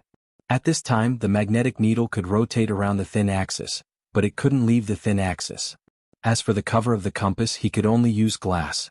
In the past, he was lazy and didn't make glass. He didn't expect that he still couldn't avoid glass. This time he might as well make glass. Thinking of this, Li Zixuan raised his head and ordered, "San Bao, go and ask Faubert to come here." "Yes, young master." San Bao responded and hurriedly ran out of the small courtyard to look for Uncle Fu. After a while, Faubert came in and asked, "Young master, you were looking for me?" "Yes, Faubert, take a look and see if this thing can be made." Li Zixuan handed the drawings of the various parts of the compass to Faubert and said. Faubert took it and looked at it seriously. After a moment of silence, he finally nodded and said, "It should be possible, but it's very troublesome. Young master, there are many small and delicate parts in the thing you drew. If you want to make it perfectly, you'll need an old craftsman who has been working for more than 10 years. Hearing this, Li Zixuan patted his head. He almost forgot that some of the parts in this compass were almost equivalent to a small precision instrument. In a modern industrialized society with all kinds of lathes and machine tools, it would only take a few seconds. However, in ancient times, where craftsmen relied entirely on manual craftsmanship, it was really difficult. Then Faubert, quickly gather a group of experienced craftsmen and have them put down their work and concentrate on making a batch of compasses. Oh, I forgot to tell you, this thing is called a compass. It's something that His Majesty urgently needs. This time, the Imperial Court's navy is mainly relying on this thing to determine the direction in the vast sea. Tell the craftsman to hurry up. If you make one more now, you might be able to save the lives of many people on board. Li Zishuan said with a serious expression. If there were difficulties, then they had to overcome them. Although there were no modern craftsmen in ancient times, there were many skilled craftsmen. Many of the ancient handicrafts and buildings could not be made by modern people even if they relied on machinery. Faubert had thought that Li Zishuan would come today just like before, purely to make some new things for him. He did not expect that Li Zishuan would come with such an important task today. After hearing this, he quickly said with a serious expression, "Young master, rest assured that the workshop will work together these few days to make a batch of compasses." Chapter 255. After Faubert finished speaking, he took the blueprint and turned around to prepare for the manufacturing of the compass. After all, the situation was urgent. "Hey Faubert, wait." Li Zishuan hurriedly stopped Faubert and said, "Faubert, the upper part of the compass needs a layer of glass. Its colored glaze. Cover it with a layer of colored glaze. Otherwise the magnetic needle will fall off easily and be damaged easily." Faubert paused and nodded. "Yes, that's true. But this way the cost of a compass will be too high." Li Zishuan had read countless time travel novels in his previous life. Naturally, he knew that glass was a luxury item in ancient times and was very expensive. He pondered for a moment and said, "Faubert, buy some colored glaze from the barbarian merchants and make a compass first. I need it urgently today." "Yes, young master. It shouldn't be a problem to make one first." Li Zishuan nodded. He looked out of the door and sighed faintly. Then he took out the glass formula and baking method that he had just written on the table and said, "After that, we don't need to buy any colored glaze from the barbarian merchants. You don't need to buy colored glass from the barbarian merchants for the rest of the compass. I have a method to produce colored glass here. The formula and the detailed steps are all written here. You can try to figure it out later. In a day or two, our workshop should be able to produce colored glass ourselves. Furthermore, it's even purer than the colored glass sold by the barbarian merchants. Those barbarian merchants have made so much money from our Tang Empire by relying on the crude manufacturing process of colored glaze. Now it's time for them to be eliminated." "What?" Uncle Fu couldn't help but cry out in surprise. What Li Zishuan said was simply too shocking. Ever since the colored glaze was spread to the Central Plains, it wasn't that people hadn't thought of imitating it, but none of them had ended in failure. This was because just by looking at the surface, it was impossible to tell the composition of the colored glaze, let alone imitating it. "Young master, you really have a way to bake colored glaze?" Faubert, you should be able to make it after trying a few more times according to the manufacturing method that I wrote for you. However, you have to keep it a secret. The formula of Lu Li should be top secret in the workshop. The fewer people who know about it, the better." As long as he knew the formula and firing steps of the glass, the manufacturing process would not be too complicated. Since he was the same as countless people who had transmigrated and created glass, how could he not take the opportunity to make a fortune? How could he be worthy of others? In fact, the glass manufacturing process in China began in the Western Zhou dynasty. However, the glass made at that time was very muddy and far from meeting the requirements of modern glass technology. There was a small story about the people who first discovered glass. It was said that more than 1000 BC, a European Phoenician merchant ship, full of the crystal mineral, natural soda, sailed on the Belus River on the Mediterranean coast. The merchant ship ran aground due to the ebb of the sea. So the crew went ashore one after another. Some of the crew members even brought over a large pot and firewood. They used a few pieces of natural soda as a support for the pot and started cooking on the beach. After the crew finished their meal, the tide began to rise. Just as they were about to pack up and board the ship to continue sailing, someone suddenly shouted, "Everyone come and look. There are some sparkling and bright things on the sand under the pot." The crew brought these sparkling things to the ship and studied them carefully. They found that there were some quartz sand and melted natural soda stuck to these sparkling things. It turned out that these sparkling things were the natural soda that they used to make the support for the pot when cooking. Under the action of the flame, it chemically reacted with the quartz sand on the beach to produce crystals. This was the earliest glass. Later, the Phoenicians mixed the quartz sand and natural soda together and then melted it in a special furnace to make glass balls. This made the Phoenicians a fortune. Around the 4th century, the Romans began to apply glass to doors and windows. By 1291, the glass manufacturing technology in Italy was very developed. Our glass manufacturing technology must not be leaked out. Gather all the glass craftsmen together to produce glass. Just like that, the glass craftsmen in Italy were sent to an isolated island to produce glass.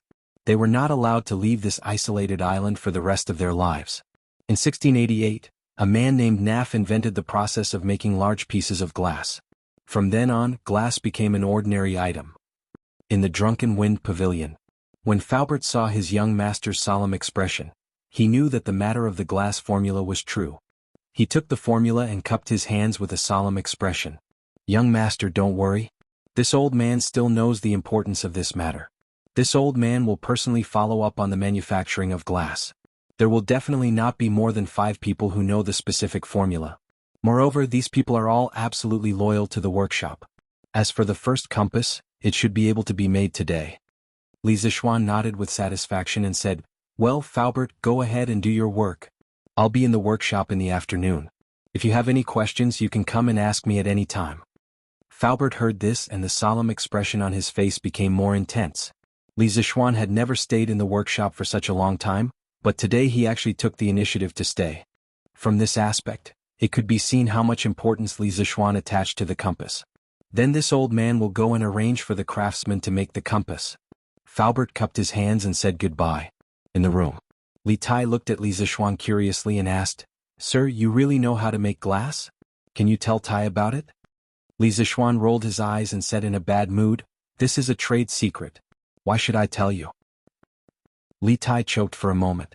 He was speechless and said, "I won't steal your business. Aren't you too stingy? Besides, as a teacher, preaching, teaching, and answering questions is what you should do." Li Zishuan had no choice but to give them a simple introduction to the principles of glassmaking. Li Zishuan had no choice but to give them a simple introduction to the principles of glassmaking. In fact, the manufacture of glass involves another subject. I call it chemistry. The so-called chemistry can be understood as the study of changes. Several things can react with each other and change into other substances. This is the core of the subject of chemistry. If I have time in the future, I can systematically explain this subject to you. Next, I'll briefly talk about the firing principle of glass. Li Zishuan slowly gave Li Tai, Meng Wenhao, and the others a rough explanation of the reaction between the various components in the glass-making process. Of course, he couldn't go into too much detail or it would involve a lot of fundamental questions. During the explanation, it was inevitable that some words that they had never heard before would pop up, but no one interrupted. They all listened attentively because they knew that the knowledge that Li Zishuan was talking about was very likely to be unique in the Tang Empire and even in the whole world. This knowledge was very likely to change the entire Tang Empire. Chapter 256. Drunken Wind Pavilion. Li Zishuan was speaking with fervor and assurance. Meng Wenhao, Li Tai, Iron Egg, and Li Yu were listening attentively. The first chemistry class of this era was quietly unfolding in such a room. Time passed slowly. After about an hour, Li Zishuan finally explained most of the chemical reactions in the glass manufacturing process. Of course, it was estimated that they could only understand less than 40% of it. After all, they had no foundation in chemistry at all. Well, that's all for now. As long as you understand the general principles, that's enough. I know that there are many things that you don't understand. If there is a chance in the future, I will set up a chemistry class, but definitely not now. Li Zishuan spoke for a long time. His mouth was dry. He quickly drank a few mouthfuls of water and then said, You're not going to teach anymore? Sir, you're too irresponsible." Only Li Tai dared to criticize Li Zishuan in front of his face. The little fatty pouted and muttered unhappily. He was completely immersed in the world of chemistry just now. Li Zishuan's face was full of black lines. "You're not AF * king girl and I didn't do anything to you. How is that irresponsible?" He waved his hand and said, "I said I'm not going to teach anymore. Chinke, go get a pen and paper. Before Faubert and the others make a compass, prepare to write a few more chapters of The Legend of a Mortal's Journey to Immortality! When Li Tai heard this, he immediately became spirited. The dissatisfaction on his face instantly disappeared without a trace. That's good. I'll go get a pen and paper." Wow, so The Legend of a Mortal's Journey to Immortality was written by Sir. Li Yu exclaimed. She just read the newspaper that Li Zishuan gave her in the carriage. Other than the news, the part that attracted her the most was the novel. Although she only read a few chapters in the middle of The Legend of a Mortal's Journey to Immortality, she was deeply attracted by the bizarre world of immortal cultivation inside. Fortunately, Li Zixuan had only given her some old newspapers. If she were to read today's issue, the expression on her face would not be one of shock, but of vomiting blood. Because in this edition of the newspaper she could see Li Zixuan rewarding himself. "Little you, I gave you the newspaper in the carriage just so you could read the news. Why did you go read novels?" When Li Zixuan saw how excited the little girl was, he knew that she had read a lot of novels in the carriage earlier. Li stuck her tongue out awkwardly. She was speechless. After a while, Li Tai got a pen and paper. Everything was ready. Li Zixuan looked at the four of them, then continued to talk about The Legend of a Mortal's Journey to Immortality. Continuing from last time, today we will start from chapter 34, Blinking Swordsmanship. Blinking Swordsmanship? Han Li repeated the name of the swordsmanship to himself. Yeah, what do swordsmanship and blinking have to do with each other? Isn't the name funny? Have you practiced this swordsmanship before? Han Li asked with concern. Of course not. Who would practice a martial art that doesn't even use true qi? Isn't it just for show? Not to mention me, ever since it was created, no one has practiced it. Today's opening was more exciting. When the words blinking swordsmanship came out, it immediately attracted the attention of Li Tai and the others. In fact, even Li Zixuan admired the imagination of the original author of Mortal, Wang Yu. To be able to come up with such a novel swordsmanship, this novel swordsmanship was even more attractive to people like Li Tai and Meng Wenhao who had never been in contact with online literature. In a way, the blinking swordsmanship, created by the first generation of the 7 invincible elders, was probably the technique that had the greatest impact on Han Li's life. Of course, the blinking swordsmanship was not a true technique. It could not even be considered a swordsmanship. Instead, it was more like a killing encyclopedia. Its goal was to make use of all available factors and seize a fleeting opportunity to kill an enemy who was stronger than oneself in the blink of an eye. From the original book, it could be seen that Han Li had been on the path of cultivation for nearly 3,000 years. His realm had risen from that of a mortal to that of a great ascension ancestor. His techniques had also been constantly upgraded. However, this martial art created by a mortal had always influenced him. From this, one could see the power of the blinking swordsmanship. Stealing secret manuals, surprise, 3 untrainables, meeting a spy at night, abnormal conditions, origin of the secret technique, message appearing at night, cloud-winged bird, everything was ready. In the blink of an eye, another 10 chapters had been talked about. Almost 2 hours later, Faubert finally walked in with a small wooden box. "Young master, look, the first compass has been made." Faubert looked a little tired but more excited. It could be seen that he had spent a lot of effort on this first compass. Li Zixuan took the box and opened it. He saw a palm-sized compass with a wooden casing lying quietly in the box. As for why the casing was made of wood, it was mainly because iron would interfere with the pointing of the compass. In this era, copper was mainly used to cast copper coins. It was even more precious than iron, so it was not conducive to popularizing. Li Zixuan took out the compass and held it in his hand. The magnetic needle rotated with the dial. When it stopped, he could immediately identify the 4 directions from the dial. Well, that's great. Faubert, thank you for your hard work. Li Zixuan looked a little excited. The degree of perfection of the first compass had exceeded his imagination.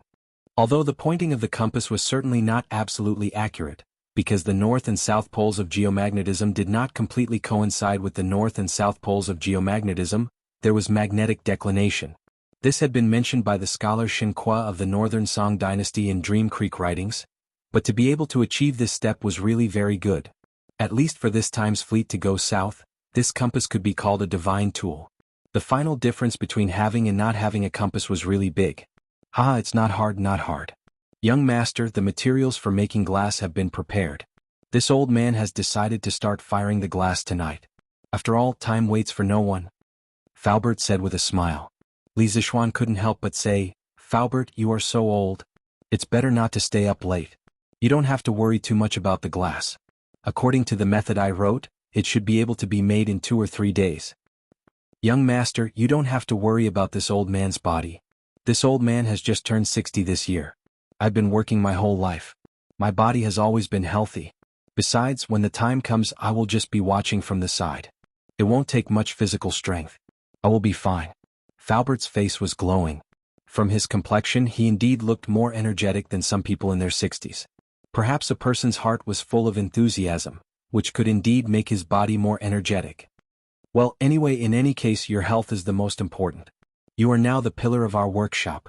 Li Zishuan saw that Faubert was insistent. He could only compromise helplessly. Ah, thank you for your concern, young master.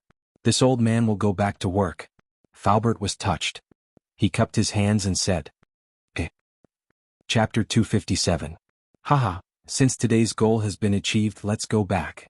Li Zishuan put the compass back into the wooden box and smiled happily. Hey mister, wait a minute. Where will I live? I can't live in the workshop, right? Xiao Yue jumped out and asked. Ah, Li Zishuan patted his head. He almost forgot about it. I'll have Uncle Fu arrange for someone to bring you to the broker. When the time comes, you can choose which square you want to live in. You can rent a courtyard in that square and live there for now. I'll give you 5 strings of coins in advance and deduct it from your salary in the future. In the Tang dynasty, renting a house was very common and not shameful. It was said that Bai Juyi had once rented a house for 18 years. As for how to rent a house, just look for the people in the broker house. This era was not like the modern era where the city was small. Everyone would know if there was a vacant house and they would tell each other. The people in the broker house specialized in this, so they would definitely know more about it. Besides, wasn't Ma Zhou's house rented next to the workshop? Thank you, mister. But mister, aren't you afraid that I'll sneak away by giving me so much money in advance? Li Yu cracked a smile and said mischievously. If you want to run away, then run away. It's only 5 strings of coins, not 5,000 strings of coins. Li Zishuan waved his hand and said indifferently. He really didn't care about this small amount of money now. Li Yu was stunned. According to the script, shouldn't Li Zishuan say that he trusted her and wasn't worried that she would run away? How did it turn out like this? Li Zishuan took the compass and went to the Commandery Prince Hejin Manor by carriage. After he asked the servant to go in and report, a beautiful woman who was less than 30 years old came out. Looking at her noble aura, she should be the Commandery Prince's consort. You must be Li Zishuan? I'm really sorry. My lord fell asleep after coming back from the Imperial Palace at noon. I've already asked someone to wake him up. Nephew, come in quickly. Logically speaking, when someone came to visit as the mistress of the house, Wang Fei usually wouldn't appear. However, today's situation was truly special. Firstly, Li Xiaogong had drunk quite a bit at noon and was indeed still not fully awake. Secondly, Li Zishuan was just a junior and didn't really need to worry about these things. So it's the princess consort. This one greets the princess consort. Li Zishuan was also shocked and hurriedly raised his hands in greeting. No need for formality, coming quickly. Before His Highness went to sleep, he specifically instructed me to wake him up when you came. The princess consort said with laughter. Li Zishuan followed Jianghu and Ji Fei through the Grand Wang Fu and came to a spacious hall. After sitting down, seeing that Li Xiaogong had not come yet, Jianghu and Ji Fei started to chat with Li Zishuan about daily life. Things like how old he was, who was in his family, if he was married, and so on. Li Zishuan did not dare to show any impatience on his face. Of course, he did not dare to stare at Jianghu. Ji Fei. This guy hugged the teacup. As he politely answered, he submissively stared at the teacup as though there was a flower inside the teacup. It wasn't that he couldn't be seen, but this princess consort was too beautiful. Li Zishuan was afraid that if he looked at her too much, he would get chicken eyes. He wasn't Chicken Bro's chicken. Ah, little Xian, you've come? Don't tell me you've already finished that little tool for identifying directions? Just as Li Zishuan was silently criticizing Li Xiaogong for marrying such a beautiful wife and not dying of silence, Li Xiaogong's laughter came from outside the room. Just as he finished speaking, he saw Li Xiaogong dressed in dark yellow robes, walk in with an imposing presence. Greetings to the Lord. Ah, rise, rise. The two greeted each other and Li Xiaogong sat next to the princess consort. At this time, Li Zishuan took out the sandalwood box containing the compass from his sleeve and handed it in front of Li Xiaogong. He said with a smile, Lord, this is the tool this little one made to find directions. It's called a compass. Take a look. Li Xiaogong said with a smile, you are really efficient. As he spoke, he took the sandalwood box. After opening it, he took out the palm-sized compass and then examined it in his hand. He saw the small magnetic needle that was thick in the middle and thin at the ends had a paper dial. After the initial spins, it finally stabilized.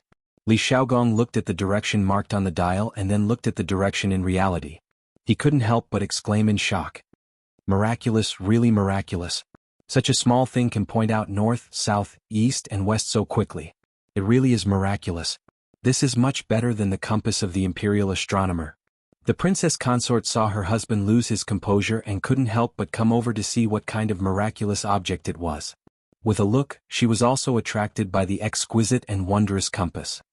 Lord, this thing is much smaller than the compass, but I didn't expect it to be so useful. And the speed at which it points directions is so fast. Yes, it is so. Little Xian, this thing you made is very good. This prince heard that you have a workshop. That will save us a lot of trouble. This time, there are about 1,300 ships going south, including the civilian ships. You can have your workshop make 1,000 compasses first.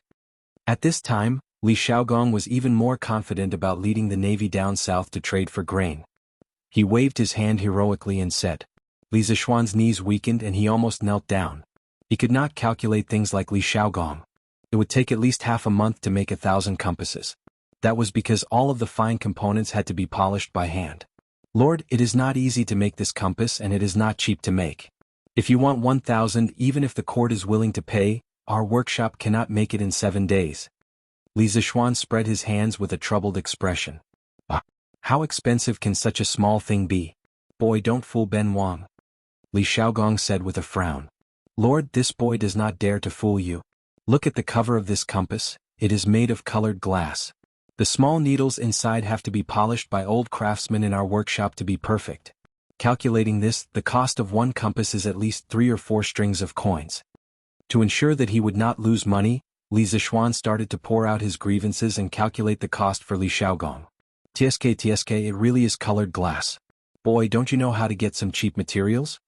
Li Xiaogong looked carefully and then could not help but frown as he scolded.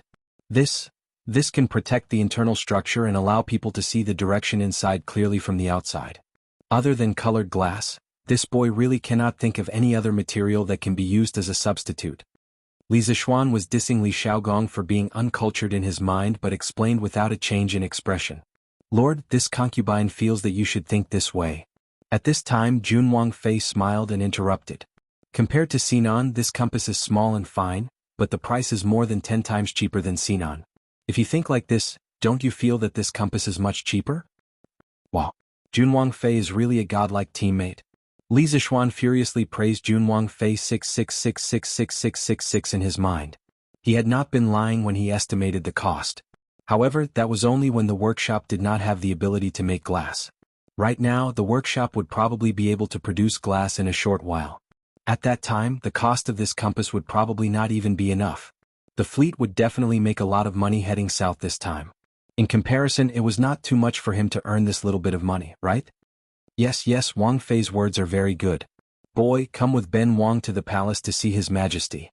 This matter needs to be decided by His Majesty in the end. Hearing Junwang Fei's analysis, Li Xiaogong's expression turned joyful as he stood and laughed. Chapter 258. The sun was setting in the west. Looking at the time, it would not be long before all the shops closed. However, Li Zishuan was forcefully dragged by Li Xiaogong to the palace. Are you still worried about the curfew? What should I say to you? It's just a curfew. In a while, His Majesty will give you a warrant. The patrolling marquis will naturally not make things difficult for you. The officials will also open the doors for you. What are you afraid of? In the Li family's luxurious limousine, Li Xiaogong saw Li Zishuan looking at the sky outside the window from time to time. He pondered for a moment and understood what Li Zishuan was thinking. He comfortably leaned on the sofa and said unhappily, Ugh. Li Zishuan thought that it was true. He secretly thought that he was used to being an obedient child. Your Highness is right. Haha. However, your carriage is really comfortable, especially this stool. Sitting on it is soft, even more comfortable than lying on a bed. Brat, how about you give me one later? Li Xiaogong was like some of the big bosses in modern times.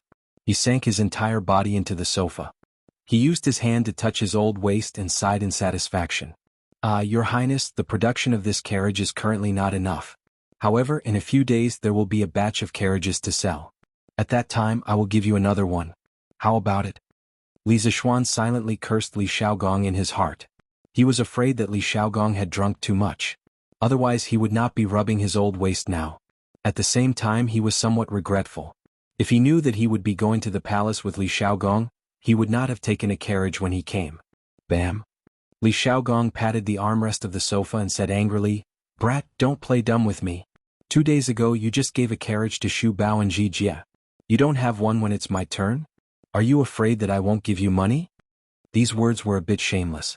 At this moment, Li Zishuan really had no choice but to give it. Otherwise he would offend the other party. How would I dare? That brat will have someone send a carriage to your highness tomorrow, Li Zishuan said with a pained expression. He swore to himself that he would never take a carriage to visit someone's house again before the caravan was mass-produced and sold. Every time he took a carriage there would be one less caravan. As a person one shouldn't act tough. Tisk, look at your stingy appearance. Although this carriage is a little luxurious, this prince can still afford it. Later this prince will have someone send the money for the carriage to your house. Li Shaogong curled his lips and mocked. Your highness, this really isn't a matter of money. It's just that this kind of carriage is really too rare. This little one originally built this carriage to prepare for next month's wedding. My original intention was not to make money. Hearing Li Zishuan's words, Li Shaogong's face turned red. As an elder, it was really shameful to steal someone's wedding car. Cough cough, oh, this king just remembered that Xiao Xian will be getting married soon. At that time, this king is afraid that this king won't be able to make it back in time. However, Princess Consort will definitely personally go to congratulate on behalf of this king and present a large gift. In other words, this king would still want this carriage, but when you get married, this king will compensate you with a large gift. Li Zishuan rolled his eyes in his heart. He pretended to cup his hands and said, "Thank you, your highness." "Ah, you're welcome, you're welcome." Li Zishuan, This is the tool you made to distinguish directions? Taiji Palace. Li Er held the newly made compass in his hand and looked at it curiously as he asked. Yes. This humble subject calls this a compass. In the past, when passengers were at sea, they mostly relied on the sun, moon, and stars to distinguish directions. However, when it's cloudy and rainy, they can't distinguish between north, south, east, and west. With this compass, even if it's cloudy and rainy, they won't get lost. Li Zishuan bowed and answered. Li Er fiddled with the compass for a while and found that it was indeed convenient. Thus he said, Not bad. To be able to make such an exquisite and practical compass in such a short time, I'm afraid that in the entire Tang Empire, only you can do it. How much does it cost to make?" As an emperor, Li Er was very qualified. The first thing he thought of was whether it was worth it or not, unlike Li Shaogong, who directly asked for 1,000. Replying to your majesty, the cost of one compass is about 3 or 4 strings of coins. Your majesty, please don't think it's expensive. I'm sure you know the approximate cost of the glass and the exquisite mechanism inside, so this humble subject didn't say much. As Li Zishuan spoke, he secretly looked at Li Er's expression. It wasn't easy to earn money from an emperor. You're quite honest this time. How about this? According to the 4 strings of coins for one, the imperial court's fleet will purchase 200 compasses. As for the civilian merchant ships, have them buy from you. You must ensure that every 5 ships have at least 1 compass. Li Er knew a thing or two about the prices of goods in Chang'an. He silently calculated in his mind, then nodded and made his decision. Your majesty is wise. Li Zishuan inwardly breathed a sigh of relief and hurriedly began to flatter the emperor. You brat. This time the imperial court's fleet is going south. If they make a loss, this humble subject will settle the score with you. Li Er heard Li Zishuan's insincere flattery and laughed as he scolded. Hee, your majesty, don't worry. This time the imperial court will definitely make a profit and not a loss. At least 10 times the profit. If sea trade couldn't make them rich, then what business in the world could? Li Zishuan was still confident about this. That's for the best. You brat, you should be rewarded for making such a powerful maritime weapon.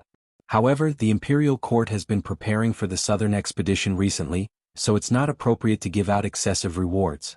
How about this? When the fleet returns, if it's really as you said, this humble subject will be rewarded and you will be promoted. How about it? Merits should be rewarded and mistakes should be punished. Li Er knew how to use people, so he naturally knew how to make his subjects submit. Thank you, your majesty. What I have done is what I should do. I've never coveted rewards. When Li Zishuan heard that he would be promoted, he was a little excited. A while ago he had wanted to be a marquis. He didn't know if he could directly be promoted to a marquis this time. In a moment of pride, he couldn't help but say a few more words to show his loyalty. However, Li Er didn't fall for it. Oh, is that so? Then pretend that this humble subject didn't say anything. Li Zishuan was speechless.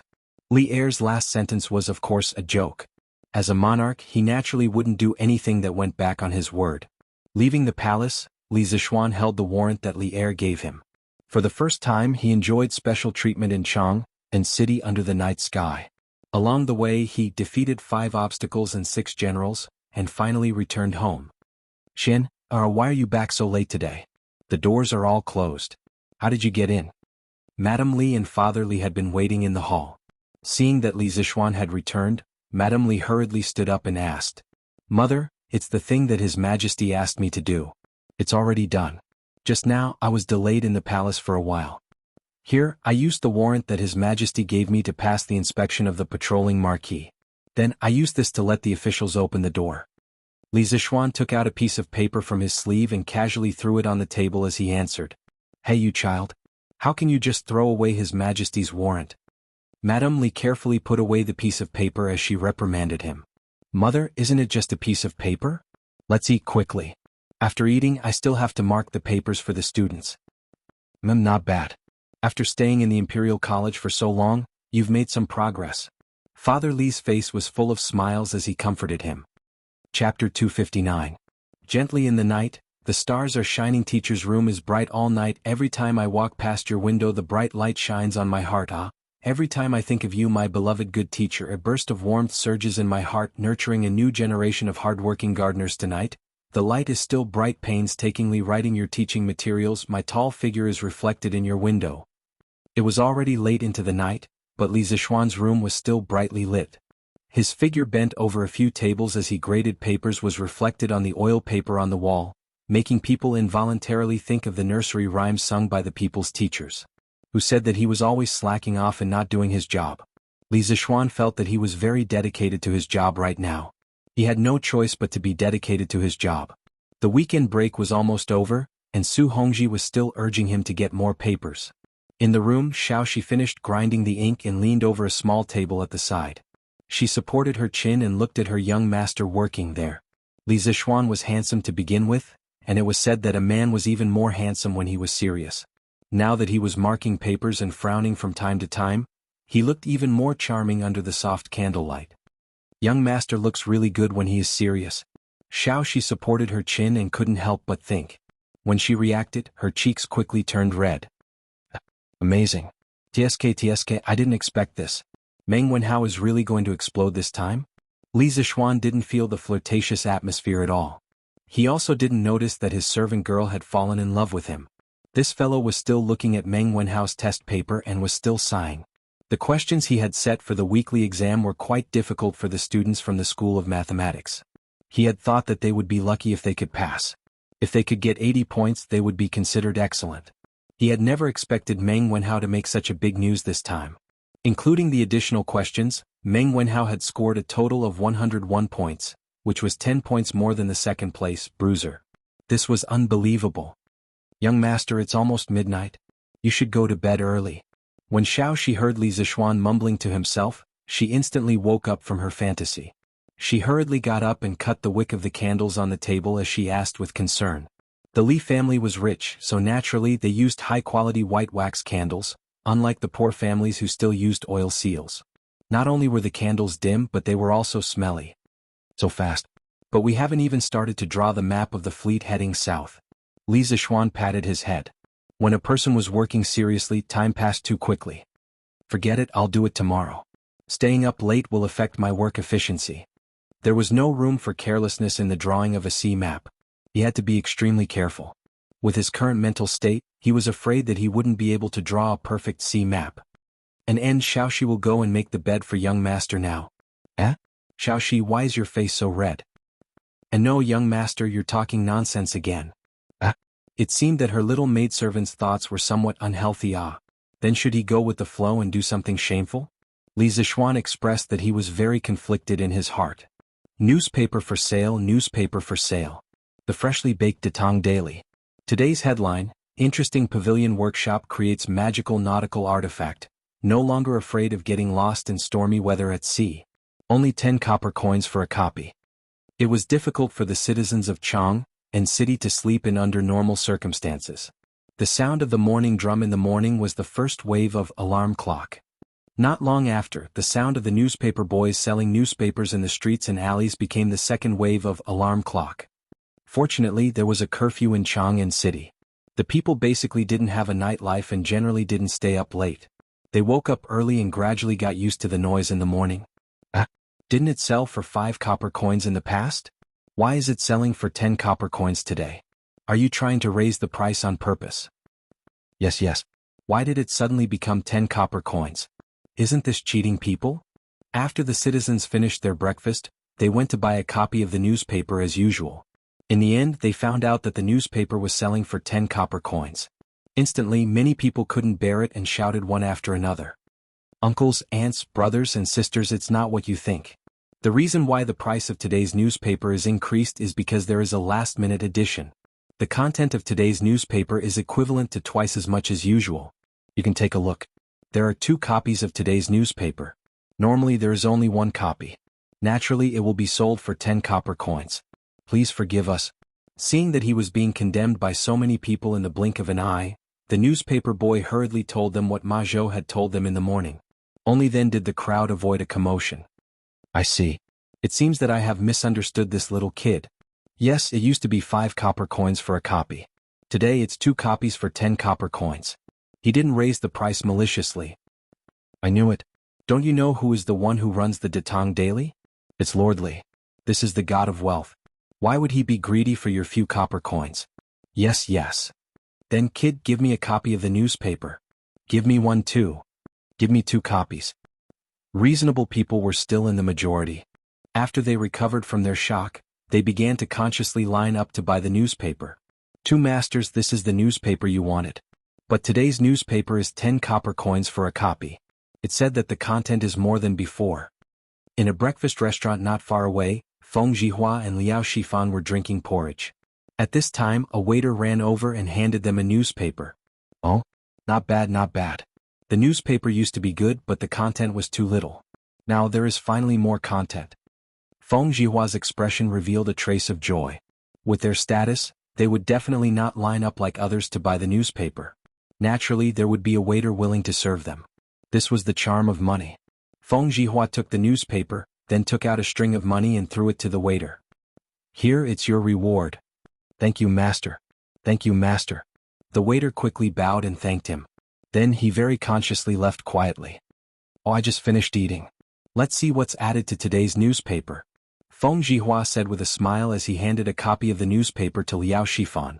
Yes, I heard from the newspaper boy that the Strange Interest Pavilion has made another nautical artifact. I don't know what it is, but I have to take a good look. Our fleet will be going to sea soon. Although Liao Shifan had not finished eating, he also put down his chopsticks at this moment, took the newspaper and began to read it. After reading it, the 2 of them both felt that buying the newspaper today was really worth it. Because half of today's news section was introducing nautical precautions, essential nautical tools, and the local customs of the small countries in the South China Sea. This was simply a travel guide specially prepared for the 2 of them. Chapter 260. TSK isn't the title a little shameless? Brother Feng, what do you think of this compass? Liao Shifan couldn't help but ask after reading the news in his hand. Feng Zhihua read it in detail, but he hadn't finished reading it. He didn't even raise his head when he heard Liao Shifan's question. I think this compass is very good. Shifan, you haven't been to the sea before, so you don't know the dangers. I've heard a few sailors describe their experiences at sea. The vast sea was boundless.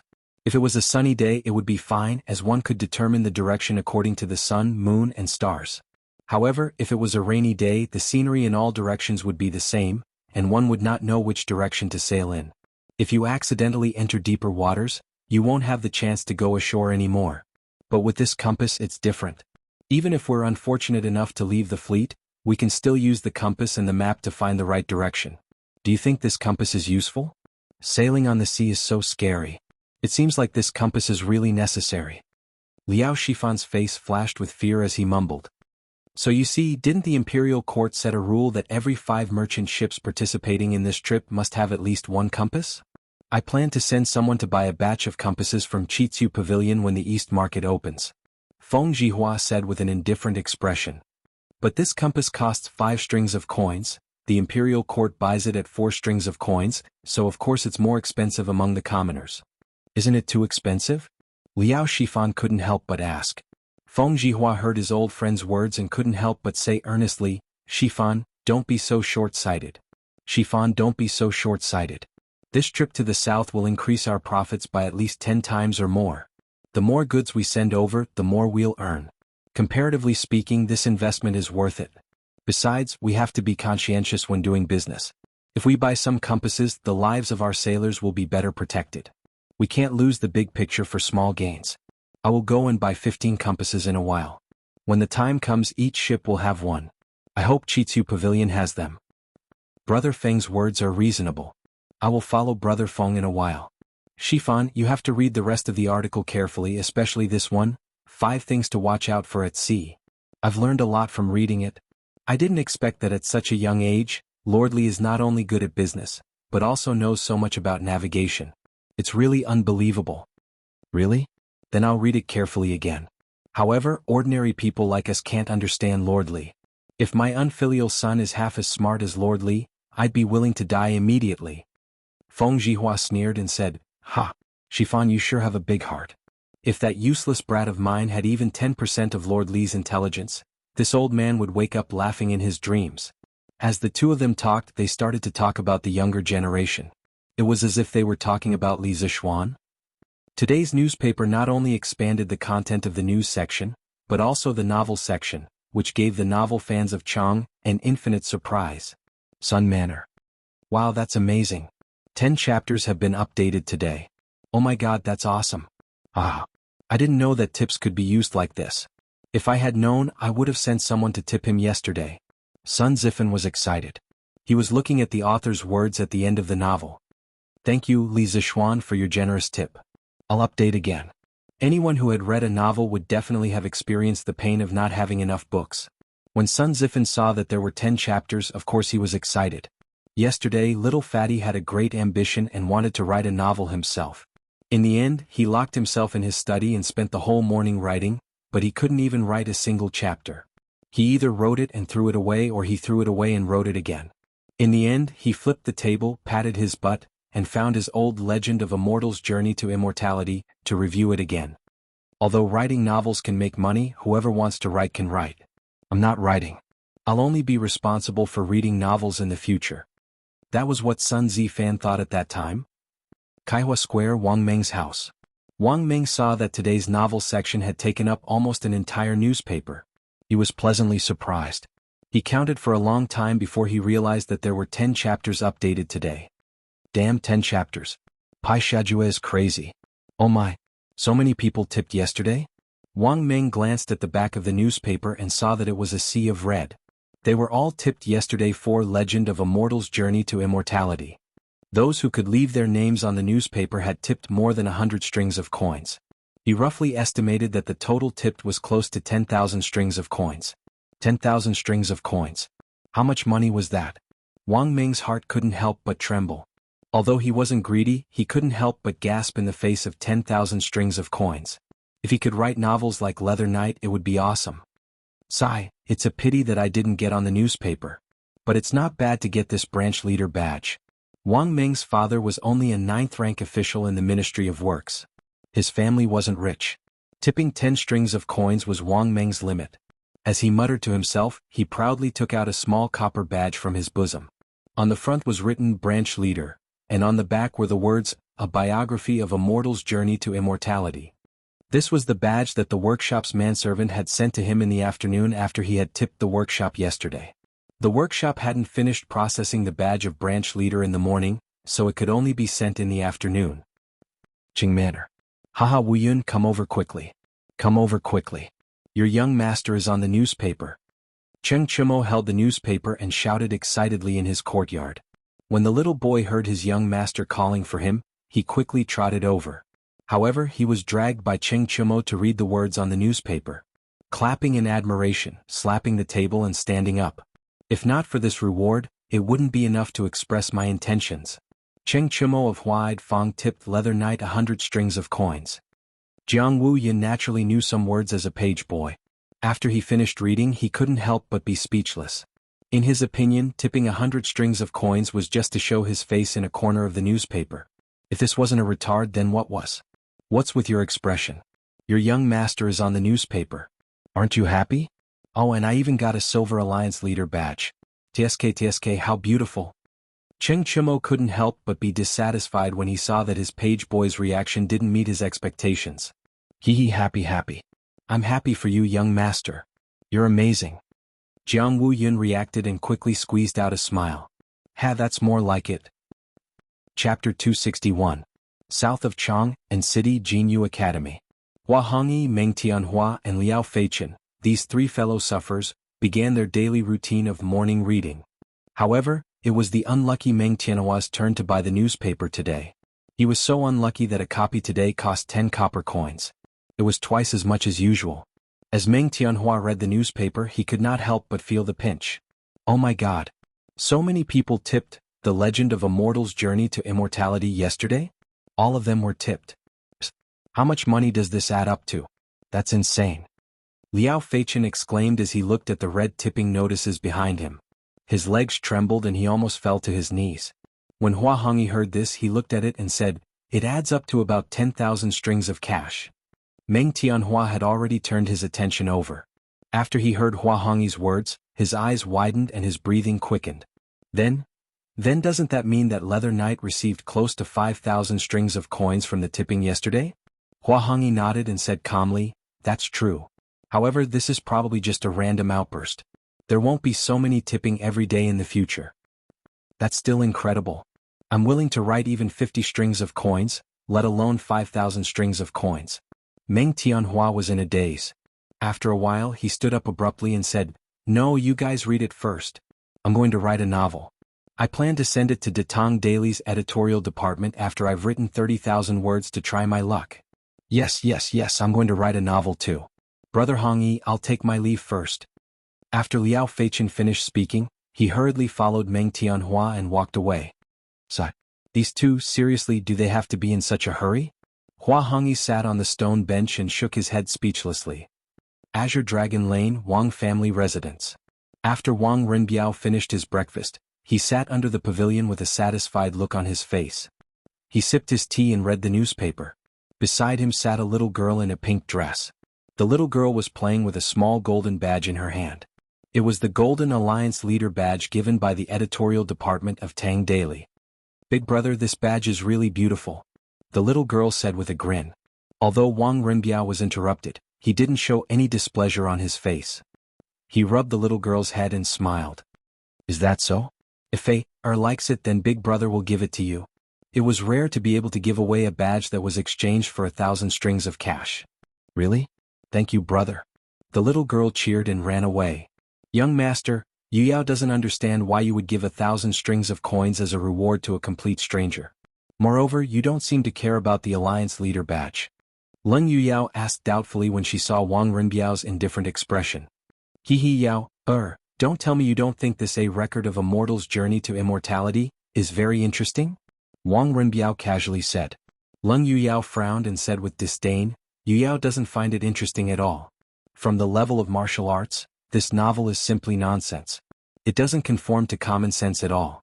In this world, there can't be any everlasting spring technique, blink sword technique, and there can't be any immortal cultivation sect." Ahem. Wang Renbiao was just casually talking nonsense. He didn't expect to hear such an answer. He quickly coughed and said, "It's just a novel. Why are you so serious about it, Yao?" Actually, there was one thing that Wang Renbiao didn't say. The reason why he gave the reward was mainly because he guessed that the real identity of the author of A Record of a Mortal's Journey to Immortality was Li Zixuan. Moreover, whether it was Li Zixuan or not, this reward would more or less repair the relationship between the two families. Li residence. When Li Zixuan was eating breakfast, he looked at the newspaper and was shocked by the huge amount of rewards. This was already beyond his expectations. *CK This group of scammers. They gave so many rewards. Are they trying to cause trouble? How many chapters will there be in tomorrow's newspaper? Li Zixuan felt a little bitter in his heart. Since ancient times, there had been no one who could complain about the number of people who gave out rewards. So I forget it. I'll just draw the map first. The draft at the workshop should be enough to last for another day. After breakfast, Li Zixuan went straight to the study and began to draw the map wholeheartedly. This map was related to the lives of tens of thousands of people. He couldn't help but be cautious. Li Zixuan sat quietly on the stool with his eyes closed. He began to slowly recall the maps of the Eurasian continent that he had read in the geography books from his previous life. Every island and every bay flashed past in Li Zixuan's mind. After a full hour, he opened his eyes and began to draw. His memory and control were excellent now. Mountains, rivers, oceans, and canyons gradually became perfect curves under his pen. He had a good grasp of the proportion and length. It looked like a perfect copy of the map from his previous life.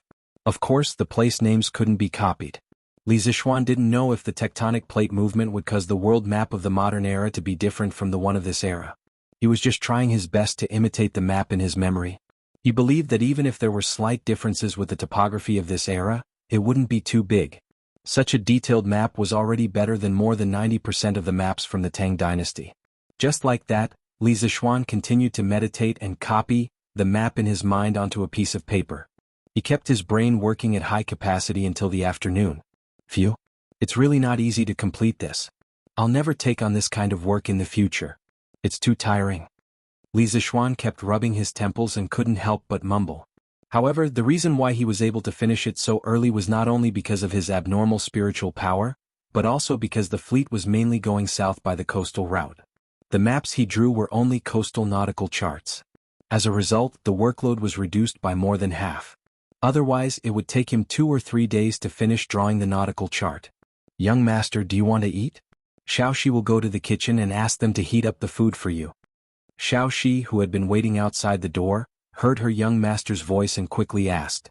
Li Zixuan's heart felt warm. It felt good to have someone care about you. And eat. Xiaoxi, go quickly. Li Zixuan stood up and stretched his body. Then he carefully put away the results of his hard work for half a day. Then he pushed the door open and prepared to eat lunch. Recently he had been working too hard for work. It really didn't suit his identity as a rich second generation. But if there were fewer people dying in the fleet going south, it would be the best reward for his hard work these days. Chapter 262. It's out. It's out. Manager Fu, we've made colored glass. In the workshop of the Strange Interest Pavilion, a middle-aged man with dirty hair and a slightly yellow face ran out of a porcelain kiln excitedly and shouted at Uncle Fu, who was not far away from him. Faubert stayed up late last night and couldn't stand the high temperature in the kiln during the day. After all, he was old. He stayed in the kiln for a while before coming out to catch up on his sleep while waiting for the news. At this moment, Faubert, who was half asleep and half awake, heard the noise outside and woke up abruptly. He quickly opened the door and ran out. Jianghu, you've really made colored glass? Faubert's voice was mixed with excitement and disbelief. It's true. We've really turned sand into glass. Look, Manager Fu, this is the colored glass we've just made. After Jianghu finished speaking, he handed over an irregular glass ball. His hands were dirty, but the glass ball was transparent and shiny, forming a very sharp contrast. Fu Bo took it and looked at it carefully in his hand. After a while he said excitedly, "That's great. This is great. It's really colored glass. It's even better than the colored glass sold by the barbarians." Song Xiaoxi. Quick, go and tell young master the good news.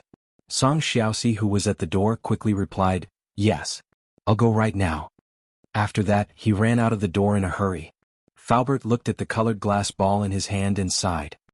I didn't expect sand to really turn into colored glass.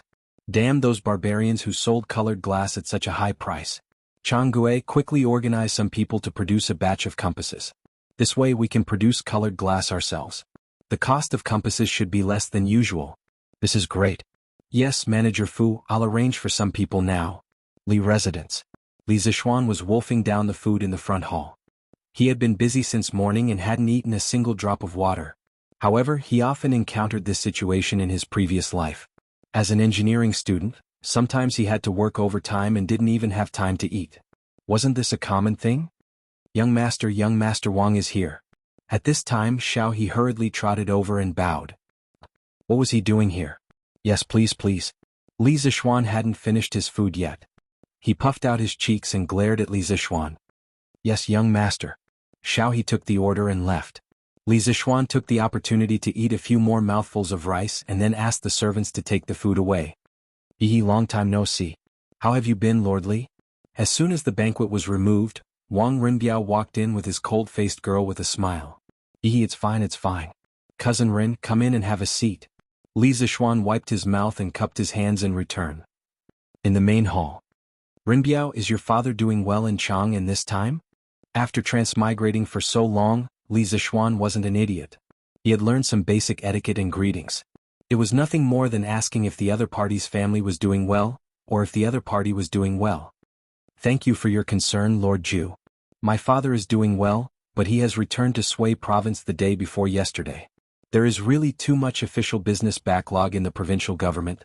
Wang Rinbiao cupped his hands and answered. So fast? I was grounded at home before, so I couldn't see your father off in person. It's really a pity?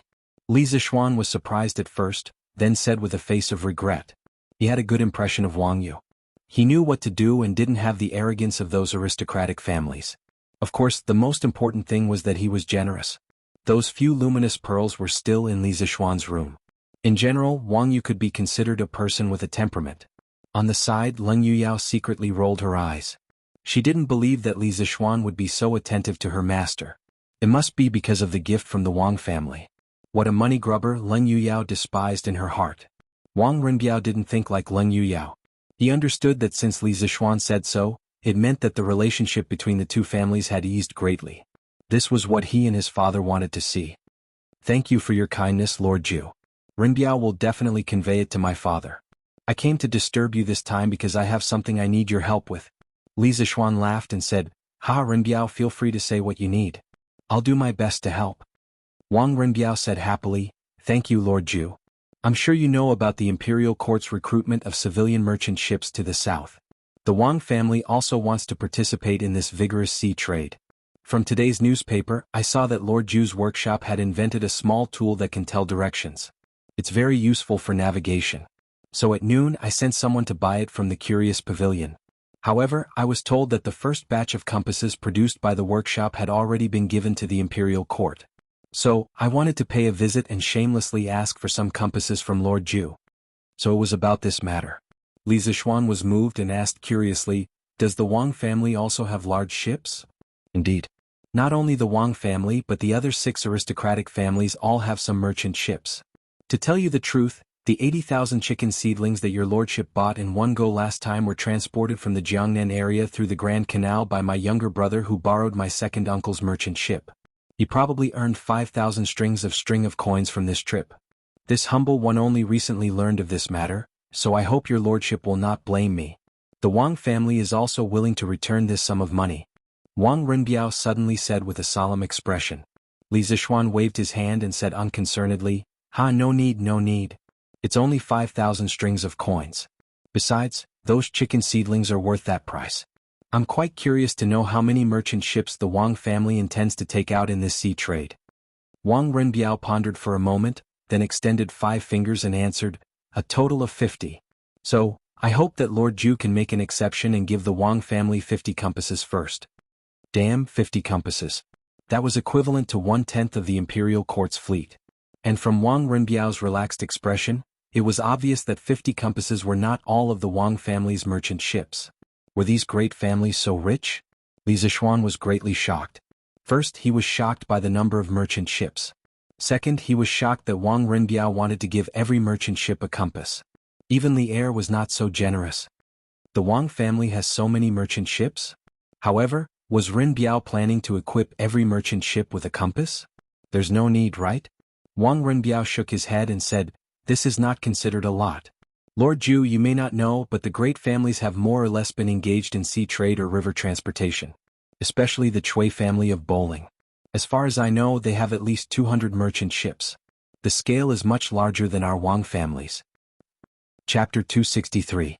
As for Lord Ju's question about whether it's worth it to equip every merchant ship with a compass, this one thinks that it's very worth it. In the main hall of the Li residence, Wang Rinbiao picked up his teacup and took 2 sips before continuing. A conservative estimate of the number of ships heading south this time is at least 1,000.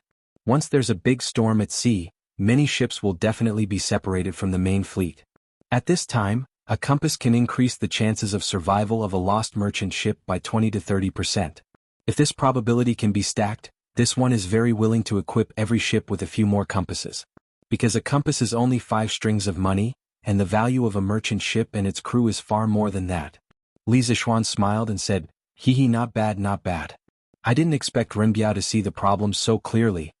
Then he thought for a moment and said, "As for the 50 compasses that Rinbiao wants, I'll have the workshop hand them over to you in 2 days, but I also have something that I need Rinbiao's help with."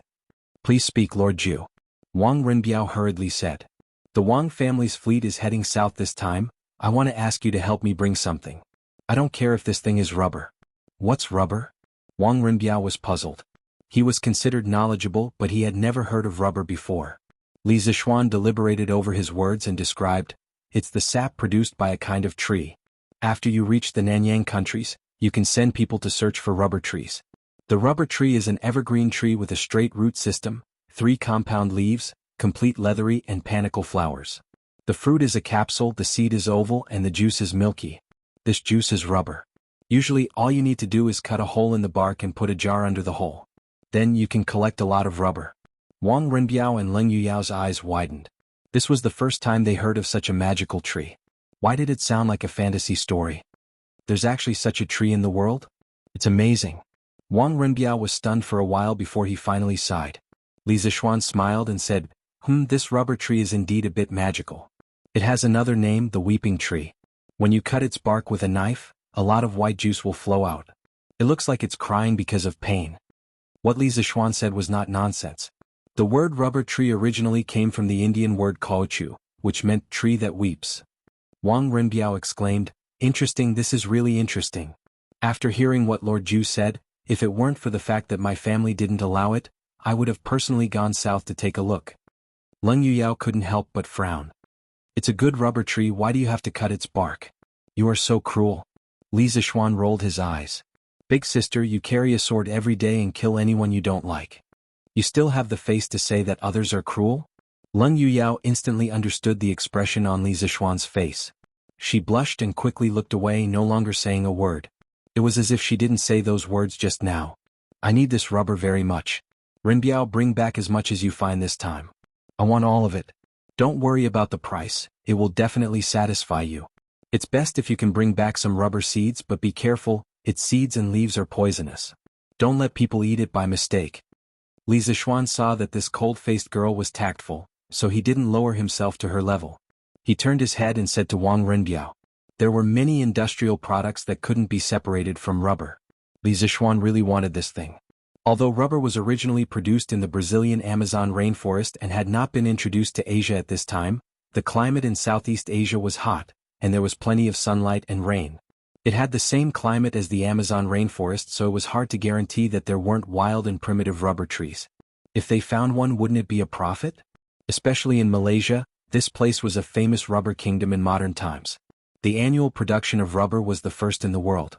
Maybe they could really find it. At this time, people certainly didn't realize the value of rubber. The first people to use rubber were the Indians, the oldest inhabitants of America. In 1493, Columbus sailed to Haitian Island in America for the second time. He saw the merry games of the Indians. They were singing songs in a circle and tossing a ball to and fro merrily in tune with the rhythm of the song. When the ball fell to the ground, it actually bounced high. Columbus was surprised. After careful inquiry, he found out that the ball was made of something he had never known before, rubber. Later, when Columbus returned from America, he brought rubber back to Europe. However, at that time, no one in Europe knew what this wonderful thing could be used for besides making games. So, it was sent to the museum and displayed in the exhibition cabinet for people to see as a novelty brought back by Columbus. It wasn't until 1770 when the British chemist and discoverer of oxygen, Priestley, discovered that rubber could erase pencil writing, that rubber officially came into use. About eraser, there's actually another joke. Nowadays, rubber is also used to describe erasers in English.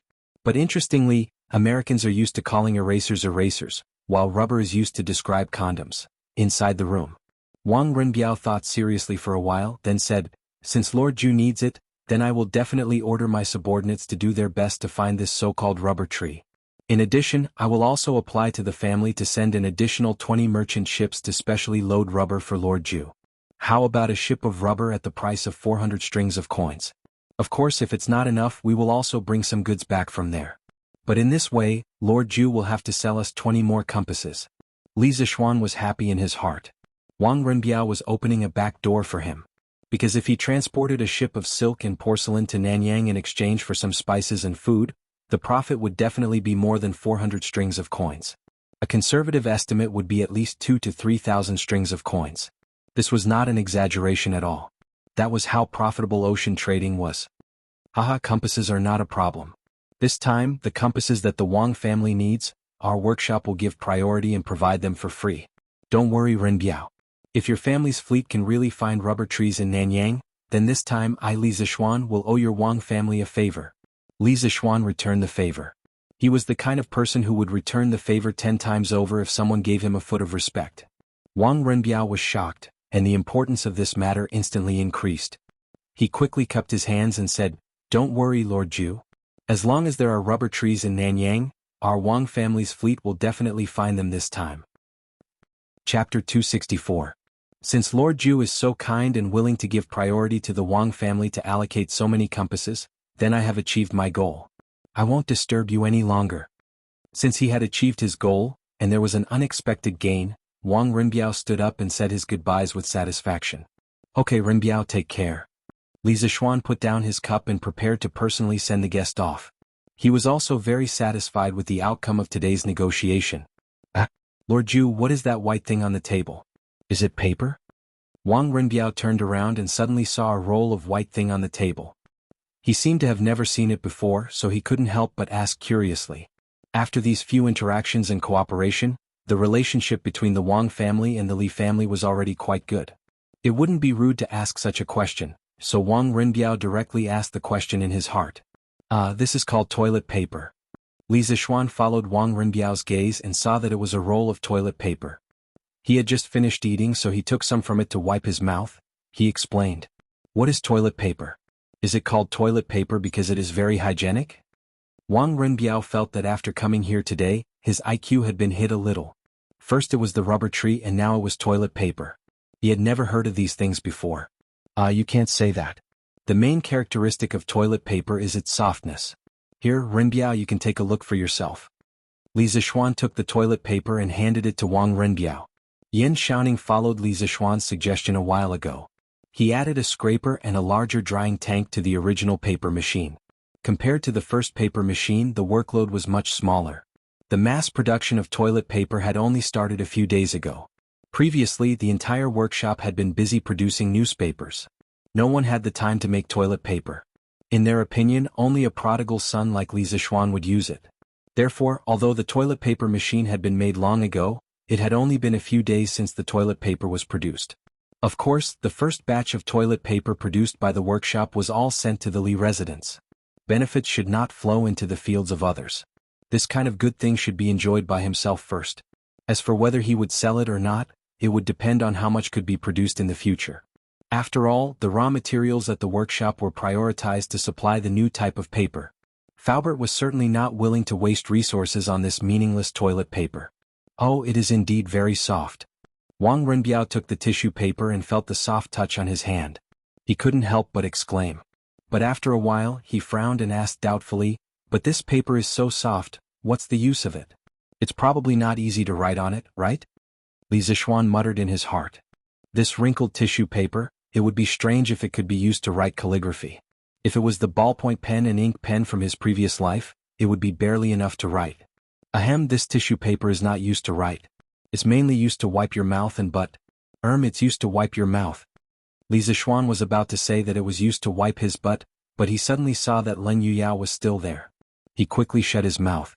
Although he didn't have a good impression of this ice-cold girl, it wasn't good to say that it was used to wipe his butt in front of her. Is it only used to wipe your mouth? But can't you just use a handkerchief to wipe your mouth? Wang Renbiao didn't suspect him. It was because of this that he felt even more strange. At the same time, he was a little speechless. He secretly thought that Li Zishuan really knew how to enjoy himself. He even specially made a new type of tissue paper to wipe his mouth. He really knows how to have fun. Leng Yuyao didn't think so. She was standing closer to Li Zishuan. Moreover, she practiced martial arts, so her hearing was much sharper than Li Zishuan's. She heard every word of Li Zishuan's words clearly. Although Li Zishuan didn't completely say the words wipe his butt, Leng Yuyao could guess what Li Zishuan wanted to say. She couldn't help but fiercely glare at Li Zishuan. She secretly thought that this person looked decent on the surface, but in reality he was no different from a vulgar hooligan.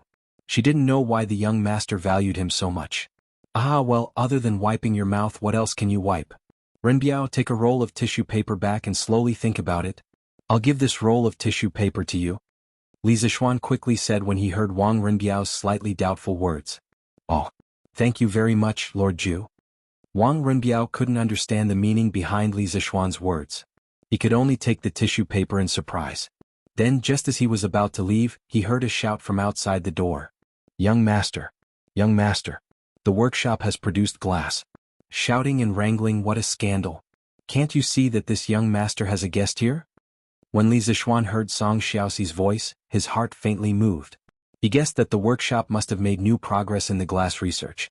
But he didn't expect Song Xiaoxi to be so rash and directly blurt out the workshop's secrets. How could this be? He was still hoping to make a fortune without anyone knowing that he could produce glass. He couldn't let Song Xiaoxi mess up his plan. So, Li Zishuan interrupted Song Xiaoxi before he could finish. Song Xiaoxi wasn't stupid. In fact, he was usually very smart. Today he was just anxious and forgot how to behave. When he heard Li Zishuan's words from outside, he instantly knew that he had been too rash and messed things up. He was so scared that his legs trembled as he entered the house with fear and trepidation. He bowed to Li Zishuan and said, "Why, young master? I'm sorry. You can leave now. I'll deal with you later." Li Zishuan was indeed a little angry. He was usually pleasant, but it didn't mean that he wouldn't get angry. It didn't mean that his subordinates could be unruly. Song Xiaoxi really did cross the line today. After Song Xiaoxi obediently retreated to the corner, Li Zishuan looked at Wang Renbiao and smiled. "Hehe, my family servants are rude. Cousin Rin, please don't laugh at us." Wang Renbiao's eyes flashed and he quickly said, "You're too kind. It's mainly because Lord Zhu treats people with generosity. Since Lord Zhu has something to do, Renbiao will take his leave now." Li Zishuan didn't purposely ask him to stay. He did have something to do. So, he cupped his hands and said to Wang Renbiao, "Cousin Rin, take care. We'll meet again when we're free." Wang Renbiao smiled and replied. Then he took Leng Yuyao and was about to leave the main hall. Before Leng Yuyao left, she looked at Li Zishuan with disdain. Li Zishuan was really confused. He didn't do anything wrong today and didn't harm the little girl. "You used this toilet paper to wipe your mouth. You're so disgusting," Leng Yuyao said in a voice that only the two of them could hear. After that, she didn't give Li Zishuan a chance to explain and left Li Zishuan alone in the wind. No, Li Zishuan almost vomited blood. "Big sister. You misunderstood, okay? This toilet paper is not like a handkerchief that can be washed and used again. My toilet paper is only for one-time use. How is it disgusting?" Chapter 265. Young master. I know I'm wrong. After sending Wang Renbiao and Leng Yuyao off, Li Zishuan returned to the main hall. He glanced at Song Xiaoxi indifferently and then sat down at the side without saying a word. Song Xiaoxi's heart was flustered and he felt uncomfortable all over. He trembled as he came over, cupped his hands and bowed. "Didn't Steward Fu tell you that everything about Lioli is a secret of the workshop?" Li Zishuan took a sip of water and asked. Young master, Steward Fu said that I was in a hurry so, Song Xiaoxi hurriedly explained. "A secret is a secret. Under no circumstances can you reveal the secrets of the workshop. If you can't keep it a secret, then there will be no place for you in the workshop in the future. Because you will harm the interests of all the workers in the workshop," Li Zishuan said coldly. Bang. After hearing that, Song Xiaoxi was so frightened that his legs turned to jelly. With a bang, he knelt on the ground and begged for mercy with a pale face. "Young master, I know I'm wrong. I promise there won't be a next time. Please forgive me this time. Don't chase me out of the workshop." Only those who had stayed in the workshop knew how good it was inside. Song Xiaoxi's hometown was in a village outside Chang'an City. Previously, he had been working as a waiter in a restaurant in Chang'an City. Every day he had to smile and flatter. If he was unlucky, he would be scolded by the shopkeeper. Moreover, he was paid very little. Ever since he entered the workshop, not only did his monthly salary increase, but there were also very few people who would find trouble with him for no reason. Every time he returned to the village, the villagers would always cast envious gazes at him. This was because the owner of the workshop he was working in was Li Zishuan, the person who invented the curved plow. He was the great benefactor of all the villagers. In the workshop, Song Xiaoxi could gain money, happiness and dignity. How could he bear to leave? At this moment he was so regretful that he wanted to slap himself. Li Zixuan looked at Song Xiaoxi expressionlessly. It was not that he was cold-blooded, but he had to follow the rules. Song Xiaoxi had always been Ma Zhou and Falbert's right-hand man in the workshop. Correspondingly, he knew a lot of things. If Li Zixuan did not scare him now, sooner or later things would get out of hand. About a quarter of an hour later, Song Xiaoxi felt like a year had passed. The sweat dripping from his forehead mixed with the tears flowing from the corners of his eyes. At this moment, Li Zixuan finally opened his mouth. Get up. I'll give you one more chance. However, if there's a next time, you'll have to leave the workshop on your own. In addition, half of your salary for this month will be deducted as punishment. At the end of the day, Li Zixuan was still a little soft-hearted and could not be ruthless. Thank you, young master, thank you, young master. I'll definitely remember this lesson and never do it again. Song Xiaoxi heard this and let out a long sigh of relief. Then he was ecstatic and grateful. As long as he could continue to work in the workshop, he was willing to have his salary deducted for 2 months, let alone half a month. He believed that anyone would be able to make up for it. Well, now let's talk about what Falbert asked you to do. Could it be that the workshop has produced colored glaze? Li Zixuan nodded and asked.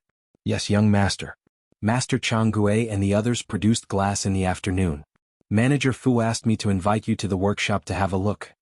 Song Xiaoxi stood up, wiped away his sweat and tears and quickly answered. Well, very good. Then come with me to have a look. Young master, you're here? In the workshop of the Strange Interest Pavilion. Falbert received a message from a servant and quickly came out to greet him. Well, Falbert, did you stay up late last night? I've already told you that your health is more important. You don't have to worry about the glass. Why didn't you listen to me? Li Zixuan looked at Falbert's complexion and knew that he must have stayed up late last night, so he tried to persuade him. Thank you for your concern, young master. Actually, I didn't stay up late last night. Even if you asked me to stay up late, I couldn't stand it. I'm old. Jianghu and the others didn't sleep at all last night to produce the glass. Fortunately, God rewards those who work hard. This afternoon they produced the glass. Young master, do you want to go and have a look? Although Uncle Fu had 2 dark circles under his eyes, his expression was slightly excited. Clearly, he knew very well how much wealth it would bring him if he could produce colored glass. Well, of course I'll go and have a look. Li Zixuan had always attached great importance to these skilled old craftsmen. They were the key executors of the workshop's products, leading the way in this era. It was very necessary to pay them a visit. Following Falbert to an earthen porcelain kiln in the depths of the workshop, Falbert introduced, Young master, this used to be used to produce porcelain. Yesterday you said that you wanted to produce glass, so I had people modify this kiln and use it to produce glass. Li Zixuan nodded and smiled. Well, this is pretty good. How could porcelain make as much money as glass? Li Zixuan was well aware of the situation. Jianghu Yongfu, and Hua, the boss is here to see you. Walking into the kiln, oh, it should be called the glass kiln now, Falbert shouted to the 3 dusty craftsmen inside. Li Zixuan felt a wave of heat and dust hitting his face. He quickly covered his mouth and nose and unbuttoned his clothes to cool down. Oh, the boss is here? Greetings, boss. Greetings, boss. The 3 craftsmen inside heard Falbert's voice and turned to look at the door. Seeing that Li Zixuan had come personally, they quickly put down their work and ran over, bowing to Li Zixuan. Oh, no need to be so courteous, no need to be so courteous. The 3 of you have worked hard. Li Zixuan gave up on covering his mouth and nose. Otherwise, others would think that he disliked them. The 3 of you have contributed greatly to the workshop's production of glass. In our workshop, those who contribute should be rewarded. Falbert, in the future, the workshop will take out a sum of money to reward those who make breakthroughs in the workshop's original techniques. This time, each of the 3 craftsmen will be rewarded with 200 strings of cash. Li Zixuan continued. This was something he had thought about a long time ago. With great rewards there would definitely be brave men. This was the only way to encourage everyone in the workshop to strive for technological advancement and innovation. The workshop would also be able to earn more money. Boss, this can't be done. Upon hearing that Li Zixuan was going to reward each of them with 200 strings of cash, Jianghu Yongfu and Hua paled in fright and froze on the spot. Jianghu was the first to react. Boss, you were the one who came up with the method of firing the colored glaze. We just followed your instructions and did it step by step. We really didn't contribute anything. This old man is ashamed to accept these 200 strings of cash. Chapter 266. Yes, boss, we can't accept these 200 strings of cash. Yes, boss, please take back your order. In the workshop, Yongfu and Enhua hurriedly agreed. 200 strings of cash was too much. It was enough to buy a small house in Chang'an. Ah, you don't have to refuse. Although I was the one who proposed the method of baking the glaze, you three have to figure out the specifics of the production. Therefore these 200 strings of cash are what you deserve. I've already made up my mind. You can take the money without worry. Li Zishuan said with a smile. In his heart he was lamenting the sincerity of these people.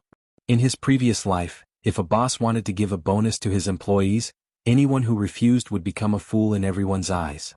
Li Zishuan chatted with the three for a while, asking if their families were in trouble and if their families were doing well. Then he followed Faubert out of the glaze kiln. It was too hot in the kiln and there was a lot of smoke and dust. On the one hand it was the smoke from the fire and on the other hand it was the dust from the sand. It couldn't go on like this. If it went on for too long it would cause lung disease. Faubert, I'll draw something that can cover the mouth and nose in a while. Go find a tailor to make it. In the future, everyone who enters the glaze kiln must wear this thing to prevent the smoke and dust from being inhaled by the workers. After leaving the glaze kiln, Li Zishuan greedily took a deep breath of the fresh air outside. Then he said to Faubert that it was necessary to wear a mask in this kind of workplace. Faubert asked curiously, "Young master, why do you have to do this? Brick and porcelain kilns have a lot of smoke and dust. The craftsmen have long been used to it. It's fine." "Even if they're used to it, it won't do," Li Zishuan said decisively. "I call this thing a mask. Faubert, have the tailor make a batch. In the future, whoever enters the glaze kiln without a mask will be kicked out of the workshop. In addition, after the matter of the compass is settled, the glaze kiln will also need to be remodeled. Think of a way to reduce the smoke and dust inside the glaze kiln as much as possible." This. "Young master, isn't this system too harsh? You want to chase me away if I don't wear a mask?" Only then did Faubert realize that Li Zishuan was actually serious. He couldn't help but be flabbergasted. "Just let them do as you say. If they don't agree, come and find me." Li Zishuan was too lazy to explain to Faubert about tuberculosis. He simply said a few words and left with a flick of his sleeves. Faubert looked at his young master's back and was speechless. He wiped the sweat off his forehead and prepared to find a tailor. Sir. Oh no, it should be boss. Boss, you're here?" Li Zishuan walked out of the small courtyard where the glaze kiln was located and wandered to the back hall, the headquarters of strange culture. In front of a stone table under a pavilion in the courtyard, little Yu came to work today. She saw Li Zishuan at first glance and hurriedly ran over to greet him excitedly. In this courtyard, except for Ma Zhou who took care of her because of Li Zishuan, the rest of the people were quite cold to her. At this time, when she saw Li Zishuan coming over, she couldn't help but feel happy. It was like suddenly seeing an acquaintance after being abandoned in a strange place. Little Yu, how is it? Have you found a place to live? Are you afraid of living alone? Are you used to it?"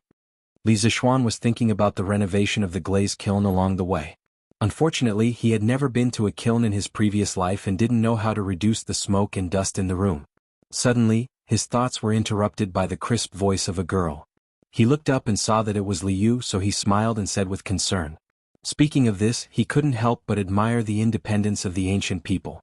Children in this era generally had the ability and courage to leave their parents and live alone at the age of 14 or 15. It was not like the modern era where people in their 20s were still asking for money from their families. Of course, he was also in this category in the past. "Thank you for your concern, boss. Steward Fu helped me find a place yesterday afternoon. It's in this square not far from the workshop.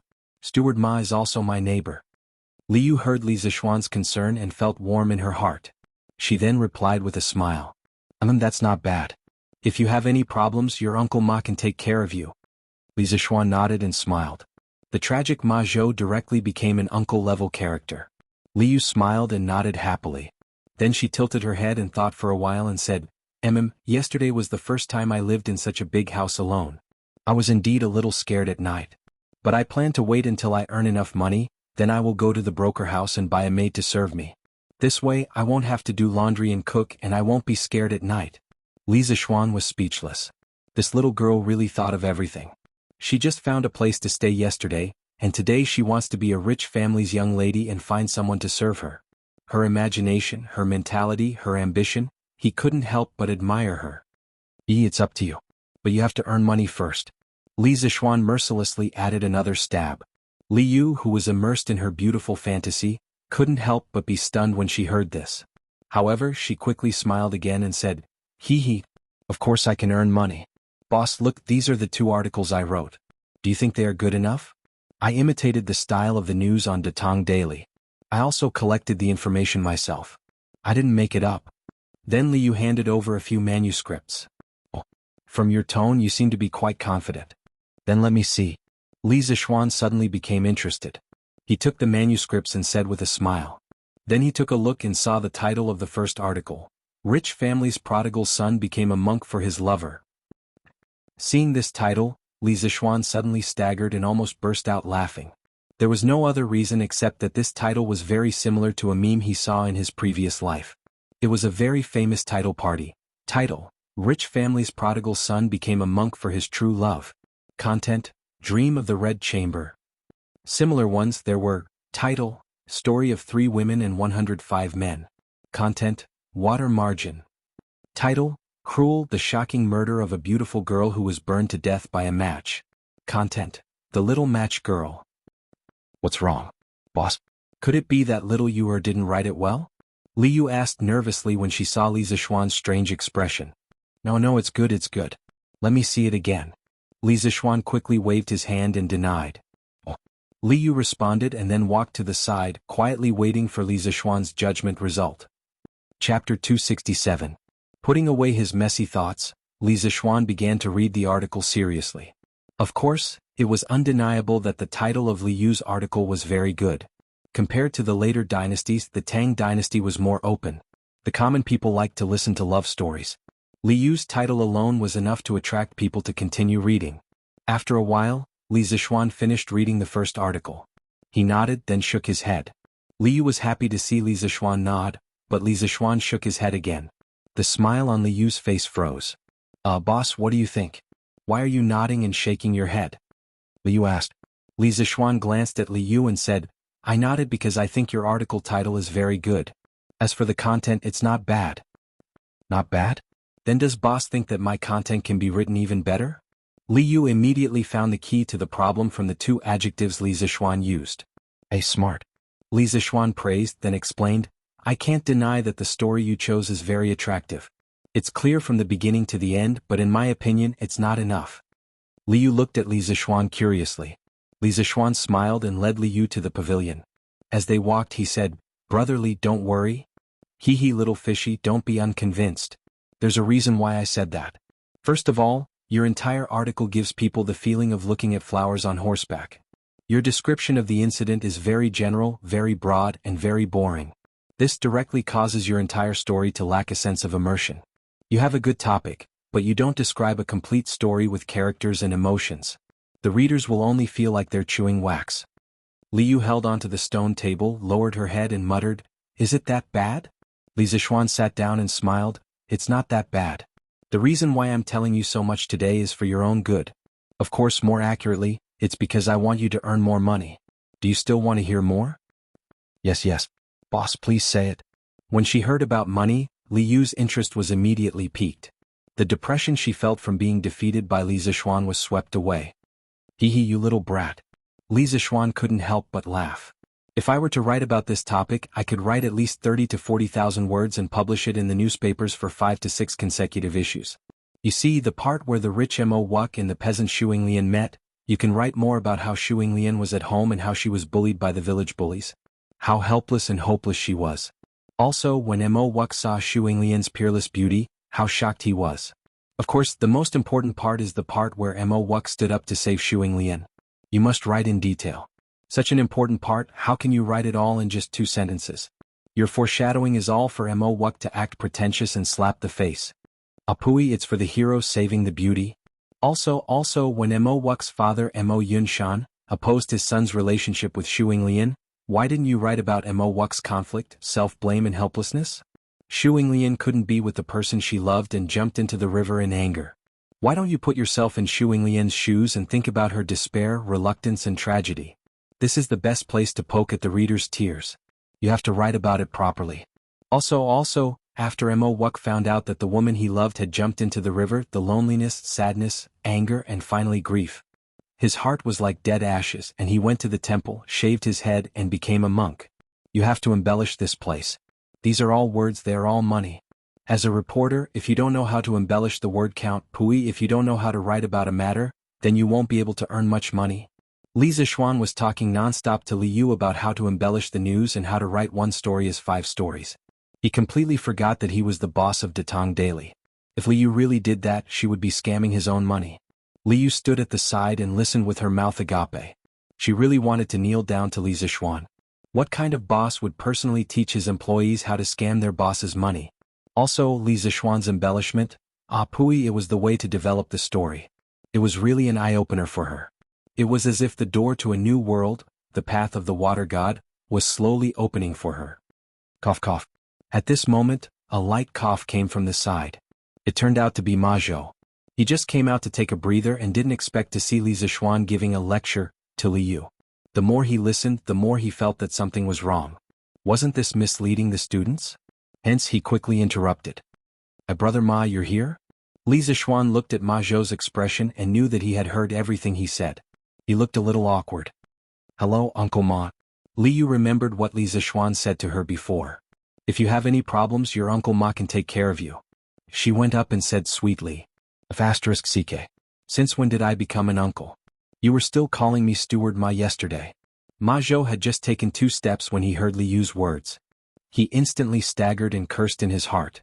If it wasn't for Li Zixuan's quick reaction and raised his hand, he would have fallen flat on his face. What's wrong? Is it wrong for the little girl to call you that? Brother Ma, why do you have such a big reaction? Li Zixuan teased with a mischievous smile. Ma Zhou was speechless. What else could he say? He could only curse Li Zixuan in his heart. He was sure that Li Zixuan was the one who taught Li Yu this. Is there anything important that Lord Zhu came here today? Ma Zhou calmed himself down and asked. There's no hurry. Let me finish reading little Yu's news first. There's still one more. Oh Brother Ma, you came at the right time. Come and see what little Yu's news is like. Li Zixuan passed the news article that he had just finished reading, Rich Man Turns to Buddhism for Lover, to Ma Zhou. He then picked up the other news article and started reading. Ma Zhou was helpless and could only be patient.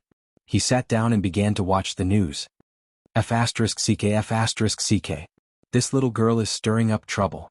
Li Zixuan almost screamed when he saw the second news article's title. It was because the title was too shocking. It said, A woman in the wild after her clothes were stolen by a man. Li Zixuan rubbed his nose. It seemed like Li Yu was going to go all out with this title. Sigh, I don't know if it's a blessing or a curse. Chapter 268. A woman went into the city to sell a donkey and a goat. There was a small bell tied around the goat's neck. 3 thieves saw it. One of them said, I'll steal the goat.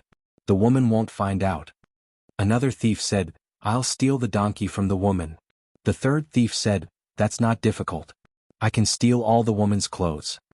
The first thief quietly approached the goat at a bend in the road. He untied the bell and tied it to the donkey's tail. Then he led the goat away. The woman looked around and found that the goat was gone. She began to look for it. At this time, the second thief came to the woman and asked her what she was looking for. The woman said that she had lost a goat. I saw your goat, said the thief. Just now a man was leading a goat into this wood. We can still catch him. The woman begged the thief to help her lead the donkey while she chased after the goat.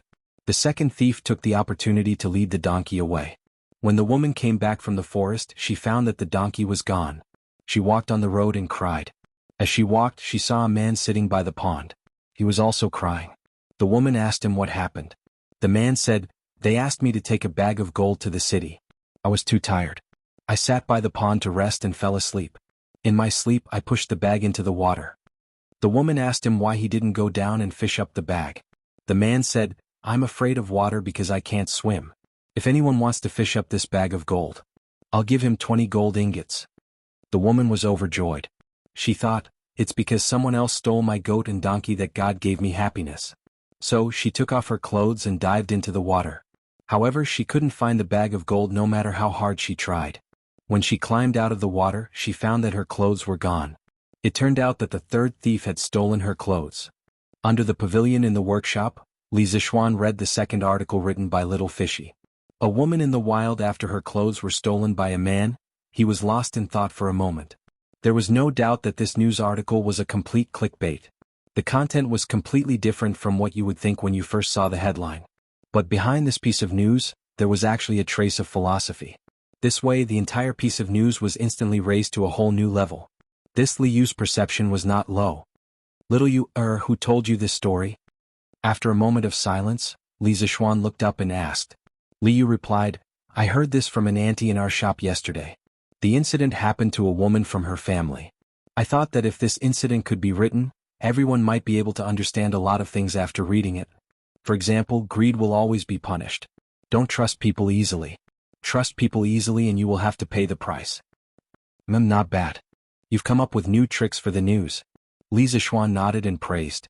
His previous purpose of publishing the newspaper was to entertain the public and at the same time, attract investors and make some money. He did not expect Li Yu to be able to draw parallels and trigger another function of the newspaper, which was to educate the public. Moreover, she used a very lively and interesting method to educate the public.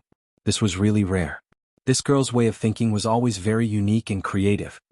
Thank you for the compliment, boss. So boss, did I pass? Can I be a reporter for Datang Daily in the future? Li Yu heard Li Zishuan's praise and immediately beamed with joy. You passed on my side. Brother Ma, what do you think? Li Zishuan turned his head to look at Ma Zhou and asked. I think it's okay. These two articles have already captured some of Lord Ju's essence. Little Yu is indeed qualified to enter the editorial department of Datang Daily. Ma Zhou nodded and smiled. That's good. Little Yu, you'll work under Steward Ma from now on. Your salary will be based on what I've told you before. The more you work, the more you get. Li Zishuan heard Ma Zhou's agreement and said to Li Yu. Oh, thank you, sir. Thank you, Uncle Ma. Li Yu heaved a sigh of relief and cheered. Ma Zhou could not help but feel that he had aged a few decades in an instant. Little Yu, you still owe me 5 strings of money before. You have to work hard to repay your debts. Li Zishuan deliberately teased. He did not care about that little bit of money. He said that purely to tease this little girl. I know. Li Yu pouted and said with dissatisfaction. Ah. Brother Ma, how's the compilation of the dictionary going recently? After teasing Li Yu for a while, Li Zishuan left the pavilion and followed Ma Zhou into the house and asked. Lord Ju, the compilation of the dictionary is almost half done. It is estimated that it will be completed in half a month. Ma Zhou replied confidently. That's fast? Li Zishuan was surprised. He thought that the amount of work required to compile a dictionary was so huge that it would take at least 1 or 2 years to complete it. He did not expect it to be so fast. That's true. Crown Prince and King Wei have given us a lot of manpower and resources to compile the dictionary. Moreover, the dictionary that we are compiling this time is mainly based on the foundation of Shua Wenjie. We have also introduced pinyin and perfected the definitions of some words. In fact, the workload itself is not huge. That's why the progress is so fast. Ma Zhou explained with a smile. Oh, I see. Li Zishuan nodded thoughtfully. After a while he asked, Brother Ma, how are things at Chitsu Culture recently? How many books can we supply to them every day? Ma Zhou was now one of the higher-ups of Chitsu Culture, so he was very clear about these things. He answered without thinking.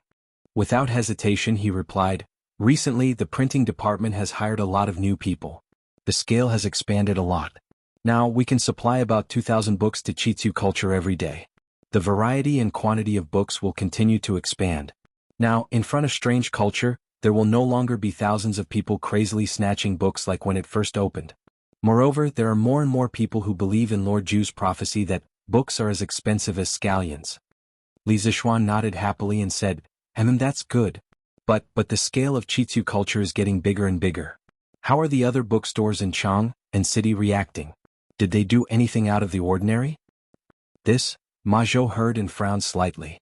His face darkened and he said, In recent days with the increase in the number and variety of Chitsu Culture books, the other bookstores' business has become more and more difficult.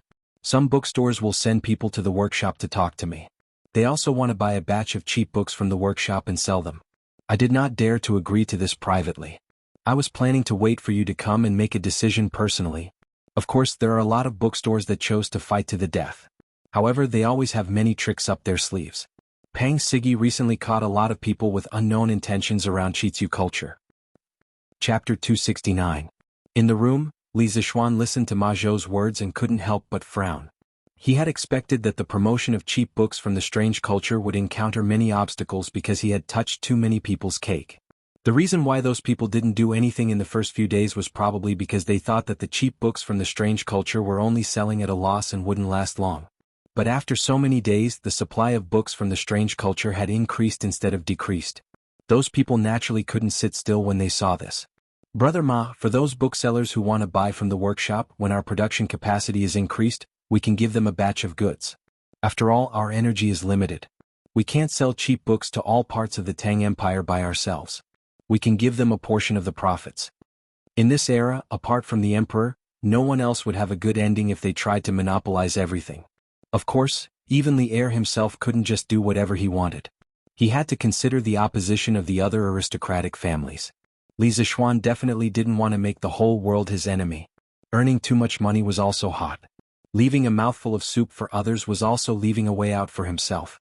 Of course, if there were people who didn't want to drink soup and wanted to eat meat, then Li Zixuan would definitely not retreat and wait for death. Yes, Lord Ju's words are reasonable. This Ma also thinks so. Ma Zhou nodded and said with relief. He was older than Li Zixuan and naturally knew more about the ways of the world. He was relieved that Li Zixuan could make this choice. This was because he was worried that Li Zixuan would make some unwise decisions because of his youth. Then Brother Ma, do you have any good ideas for those people who have bad intentions? To be honest, other than strengthening the patrols around the strange culture, I don't have any good ideas for the time being. Li Zixuan sighed deeply in his heart. He didn't like this kind of scheming. His original intention of establishing the strange culture was to let the poor people afford to buy books. From the beginning to the end, he didn't want to fight with anyone. If he accidentally hurt someone in the process, then he could only say sorry. Lord Ju, the people that Pang Sigi arrested previously have been transferred to the Supreme Court. However, we didn't get any results from the interrogation. We also didn't find any evidence of their bad intentions. The current situation is that they are in the dark while we are in the light. We don't know their intentions and plans. We can only block soldiers with arms and water with an earth weir. Ma Zhou pondered for a while but couldn't think of a good idea. He shook his head and said with a frown. Then Brother Ma, please keep an eye on the strange culture. If there's anything, feel free to find me. Li Zixuan patted his butt in annoyance and prepared to leave. No problem. Chongren Lane, Jiangsun Wuji's house. Old Master, there are more and more types of books in the strange culture now. The quantity is also increasing. Moreover, they don't show any signs of losing money. The supply of books is also endless. I estimate that the cost of their books is probably very low. Otherwise, they wouldn't be able to continue selling at such a low price for so long. Now, there are already many bookstore owners who have gone to look for the manager of their workshop. They want to purchase a batch of cheap books from them and bring them back to sell. They want to make a profit from the difference. Wu Mingyang, the shopkeeper of Mingda Bookstore, was reporting to Jiangsun Wuji respectfully. Yes, you are right. I have received news that Li Zixuan's workshop has made a paper machine. The paper production speed is very fast, and the cost of their paper is very low. Moreover, they have also mastered a set of cheap and efficient book printing methods. All in all, the price of their books is naturally low. Jiangsun Wuji's expression was indifferent, and one couldn't tell if he was happy or angry. He clasped his hands behind his back and took 2 steps forward before saying, "Go and contact Li Zixuan. Ask his workshop to supply us with a batch of books. Li Zixuan should give this old man some face. In the future, our bookstore will also sell books at this low price." Old Master, are you just going to let it go like this? Wu Mingyang was in disbelief. In his opinion, Jiangsun Wuji was the brother-in-law of the current emperor. Why would he be afraid of Li Zixuan, a mere county boy? Jiangsun Wuji's voice gradually turned cold. What do you want me to do? Do I need you to teach me what to do? Wu Mingyang could feel the coldness from Jiangsun Wuji. His legs trembled as he hurriedly said with a trembling voice, I misspoke. Please forgive me, old master. Please forgive me. Jiangsun Wuji snorted coldly and said, Leave. I will take my leave. When Wu Mingyang heard Jiangsun Wuji's words, he felt as though he was pardoned. He didn't even bother to wipe off the cold sweat on his forehead as he hurriedly left. In the house. Come in. How improper of you to lie outside and eavesdrop. Jiangsun Wuji sat on the stool, took a sip of tea, looked outside the door and said indifferently, I can't hide anything from father. Just as Jiangsun Wuji finished his words, a 12-year-old boy immediately came in. He chuckled. Chong, take a seat. Jiangsun Wuji pointed to a seat beside him and said. It turned out that this boy was Jiangsun Wuji's eldest son, Jiangsun Chong. Thank you, father. Zhang Sun Chong obeyed and sat beside Zhang Sun Wuji. Chong, you should have heard the entire story from start to end, right? Come tell me your opinion. Do you think that I am weak like shopkeeper Wu? Zhang Sun Wuji poured a cup of tea for himself and said slowly. Hearing those words, Zhang Sun Chong sat up straight. He knew that Zhang Sun Wuji was intentionally testing him. Father, I think that father definitely has your reasons for doing so. However, it is definitely not because you are afraid of Li Zixuan. The Li clan only rose up recently after Li Zixuan was conferred the title of Baron. In terms of foundation and strength, the Zhang Sun clan has no reason to be afraid of the Li clan. As for why father chose to avoid them and chose to cooperate with them, I think that father must have other considerations. Zhang Sun Chong replied cautiously. You brat. Zhang Sun Wuji chuckled. Then he shook his head and said, Chong, the matters in this world aren't as simple as what you see. It might seem calm on the surface, but it might be turbulent in the dark. If you want to be invincible, you have to know your enemy as well as yourself. You have to understand as much information about the other party as possible. Then, based on this information, you have to constantly weigh and analyze the situation before you can make the correct judgment. Do you understand? Father is right. I have learned my lesson. Even though Zhang Sun Chong didn't really understand the meaning behind his father's words, he still nodded. Chapter 270. Hey, you really don't mean what you say. Since there's nothing else, I will tell you in detail today. Zhang Sun Wuji knew his son well. He could tell that his son only heard half of it. Zhang Sun Chong scratched his head awkwardly. You were right about one thing. Our Zhang Sun family is indeed not afraid of Li Zixuan's family.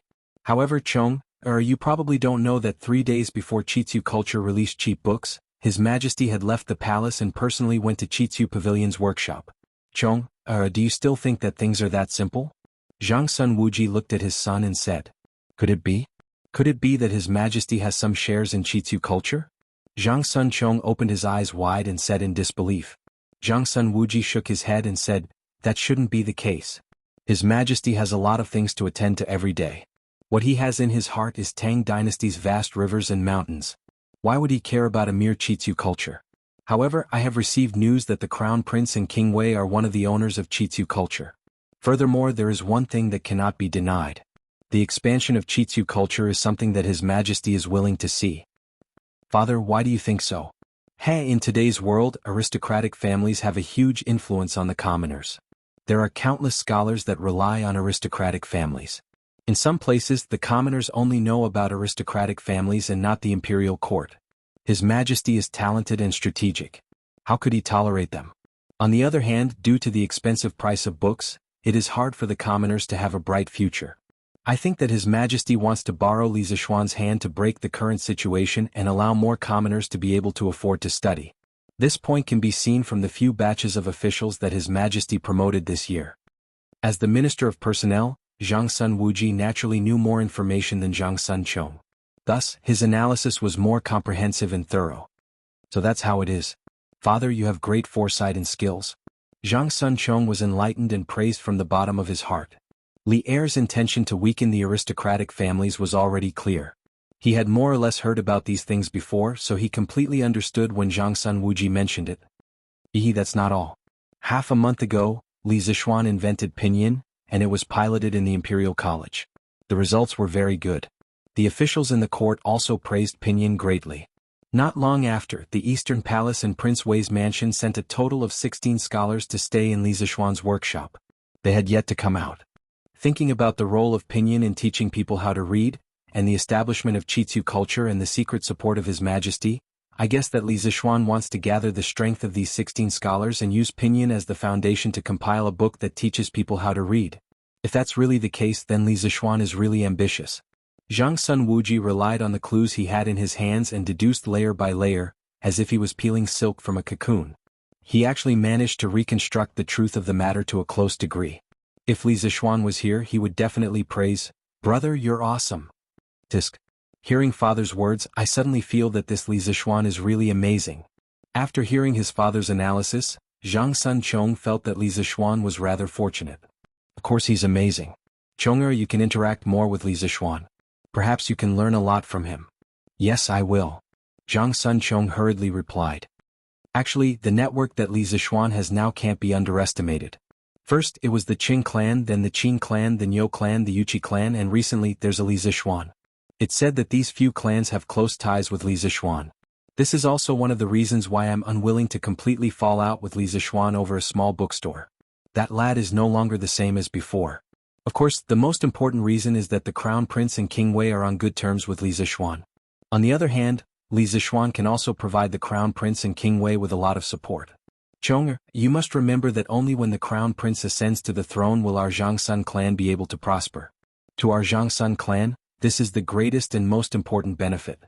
Zhang Sun Wuji sighed. At this moment, Zhang Sun Wuji wasn't as powerful and influential as Zhen Guan in his later years.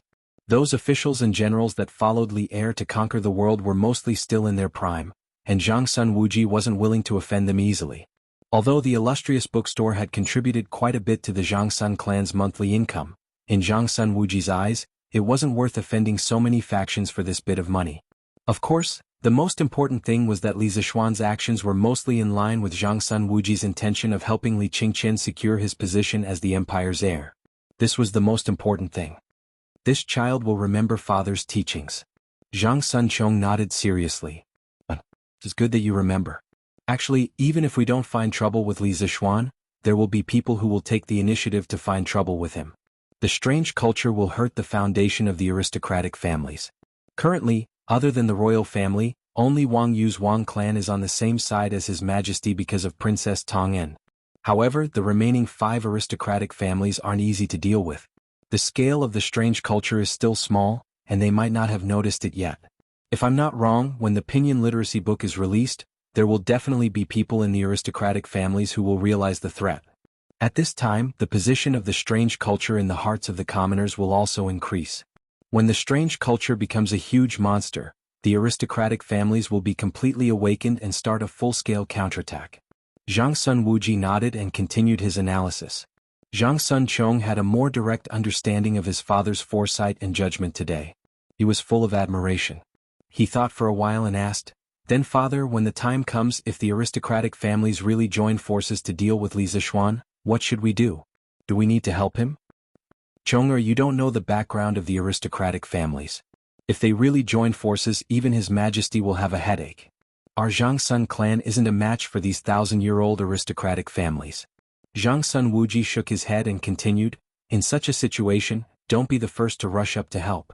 Although you might gain the goodwill of others, the risk involved will be greater. Currently, the Zhang Sun clan has both glory and wealth. We don't need to take risks and only need to develop steadily. Chong'er, you have to remember that we have to consider carefully before doing things like sending charcoal in snowy weather. Of course, it's best if we don't do it because we might get burned. You can always do things like adding flowers to a brocade. This child will remember." Chapter 271. Da-da-da. Big White's hooves were nailed with horseshoes, so when it walked on the road, the sound it made was particularly loud, even covering the sound of the carriage's 4 wheels rolling. Inside the carriage, Li Zixuan rubbed his temples in annoyance. When he thought of those people who coveted the strange culture, he felt a wave of exhaustion for no reason. He was most annoyed by scheming against each other.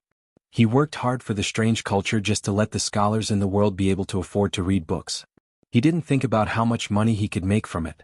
If this behavior was in the modern world, many people would definitely scold him for being an idiot. He didn't want to live a good life as a rich second generation and had to do all kinds of things. In the end, he even offended people. Why did he have to be so stupid? Li Zixuan felt a trace of regret at this moment. No matter what era it was, outsiders would always be attacked by others.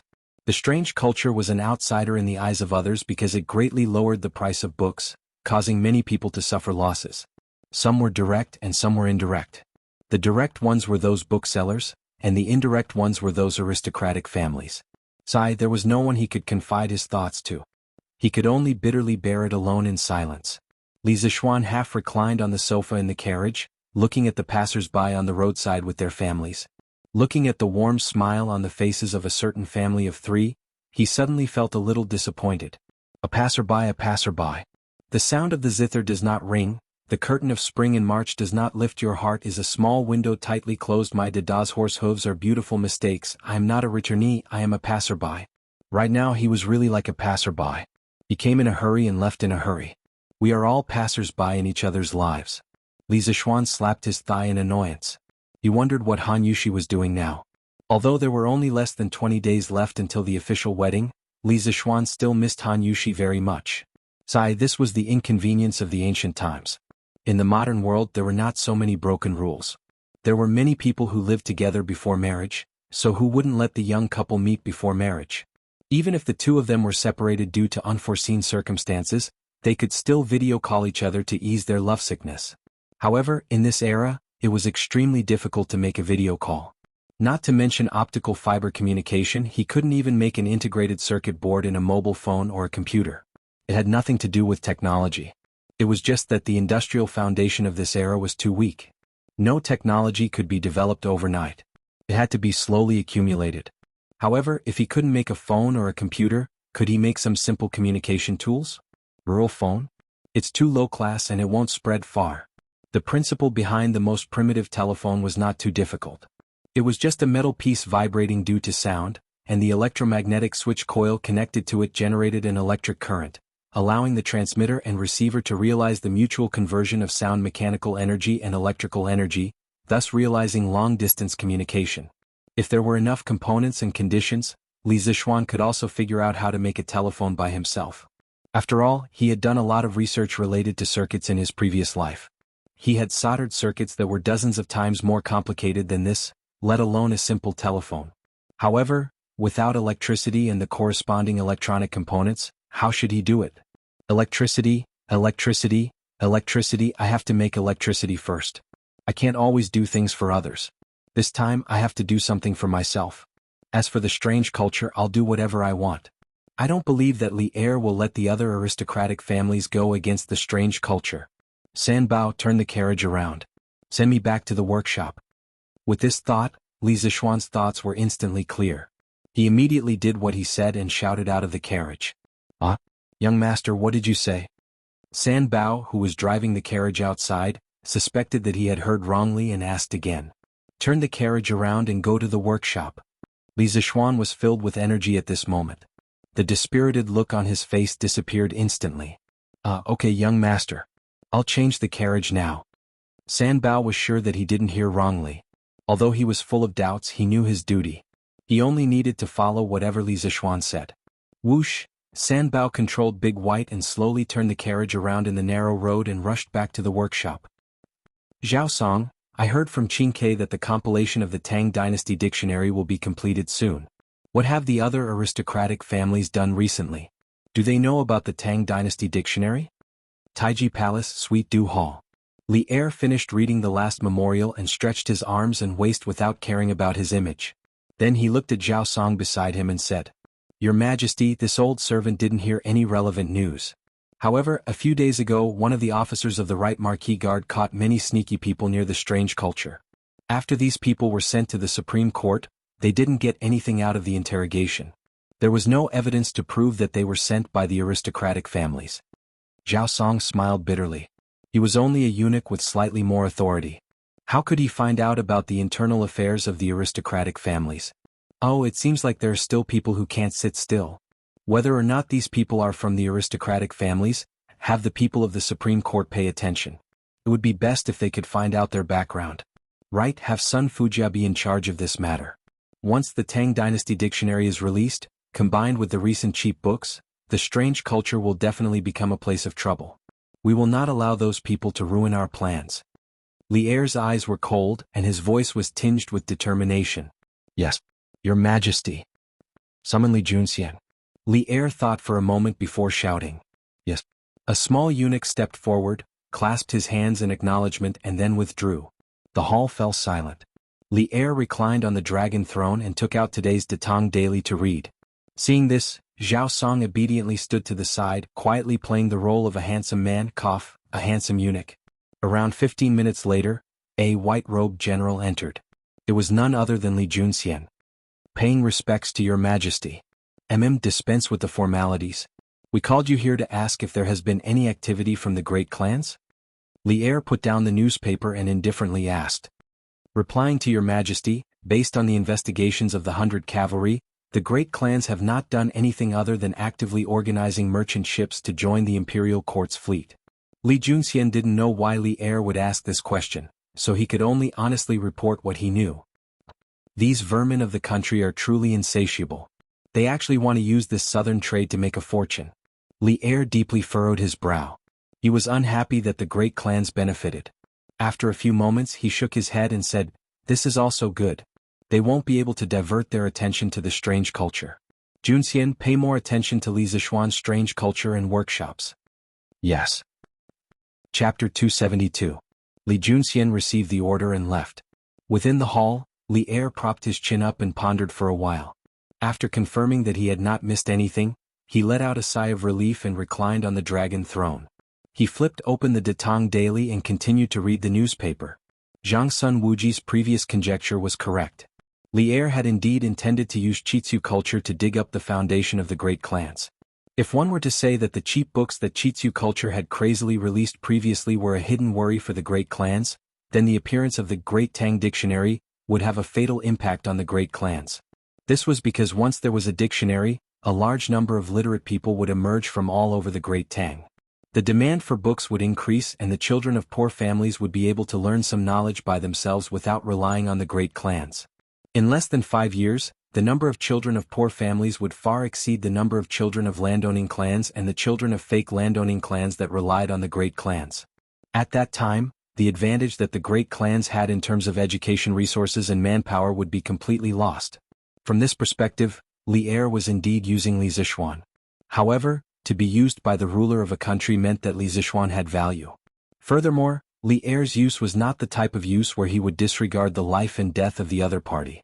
He had always had a backup plan for the safety of Qitsu culture in the workshop. He intended to groom Li Zishuan and leave him for Li Qingqian.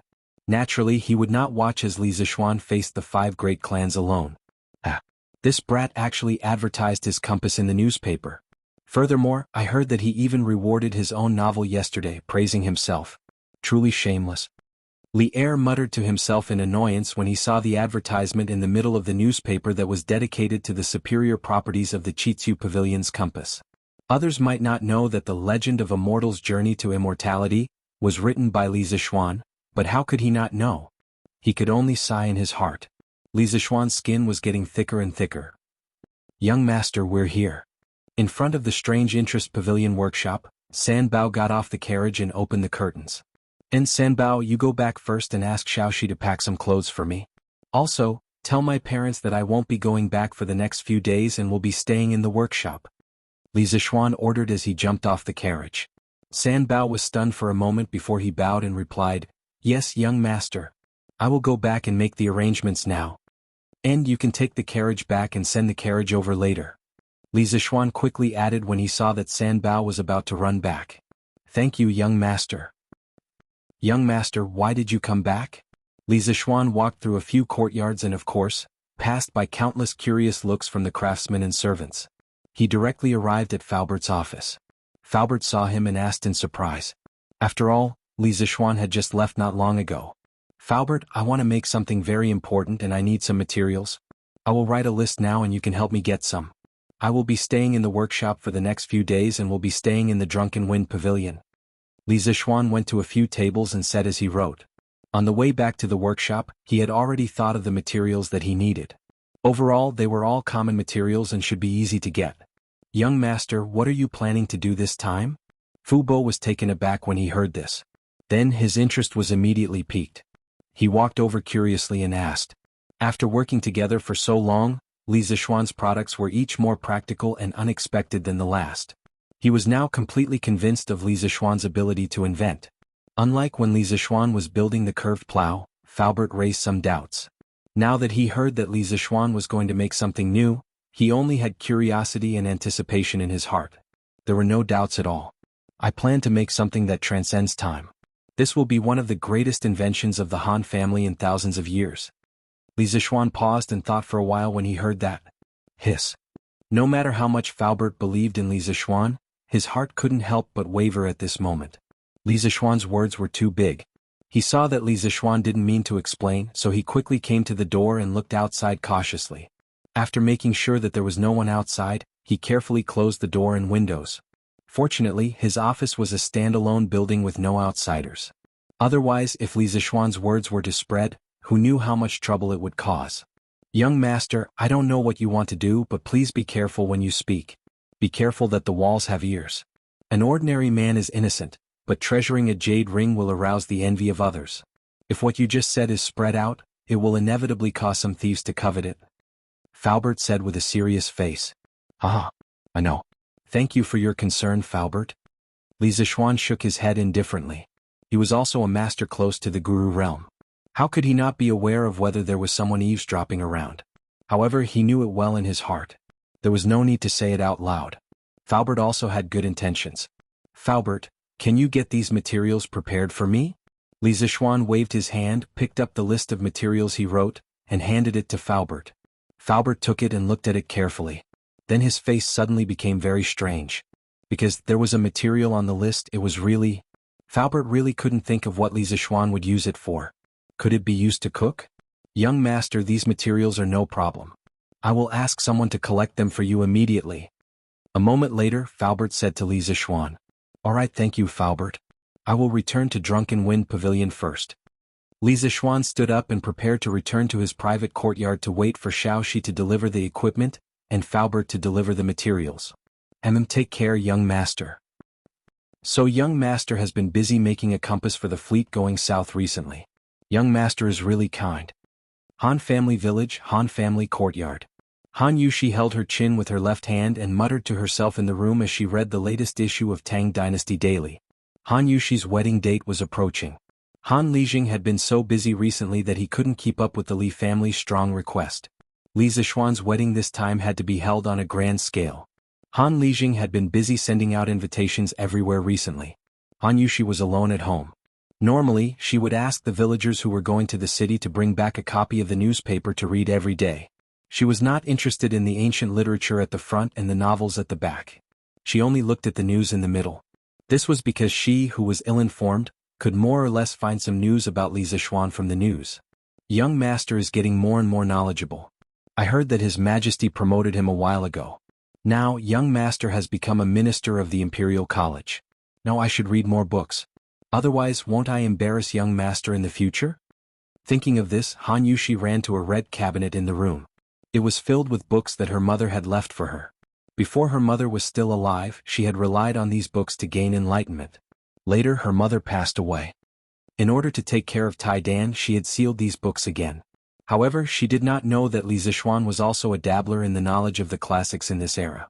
Why would he care if she was knowledgeable? Chapter 273. Young master, Xiaoxi has brought you a change of clothes. Li Zixuan returned to Drunken Wind Pavilion. About 15 minutes later, Faubert did not come to deliver the materials, but Xiaoxi came to deliver the clothes instead. Thank you for your hard work. Xiaoxi, you can go back after you put these clothes in the room. Li Zixuan leaned on the table as he recalled the knowledge of physics and chemistry from his previous life. Young master, Madam is worried that you will suffer here alone, so she asked Xiaoxi to stay here and take care of you. Xiaoxi will go back and bring your 3 meals a day. Xiaoxi hugged the bundle that she brought over and turned around to say, Did my mother really say that? Li Zixuan raised his head and asked. Of course. Yes, Xiaoxi went to prepare a room for you. Xiaoxi replied with a slightly red face. She then hurriedly turned around and carried the bag into the room. In fact, after Sanbao sent the news that Li Zixuan would be staying in the workshop for a few days, Madame Li did not think of sending a maid to take care of her son's daily life. It was Xiaoxi who weakly mentioned it, so Madame Li sent her over. Thinking of Madame Li's meaningful gaze and smile when she arrived, Xiaoxi was so embarrassed that her ears turned red. Boss, these are the materials that Butler Fu asked me to bring over. Not long after Xiaoxi went into the room, Song Xiaoxi came over with a bag. After the previous lesson, Song Xiaoxi's smile now had a tinge of caution. He was no longer as impulsive as before. Li Zixuan took the bag and checked it carefully. He then nodded with satisfaction and said, Very good. Not a single one is missing. Xiaoxi, you can go back now. It's almost time for work. Young master, I'm not in a hurry. I can stay in the workshop at night. Why don't I serve you here? If you have any orders, I can run errands for you, right? Song Xiaoxi smiled politely. No need. I don't have anything to do here. I can do it myself. Xiaoxi, you should go back. Li Zixuan smiled and replied. At this moment, Xiaoxi finished tidying up the room. She came out and said, Young master, your room is ready. Thank you for your hard work. Li Zishuan nodded. Young master, then I will take my leave. When Song Xiaoxi saw Xiaoxi, he immediately reacted. At the same time, he hated himself for being so talkative. His young master was a beautiful woman, why would he need his help? So, when Li Zishuan saw Song Xiaoxi running away, he knew that Song Xiaoxi was overthinking. Li Zishuan wanted to call him back, but he thought better of it. There was nothing to explain. Xiaoxi, there's still a room on the east side. Go and clean it up yourself. I'm going to start working now. Li Zishuan picked up the large bag of experimental materials and walked into the room as he smiled at Xiaoxi. When Xiaoxi saw that Li Zishuan did not need her help, she replied with an "oh," and went to the other room to tidy it up. After all, she was going to stay here at night. She could not possibly sleep in the same room as Li Zishuan, right? Although she had thought about it before, but... after transmigrating for so long, I'm finally back to my old profession. Li Zishuan placed the bag of materials on the experimental platform that he temporarily put together with 4 long tables. Looking at this simple laboratory, he felt a little emotional. As an engineering student and one that specialized in engineering, he had soldered countless circuit boards in the laboratory. He did not expect that after transmigrating to the Tang dynasty, he would still have to do his old profession. The difference was that his current laboratory conditions were even worse. Of course, the experiments he did were more basic and simple. It could not be compared to modern integrated circuits. Let's get to work. Today, I will make the battery come to this world more than 1,000 years earlier. Dear Mr. Volt, I'm sorry for stealing your invention. Li Zishuan rubbed his fists and rubbed his palms as he muttered to himself eagerly. That's right, what Li Zishuan wanted to make was the simplest volt battery. What? You think that volt batteries are too weak? Why not make a generator? F***ck big chest brother, it's easy for you to say that. You haven't even learned how to walk and you want to run away. Do you think that generators are that easy to make? You transmigrated to the Tang dynasty, why don't you try making one for me? Can you make one without 1 or 2 months? Li Zishuan wanted to immediately create electricity and then realize the next step of his plan. How could he use 1 or 2 months to make a generator? Li Zishuan watched the TV series, The Myth, in his previous life. In the series, Yi Xiaochuan, who was played by Hu Gu, transmigrated to the Qin dynasty. Because his phone ran out of battery, he made himself a hand-crank generator. Of course, this was the scriptwriter's nonsense. In fact, that thing could not generate electricity at all. Okay, magnets existed in ancient times. The wires used were the gold threads from the clothes of the future Liu Bang's wife, Liu Ho. However, those gold threads did not have an insulating outer layer. When they were wrapped into a coil, it was no different from a lump of gold. The scriptwriter did not know that real generator coils were covered with enameled wire. Not to mention, to charge the phone, didn't he need an interface cable? Li Zishuan, who was a science and engineering student, was troubled by this for a long time. At that time, he also thought that if he really transmigrated to ancient times, when he needed to charge his phone, he should adapt to the time. Ancient materials were limited. What kind of device should he invent? Should it be a simple hand-crank generator or something else? What? You said that there was no signal in ancient times, so why did you need to charge your phone? You could use your phone as a video camera. Could it be that your phone could only be used to make calls? If there were some pornographic content in your phone, you could contribute it to the emperor. You might even have a lifetime of glory and wealth. After thinking hard and letting the dog stand him up on the internet to find a needle in a haystack, he really found it. In the year 1800, the famous scientist Volta invented the world's first battery, which was also the ancestor of modern batteries. He did not know why those idiotic translators in China would sometimes call it Volta and then Volta. Li Zishuan's mind was often confused when he was in middle school. Through experiments, he found that when a piece of paper soaked in salt water was sandwiched between 2 different metals, electricity would be generated. He soaked the blotting paper in salt water, stacked it with a layer of silver, a layer of blotting paper and a layer of zinc. Then he used a wire to connect the top layer of metal to the bottom layer of metal. He found that he could measure the voltage and current. This device was now called a voltaic battery. The principle of a voltaic battery was, when different metals came into contact with an electrolyte solution in pairs, the ions in the solution would form a directional movement and thus generate an electric current. Until now, the dry battery that we used was a modified voltaic battery. In the dry battery, a paste of ammonium chloride was used instead of salt water, a graphite rod was used instead of a copper plate as the positive electrode of the battery, and a zinc sheet was used as the negative electrode of the battery. Compared to making a generator, wasn't it easier to make a battery? Chapter 274. The materials used for the voltaic battery were silver, zinc, salt, and blotting paper. As long as they were stacked together, they would form a battery that could generate electricity. Then, were these materials available in ancient times? If you were traveling to the Ming Dynasty, congratulations, you would have all of these materials. You would be able to charge your phone directly. This was because zinc metal was first invented by China in the Ming Dynasty. At that time, it was called Japanese lead. It was first extracted from silver or imported from Japan. Unfortunately, Li Zixuan had traveled to the Tang Dynasty, so he lacked one material, zinc. But could a voltaic battery be made without zinc metal? Of course not. As long as there were two different metals, it could be made. The only difference was the voltage and current produced. The positive electrode material used in modern dry batteries was copper, gold or silver was better, but that was for the rich people's flashlights, and the negative electrode material was zinc. Copper was also very easy to obtain in ancient times, unless you had the bad luck of 8 lifetimes and traveled to the Stone Age. The negative electrode material could be aluminum or iron. Yes, iron, which was cheaper than copper. In the room, in the laboratory, Li Zixuan was secretly glad that he had read The Myth in his previous life and had a lot of questions, so he had searched for a lot of information related to the manufacture of batteries on Baidu.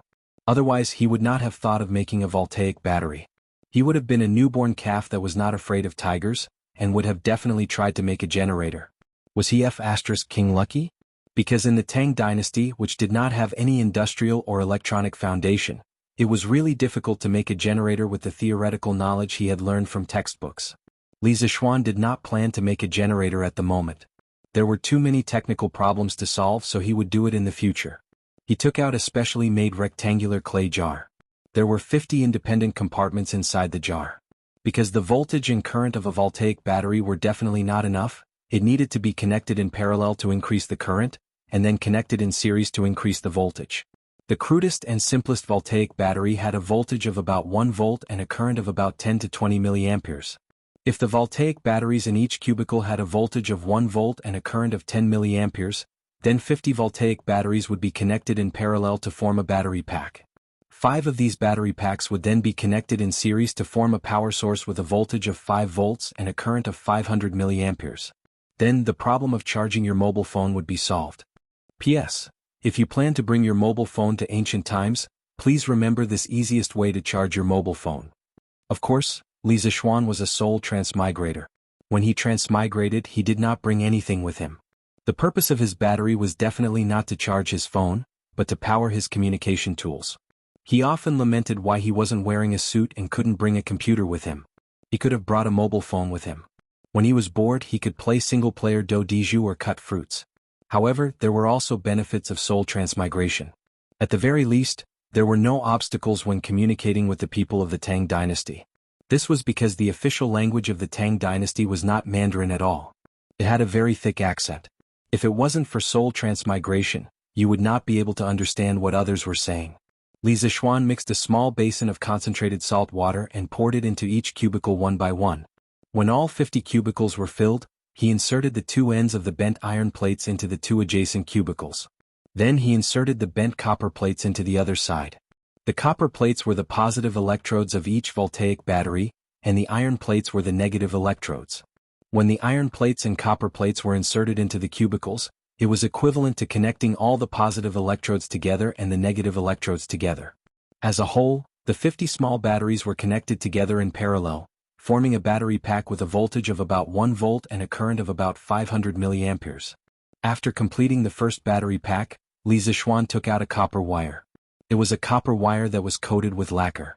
He used the copper wire to separate the positive and negative electrodes of the battery pack.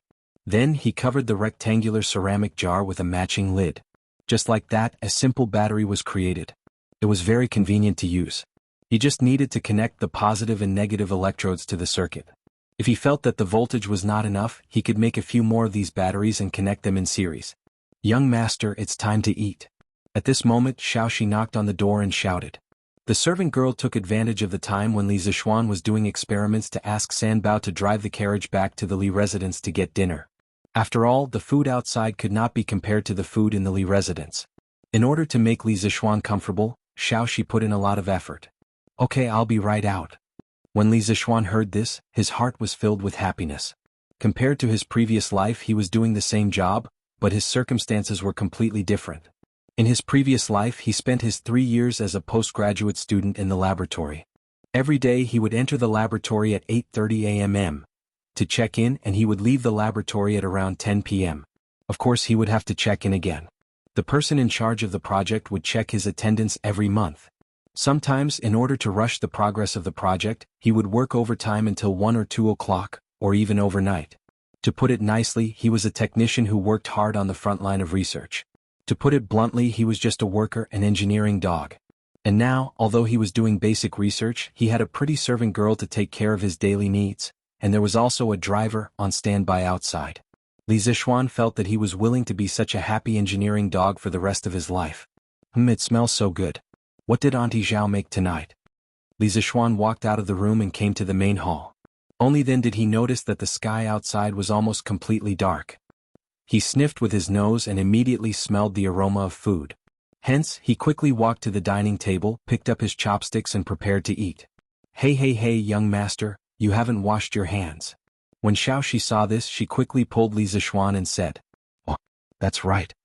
Li Zixuan looked at his dirty hands and felt a chill down his spine. It was a big taboo to eat without washing your hands after an experiment. What he did today was just a normal experiment. However, if he did not wash his hands when he used poisonous substances in his experiments, wouldn't he be in trouble? When he thought about this, he quickly followed Xiaoxi to wash her hands before returning to the table to eat. "Xiaoxi, have you eaten?" "Young master, of course Xiaoxi will eat after you finish eating." So annoying. "Sit down and eat with me. You know that I hate these rules the most." Xiaoxi looked at Li Zixuan awkwardly. In the end, she still went to get a bowl of rice for herself and sat opposite Li Zixuan. Anyway, it was not the first time.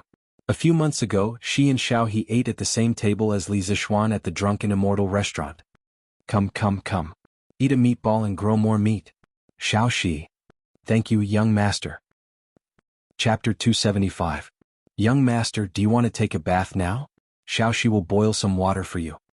After dinner, Xiaoxi looked at Li Zixuan and asked.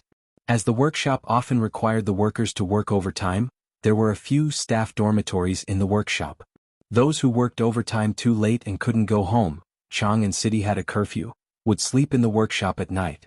Correspondingly, the kitchen, cafeteria, of the workshop would close very late at night to prepare hot water and supper for the overtime workers. This was a benefit that Li Zixuan prepared for the workers after he took over the workshop. No rush, I still have to make some things. Xiaoxi, don't be busy. Go wash up and sleep. I'll go get a bucket of water from the well after I'm done. It's better to use cold water on such a hot day. Li Zixuan waved his hand and said, Young master, you can't do that. You'll catch a cold if you bathe in cold water. Xiaoxi heard him and shook her head like a rattled drum. She was determined to disagree. Your young master has kung fu, how would I catch a cold? Little girl, go wash up and go to sleep. I'm going back to work. Li Zixuan smiled nonchalantly, then turned around and went straight back to his room. Young master. Xiaoxi stomped her feet in annoyance. The little girl sulked for a while before she got up to clean the dishes. Chirp, chirp, chirp, chirp, chirp, chirp. The night at Drunken Wind Pavilion was very quiet and peaceful. A waning moon hung in the night sky.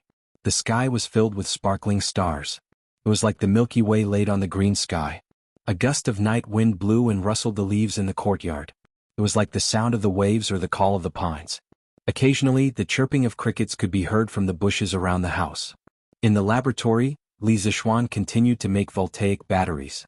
There was no TV to watch, no computer to play, and he couldn't fall asleep so early. It was rare to find a good toy and he was addicted to it. He wanted to try connecting a few more voltaic batteries in series to see if he could do something. As the saying goes, unfamiliar the first time, familiar the second time. In less than 2 hours, he actually managed to create another 11-volt battery packs. In other words, he could now assemble a 12-volt, 500 mAh power supply. It was not easy at all. So I wonder if the archaeologists will be able to guess that this young master came from the modern era when they dig up the voltaic battery that this young master made 1,000 years later? Li Zixuan looked at the dozen or so batteries on the table and thought to himself, that's right. All right. It seems like there really was someone who made the voltaic battery even earlier. Oh, so this young master isn't the first person to eat crabs? Li Zixuan regretfully patted his head, because he suddenly remembered an archaeological news article he saw on the Tinya forum in his previous life. The general idea was as follows. In 1938, Van Wilhelm Koenig, an archaeologist working in a museum in Baghdad, Iraq, announced that he had discovered a battery that predated the voltaic battery by a long time. Koenig claimed that this battery was made by the Mesopotamians as early as 200 BC. This Baghdad battery was made up of a 14-centimeter tall jar, an iron electrode, and a copper electrode surrounding the iron electrode. The iron electrode was also surrounded by paper soaked in grease to prevent it from coming into contact with the copper electrode. In the jar, Koenig also found traces of a mysterious organic substance. Later, someone made a replica of the Baghdad battery based on the antique.